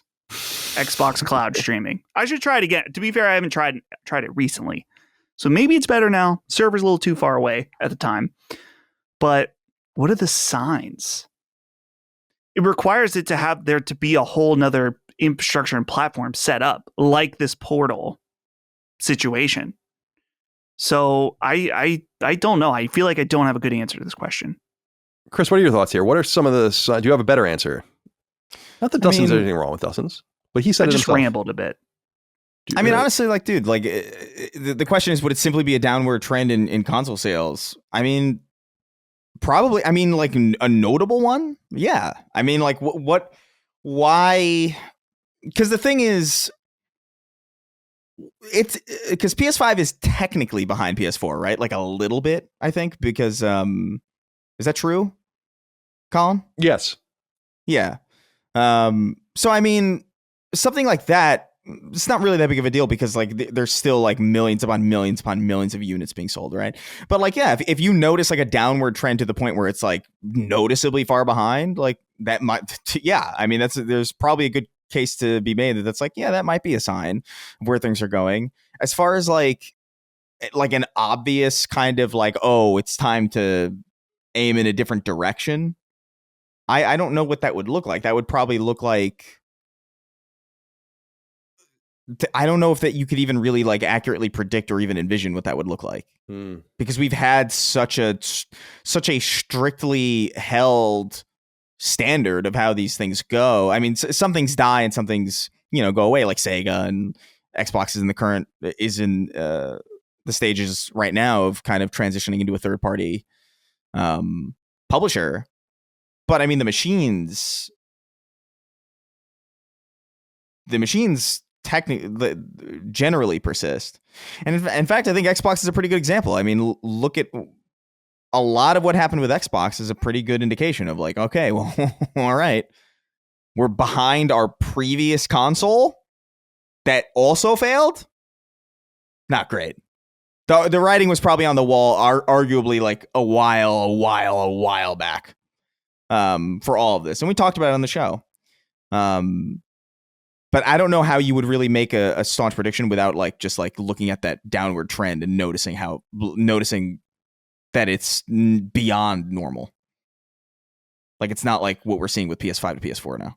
Yeah, I think it's an awesome question. Like, because I don't know I actually really don't know how it all operates without a console. Like I think about it and I feel like that's an inevitability, and yet I don't understand how PlayStation remains a relevant player when that happens. Because think about like the more agnostic space is PC, and that's locked down with Steam, right? So that's not a place Sony can really go. They can probably get millions of people there, but they're not going to play ball with Steam. It's not going to be anything like it. And then the console space, they dominate, but they kind of have to hope, and maybe all part of the strategy is to say like, we don't have to worry about this potentially for decades. I mean, this is more what Dustin might be even getting into, is like, there are just infrastructure problems. I think I'm actually on the next episode of Sacred Symbols Plus after the Arc Raiders one. I'm actually going to talk to someone who's worked deeply in cloud gaming for big companies. And we're going to talk about all the semantics of it because I'm really interested in it. It seems like people are really into it, but I don't really understand the use case. And the big thing that I don't understand is how the companies make money when you cloud game. It's not, I think people look at these as like, it's a zero sum thing where like you just stream the game, and I'm like, no, you don't just stream the game. They have a machine, like a virtual environment that they're hosting. That's like a spot taken by you. And then there's electricity that has to power it. And then there's all of the bandwidth. It's not like cloud gaming. And this is what I really want to ask this guy is like, cloud gaming actually seems to be the worst solution for cost. It doesn't make any sense. In a universe where we're already freaking out about all the power GPT is using and all these things, you're going to fucking add cloud gaming into the mix. Everyone, hundreds of millions of people are going to play cloud games at any given time around the world. I don't know about that. Like it just seems like it's not a false promise because it works. If you're close to a hub and you have low latency and a good internet connection and all that, it does work. Jaffe talks about that all the time, and he's talked about that for years. But I feel like there's no good solution for Sony off of the platform. Yeah. And I wonder if they really think, and it might be true, that like this is kind of always going to be the way it is. It seems unbelievable though. It might ostensibly be like the way that I envision it is that, and by the way, this is nowhere near being true. Like I think probably maybe like 25, 30 years or something like that. Right. Yeah. Right. Where there's no reason to believe, or there's no good reason to believe that what is capable on a PS5 now will not be capable on a calculator or like a calculator's equivalent in 20 to 30 years. And for that reason, like I can imagine like a future version of a PlayStation console being like almost like an Amazon Fire Stick or something, you know what I mean? Or something like that, where it's just like arguably like this is a console technically, but it's kind of not either. Or it becomes so trivial to run these things on hardware that you would need to see it, like almost like a TV. Like here's a Sony, Bravia is coming out with the new TV that has a PlayStation built into it or whatever, and it can just handle everything. That I think is kind of like more of a likely future than cloud, because they don't want most people on cloud. If anything, the more people who use cloud, doesn't that technically make it worse for everybody because it's like more people drawing from the cloud? Like I'm not a scientist. I don't know how this there probably works. is a set number of like spaces, and then it starts to dilute. It's like when you use a cell phone data during like peak hours. You're probably going to experience a similar thing. I would have to imagine that would have some effect on it to the point where it would like, so they don't want most people on it. So it can never be their primary business strategy. It can never be the primary way with which they engage with their customers. So it will always be a machine. It's just a matter of like whether or not that machine will be a set-top box or an internal chip or a dongle, or I think the form factor of the machine is what's going to change the most, as opposed to whether or not it's a machine or not. It'll always be a machine. It's just a matter of like whether or not it'll matter at a certain point, or it'll be so trivial, like the fact that we can, dude, the fact that you can run Resident Evil 4 on an iPhone is crazy. Resident Evil 4 remake on an iPhone at 30 frames, but like still, dude, like that's fucking unheard. That's if you told me you could run like Halo 2 on a Nokia, you know what I mean? Like what the fuck are you saying? Like that's crazy. Yeah, it's a long way since like Morrowind on the N-Gauge or whatever that was. Right, like it's and it hasn't even really been that long. And so like yeah, I think the future will eventually be that, where and PlayStation will be like kind of like a storefront, and anything will be able to run it reasonably anyway. But we'll see. I'm fascinated by the whole situation, just in that I agree with you. I don't think this is where they want players. I think it's a good option. It's like a robust way to capture people for the outside chance that they want to stream a game, or if they're like not in front of their console. There's all these different things. But I've reminded people many times, like when you play a PS3 game on PlayStation Plus, like you're playing it on a fucking PS3 in a server farm, like a literal PS3. It's strange. And I feel like the math doesn't math ultimately. It doesn't math for profit. It doesn't math for power consumption. It doesn't math for proximity to cut down latency. It's all based on the speed of light. I mean, that's it. And so there's only so much you can do about that, which is why we've talked about in the past, like predictive technologies or like local loading of games. Which would be interesting. I mean, there's all sorts of different options, but we talk about all this. It's like, why don't you just buy a fucking console? I mean, that's kind of like where that's kind of where it all comes down to. And it's the same thing, or a PC. It's like, whatever, just buy the machine. But I think, so I was saying earlier, I'm not even sure that declining console sales would be it, because without the console, they're fucked. Whether they have to serve 30 million or 40 million or 100 million or 150 million, like they're fucked. And I think they know that if things turn, this is why they need to own IP. And it's why I keep saying they got to own the Fortnites. And I'm not saying Fortnite itself, but they need things like that for leverage, because without the console, without the delivery service, they are done. PlayStation can't survive. And that's a big problem. Big. So we'll see how it all plays out. Thank you for writing in. Yeah. Jonah Sparks wrote in, said, "What's up, gents? A couple weeks back, someone asked about the next Bandai Namco and Japan Studio project. You all mentioned some great picks, but one that never gets enough love is The Legend of Dragoon.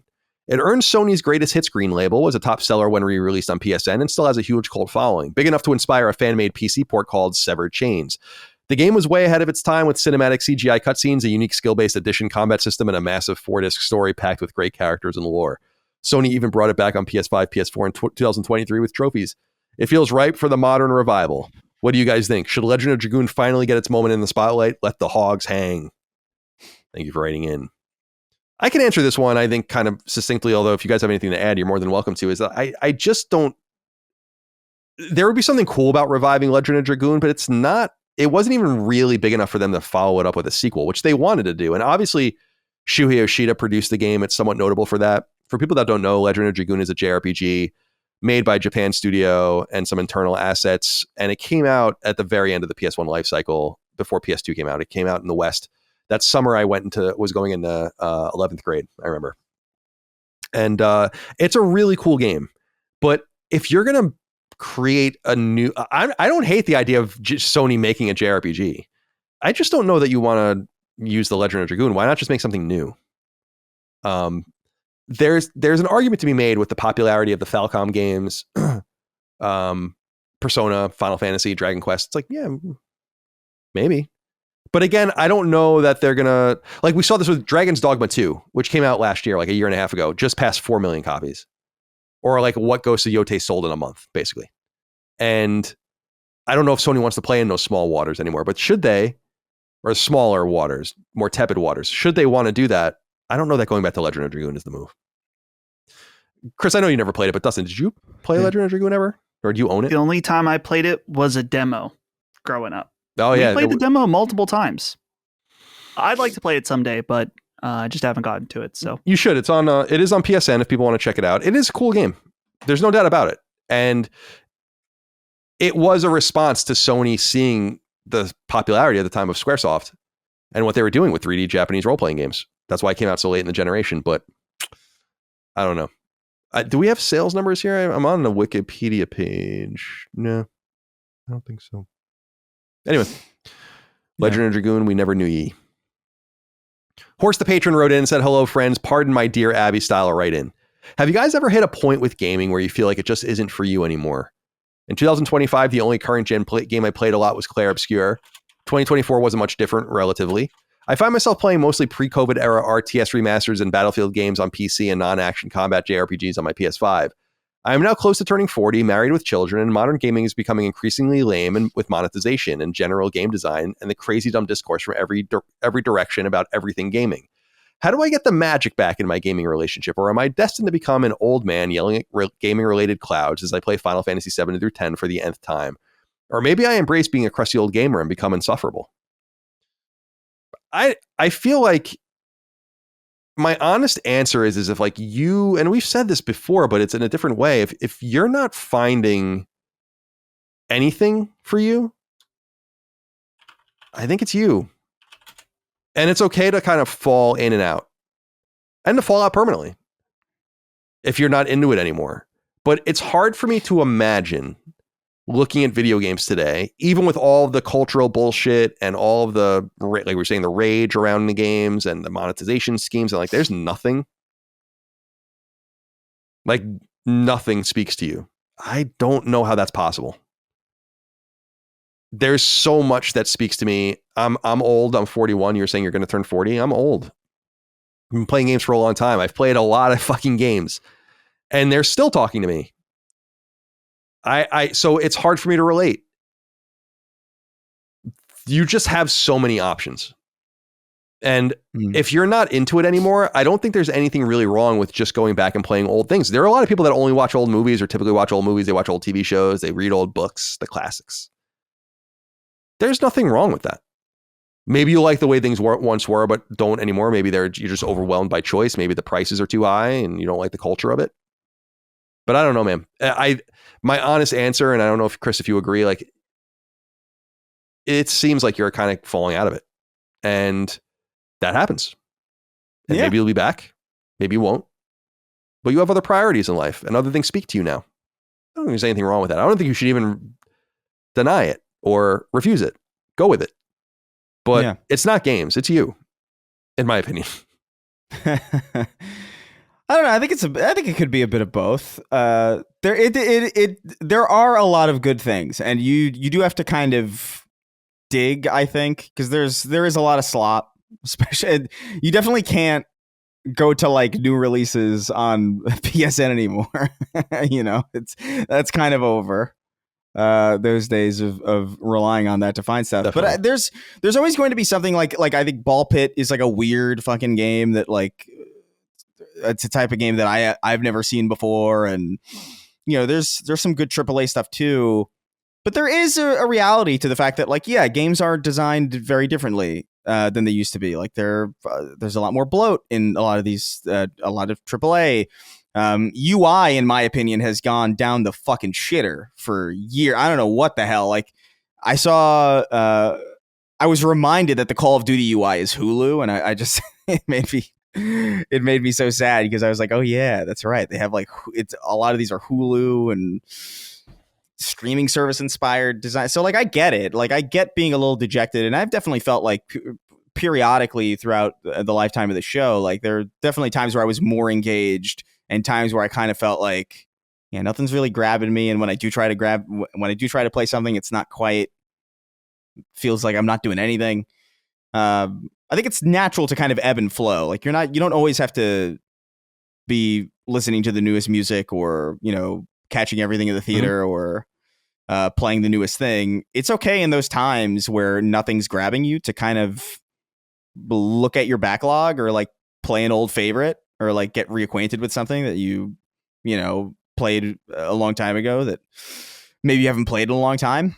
And then eventually, like something will catch your eye, dude. Like even just the last 5 years alone, it's a lot of great stuff. But whether or not that matters to you is a different thing altogether. Like I tell the story on the show occasionally about how many times it took me to play Witcher before it finally clicked. And it took me 5 tries. Like a good, honest, like I'm involved, I'm going to pay attention, 5 separate tries. And in the 5th tries, I finally got it. I was like, okay, like, all right, I'm into it. I like it, you know? And sometimes that's the case with some games. I don't know what it is you play, or I mean, it says you're playing Clair Obscur and Battlefield and some JRPGs. That's a broad scope. That's like a broad. I mean, I guess Clair Obscur and JRPGs are kind of somewhat similar, but yeah, RTS remasters and Battlefield games. It feels like there's a lot of stuff to play if you're into all that stuff. So yeah, I don't know. Play old favorites. It's okay. In fact, it might be better for you actually, because like some of the new stuff that you might be interested in may be fucking cheaper by the time you're done playing all those older games. So like it might actually benefit you to kind of just reacquaint. But there's no shame also in just kind of taking a break. Like there is also truth to the reality that like with every new game you play, the next game gets some percentage point less special because you're becoming acquainted with the tricks and you know the illusions and you know the design and things like that. It becomes less mystifying and more not samey, but like more predictable I guess in some way. But then there's a game like Ball Pit that's just like, what the fuck is this? Or like Balatro that kind of comes out of nowhere. You're like, what the hell? Who'd have thought this would work? So keep your eyes peeled, but don't feel bad about falling off, is what I would say. What do you think? He says, maybe I embrace being a crusty old gamer and become insufferable. Do that. If that's what feels good. I mean, I don't know if I really have much to add that Colin and Chris haven't said, other than do what feels good. And if you need to, if you mention here the crazy dumb discourse, disconnect, you know, even if, you know, this is not good for business, but if you need to disconnect from gaming discourse, not listen to any gaming podcasts and just enjoy what it is. I think about the meme. Do you guys know the picture? It's like a guy eating Little Caesars. It's like Little Caesars so good if you don't have a bitch in your ear telling it's nasty. Yeah, totally. You know, gaming can be so good when you don't have a bitch in your ear telling you it sucks. Yeah, exactly. Yeah. I love that meme. Yeah, that is true. Maybe The discourse is one thing I will say is absolutely fucking garbage. Like that is unquestionably way worse than it used to be. But that's not all gaming. That's arguably that wasn't even a factor in video games for me until I was like maybe like late teens, early 20s. So like I don't know, man. Yeah. Just you can become a crusty old gamer. You don't have to become insufferable though. Like I think those are two separate. You can choose both of those, I guess, if you want, but you don't have to. Like, dude, I'll tell you this right now. I boot up Halo 2 and Halo 3 probably once a week still to this day. I'm not above playing old shit that I love and will never stop loving. But I still try to play other things. And you can do the same. Yeah. You know. You could do that. Side note, as we leave this question or not, Little Caesars is good when you don't have a bitch in your ear telling you it's nasty. totally. You know? Sure. I mean, it's. I remember when I first moved to San Francisco, so almost 20 years ago, it was like $5 to get a pizza. Yeah. Like the hot and ready. Dude. And I was like, dude, I used to just dip that in fucking like Italian dressing and eat it. I was so poor. There's an Instagram video of some guy talking about Little Caesars. He's like, this man was there for you when you were broke, and now you're too good for him. I did see that, yeah. You're too good for the Little Caesars? What happened? And I'm like, you know what? You're right. Little Caesars, I'm going to eat it now. I'm not saying it's the best. Just saying it's good. It's fine. That's what you need sometimes. Are you going to have it tonight? No. Wasn't that good, I guess. No. I'm feeling Chipotle tonight. Oh, Maybe. chippers. Yeah. Maybe I had it a few days ago. All right. David Wilson II wrote in, said, salutations, sacred sommeliers. Do any of you save the packaging of your hardware? I've moved several times over the past few years, and the original packaging for my consoles is the best way to box them up and keep them safe during a move. However, I hate having to keep the mountain of boxes in my closet I've accumulated as my collection has grown. I'm throwing all sorts of other possessions away constantly in order to minimize my overall clutter threshold, but I've clung to these boxes.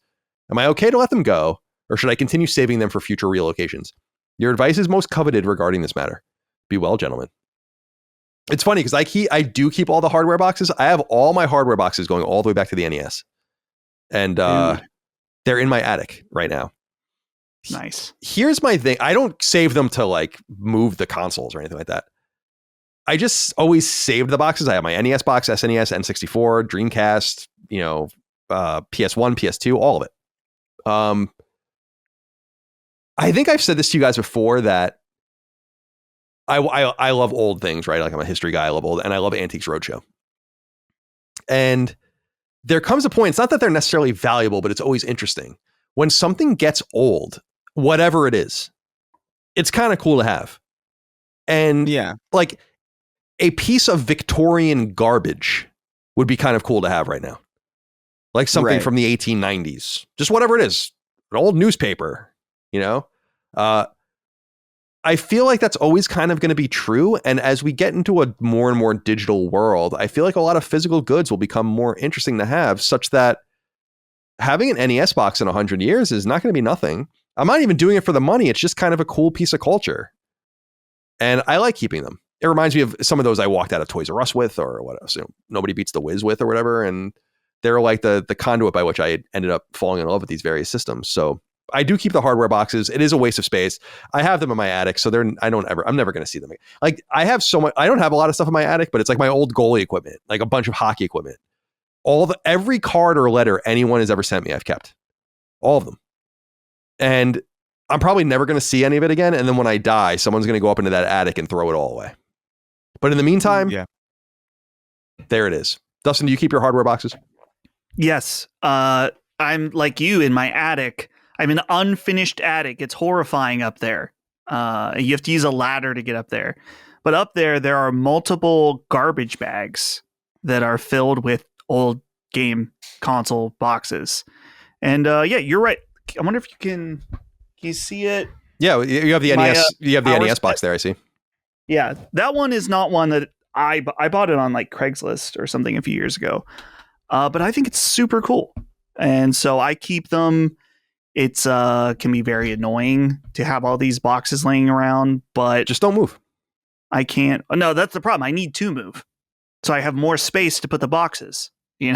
Like I need more space for the objects that I'm never going to use. Do you understand? Yeah, this? I get it. I mean, I get it. Yeah, I understand what he's saying too. Like where I am both a minimalist and not. Like I am constantly purging and I love throwing shit away. I love cleaning things up, but then there are very specific things where I'm like, no. It's okay to have fucking every G.I. Joe. It's okay to have all. The one thing I wish, Chris, that I kept were, because by the time you got to like N64, I started keeping the boxes. But NES and SNES, I threw the boxes out. I don't know why we were doing that, but everyone did that. It was like not an uncommon thing. And I'm like, why did I do that? Like it's normal to throw away the boxes. I did that with every Game Boy Advance game I ever had. Like the cardboard boxes that the NES games would come in. Like I would rip those apart and throw them away, because from my perspective, I was like, oh, this is the cheapest shit ever. Clearly they don't care. So I'm not gonna I would never like rip apart like a PS3 case. You know what I mean? Just to get to the disc. But the Game Boy Advance, for whatever reason, those boxes felt so shoddy. They had like they were thin, and then they had like the little like white thing you would slide in, and you would slide it out, and it would have the cartridge like stuck in it. Yeah, it was just it's not a good way to store them. So I would just rip I'd rip those apart. But like, I don't know, man. I still have the NES box. My parents, for whatever reason, saved it. I don't even think they care about that kind of thing, but they just thought like, oh, this is kind of neat. I think I still have a 360 box somewhere. But outside of that, really, like, I don't know. I don't necessarily get, like, I have my PS5 Pro box here just in case, but like the second I need that space, I'm throwing that thing out. Like, I don't. It's funny, dude, because I think with I think I kept the PS5 box, but I think I might have thrown the Pro box out because it comes in that like sleeve that's like so garbage, shitty. Yeah. Mm-hmm. It sucks. It's like this doesn't. Yeah, you're right. Like the NES and the SNES box were meaty, thick, high quality cardboard with like beautiful graphics. Like now this box is just like some sort of covering, so it's a little less. But I guess the whole point I'm saying is like saving anything and then just like letting it go for like potentially hundreds of years and then having it in the future is cool. Like anything. No, for sure. Yeah. Yeah, there's definitely like there's certain things that I wish I get. Like I wish I kept the box that like my Motorola Droid came in, just for no reason other than it's just a weird bit of tech. My PSP, I wish I still had the box for. My 360, if I don't have it, I hope I do, because like I remember that box being like a really nice box, like it opened really nicely. Even the Series X box was like a really nice, like the packaging in it was like the way that it was presented was like, this is a nice, it's a way nicer box than, I remember that was one of the things that I noticed like back to back, because like the Series X and PS5 came out so soon, so close to each other, was that like the PS5 box sucked in comparison. It just like it was, but I don't even know if I kept the Series X, but I'm pretty sure I didn't. So like, I don't know. I'm not that sentimental about them. Like, if it's something that I know that I loved, like like is tied intrinsically to my childhood, like my NES and like my 360, I would want to have it. But like, I think I still have the original Xbox box somewhere. Also, yeah, I have that. Yeah, I have that. Although I got the 2003 edition, so it's not the original one. To be fair, yeah, but I don't have like I don't have my Nintendo DS or my PSP or like my PS3 or my PS4 Pro. I certainly don't fucking have. I don't know. It's a case by case kind of thing for me. Yeah, I'm like, I am thinking. I'm trying to think back on. I'm sorry. No, I was just saying they take up a lot of space. I was trying to think back. I remember it must have been when the PS5 came out. Maybe we were even talking about it. Is that, or maybe it was the Pro. It was more recently. I do like the idea of electronics having, like, nice electronics having an experience of opening it.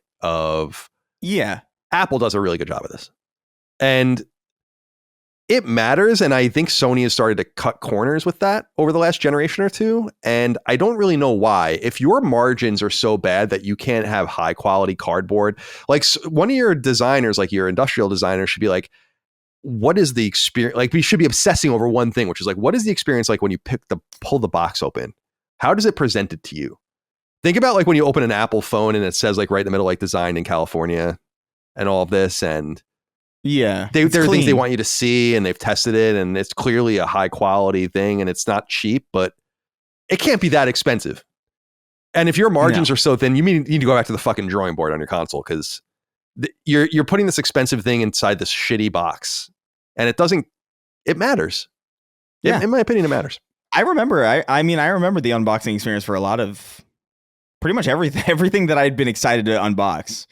And I know the ones that stick out. The Series X stuck out to me because I remember it was like suspended. Like the console was like suspended in the middle of the box. Like it wasn't touching any of the edges. And I remember it was just like a really nice, clean, really good shit. The PS5 was just like, it almost felt like it was like free floating in there. Yeah, it's just strange. Weird. I don't know why you would like put this thing in this like literally the shittiest possible box that you would buy on like Uline. It's like, what are we doing here? You're Sony. It felt like the box was refurbished. It probably was. It was probably all post-consumer, which is fine. Yeah, probably. All right, Late Night Milker has the final inquiry.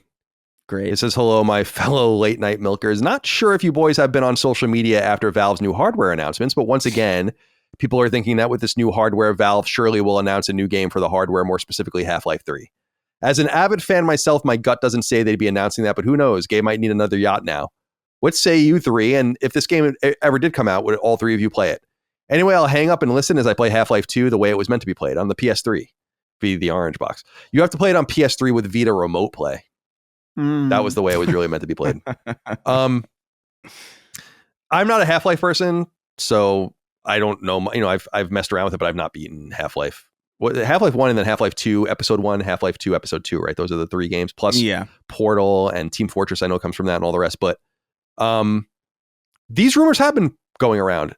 They're not necessarily new rumors, but these rumors seem extra interesting because I don't know, Dustin, if you saw, but I guess there were some claims that like there was heavy security. Like when people went to Valve to look at the Steam machine under NDA, there was apparently like major security in parts of the building indicating that there were things that they didn't want anyone to see. I don't know if that's just them having security because they have a bunch of randos in their fucking building generally. And there's just not, Valve is not very big. There's only a few hundred people working there. So it's not like the biggest office you've ever seen. It's not like going to Facebook or something. So I guess that leads some credence to it. Part of me feels like, why would they ever do it? Because there's just no need to make games. Like, why would you even bother? On the other hand, why wouldn't you? And why wouldn't you have done it already? So I don't really know how to feel about this. The one thing I'll say, though, Dustin, is a lot of the conversation around the Steam machine has indicated that my feeling about this thing not really competing with consoles per se is true, because the price is supposed to be maybe pretty high. I think they actually said they're competing with PCs, not consoles. So what are your thoughts on all this? I think Half-Life 3, well, we keep saying Half-Life 3. I'm wondering if it's just going to be Half-Life blank, like some kind of subtitle. Some people have thrown around Half-Life X, so I'm not too sure about that, but... Enough with the X already, Jesus. Yeah, I don't know. But to me, there's enough rumor. I mean, there's been rumors for a while. I think that YouTube channel, Valve News Network, has been on the case for this for a while, but now more people are starting to chime in that it seems like some kind of announcement is happening this year, and I'm pumped. Yeah, maybe at the Game Awards. Yeah. Could be. The big rumor is that it's going to be before the Game Awards. So everyone's kind of like wondering, like sitting around like, okay, well, when? And apparently Valve is acting unusual with when their sales are. They've like changed things around. So I believe, and I'm excited because I played through all of the Half-Life games probably 2 or 3 years ago now for the first time. So Half-Life 1, Half-Life 2, Half-Life 2 Episode 1, Episode 2, and Portal even, because it's kind of in that world. Yeah. And I loved it. I thought it was great, and I would love to see more. And it's just going to be such a big moment in gaming where it's like, it's actually finally happening, where we're going to get a new Half-Life game. And we got Alex, and I never finished Alex, which I feel I've been thinking about a lot recently that I would like to go and play it. Might buy the PSVR 2 PC adapter for that. So we'll see. But Interesting. To my understanding, Half-Life Alex opens the door. Not that the door wasn't already there with the end of episode 2, but it feels real to me. I think it's happening. What do you think, Chris? If it was ever to happen, it would be now, I think. Just because it seems like Valve seems like the company that, like, they usually only work on something big if it happens to correlate with technology that they're trying to figure out. And so, like, if this thing is like, you know, if they're working on this Steam machine, then like it stands to reason that they would have something. I would hope that they would have the confidence to just call it Half-Life 3. I am kind of sick of this like subtitled bullshit. It's like Half-Life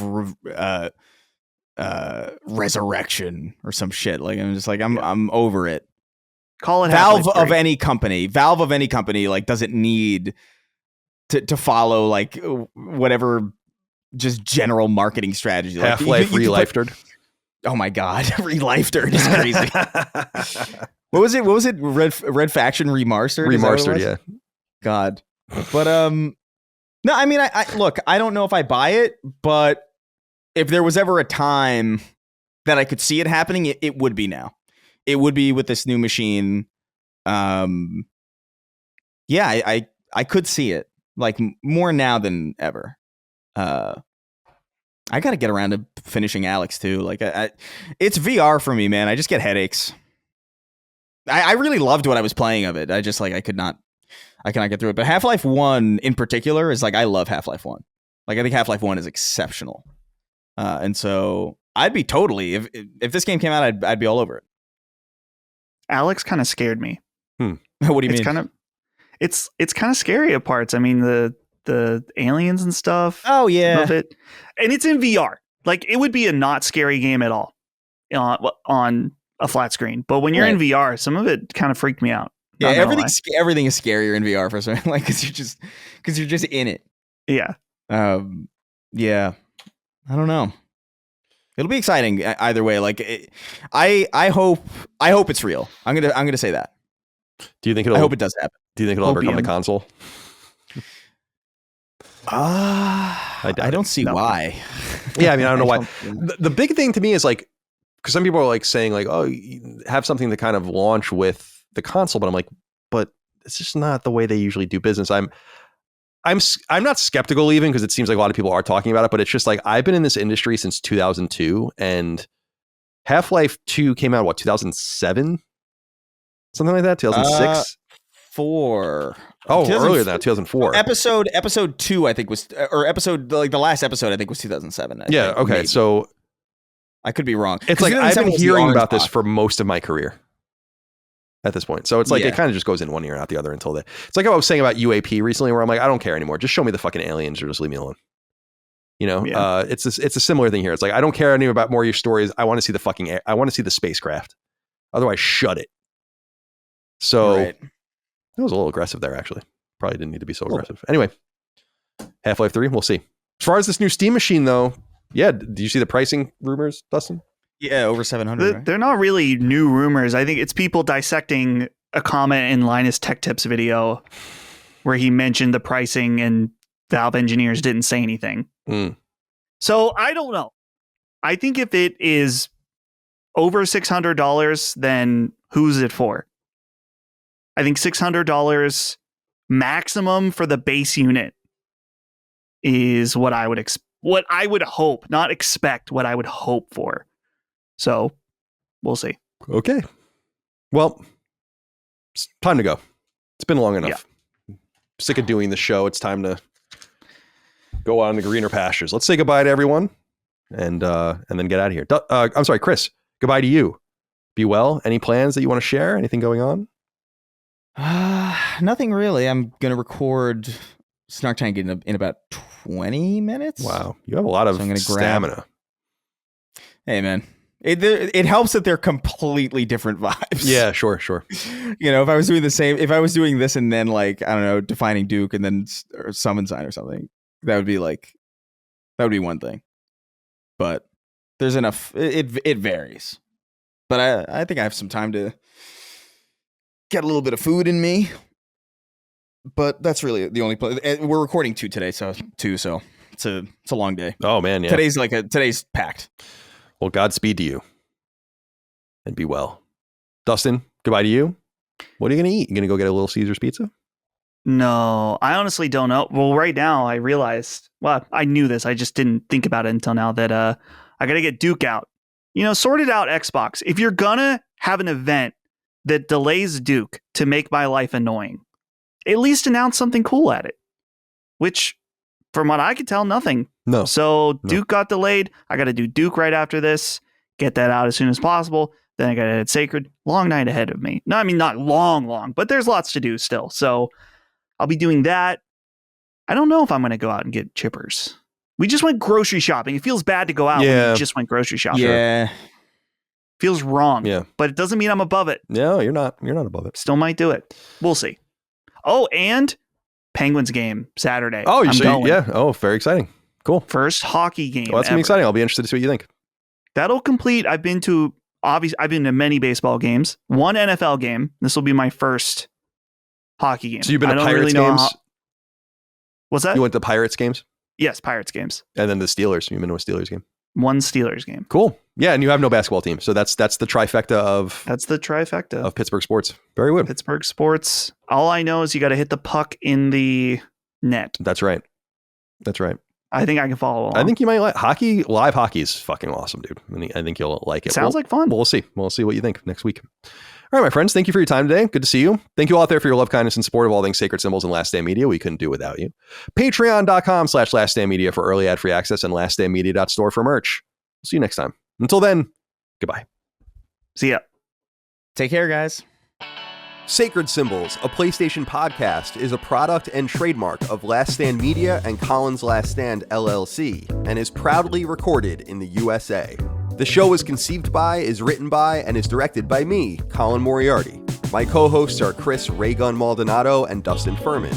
The show is produced by executive producer Dustin Furman. All of Last Stand's theme music is by my best friend, Ramon Narvaez. As you know, all of Last Stand's shows, including Sacred Symbols, are fan-funded on Patreon at patreon.com/laststandmedia. The following names are at the producer level on Patreon, our highest tier, and we're grateful for your thoughtful and kind contributions to our independent endeavor.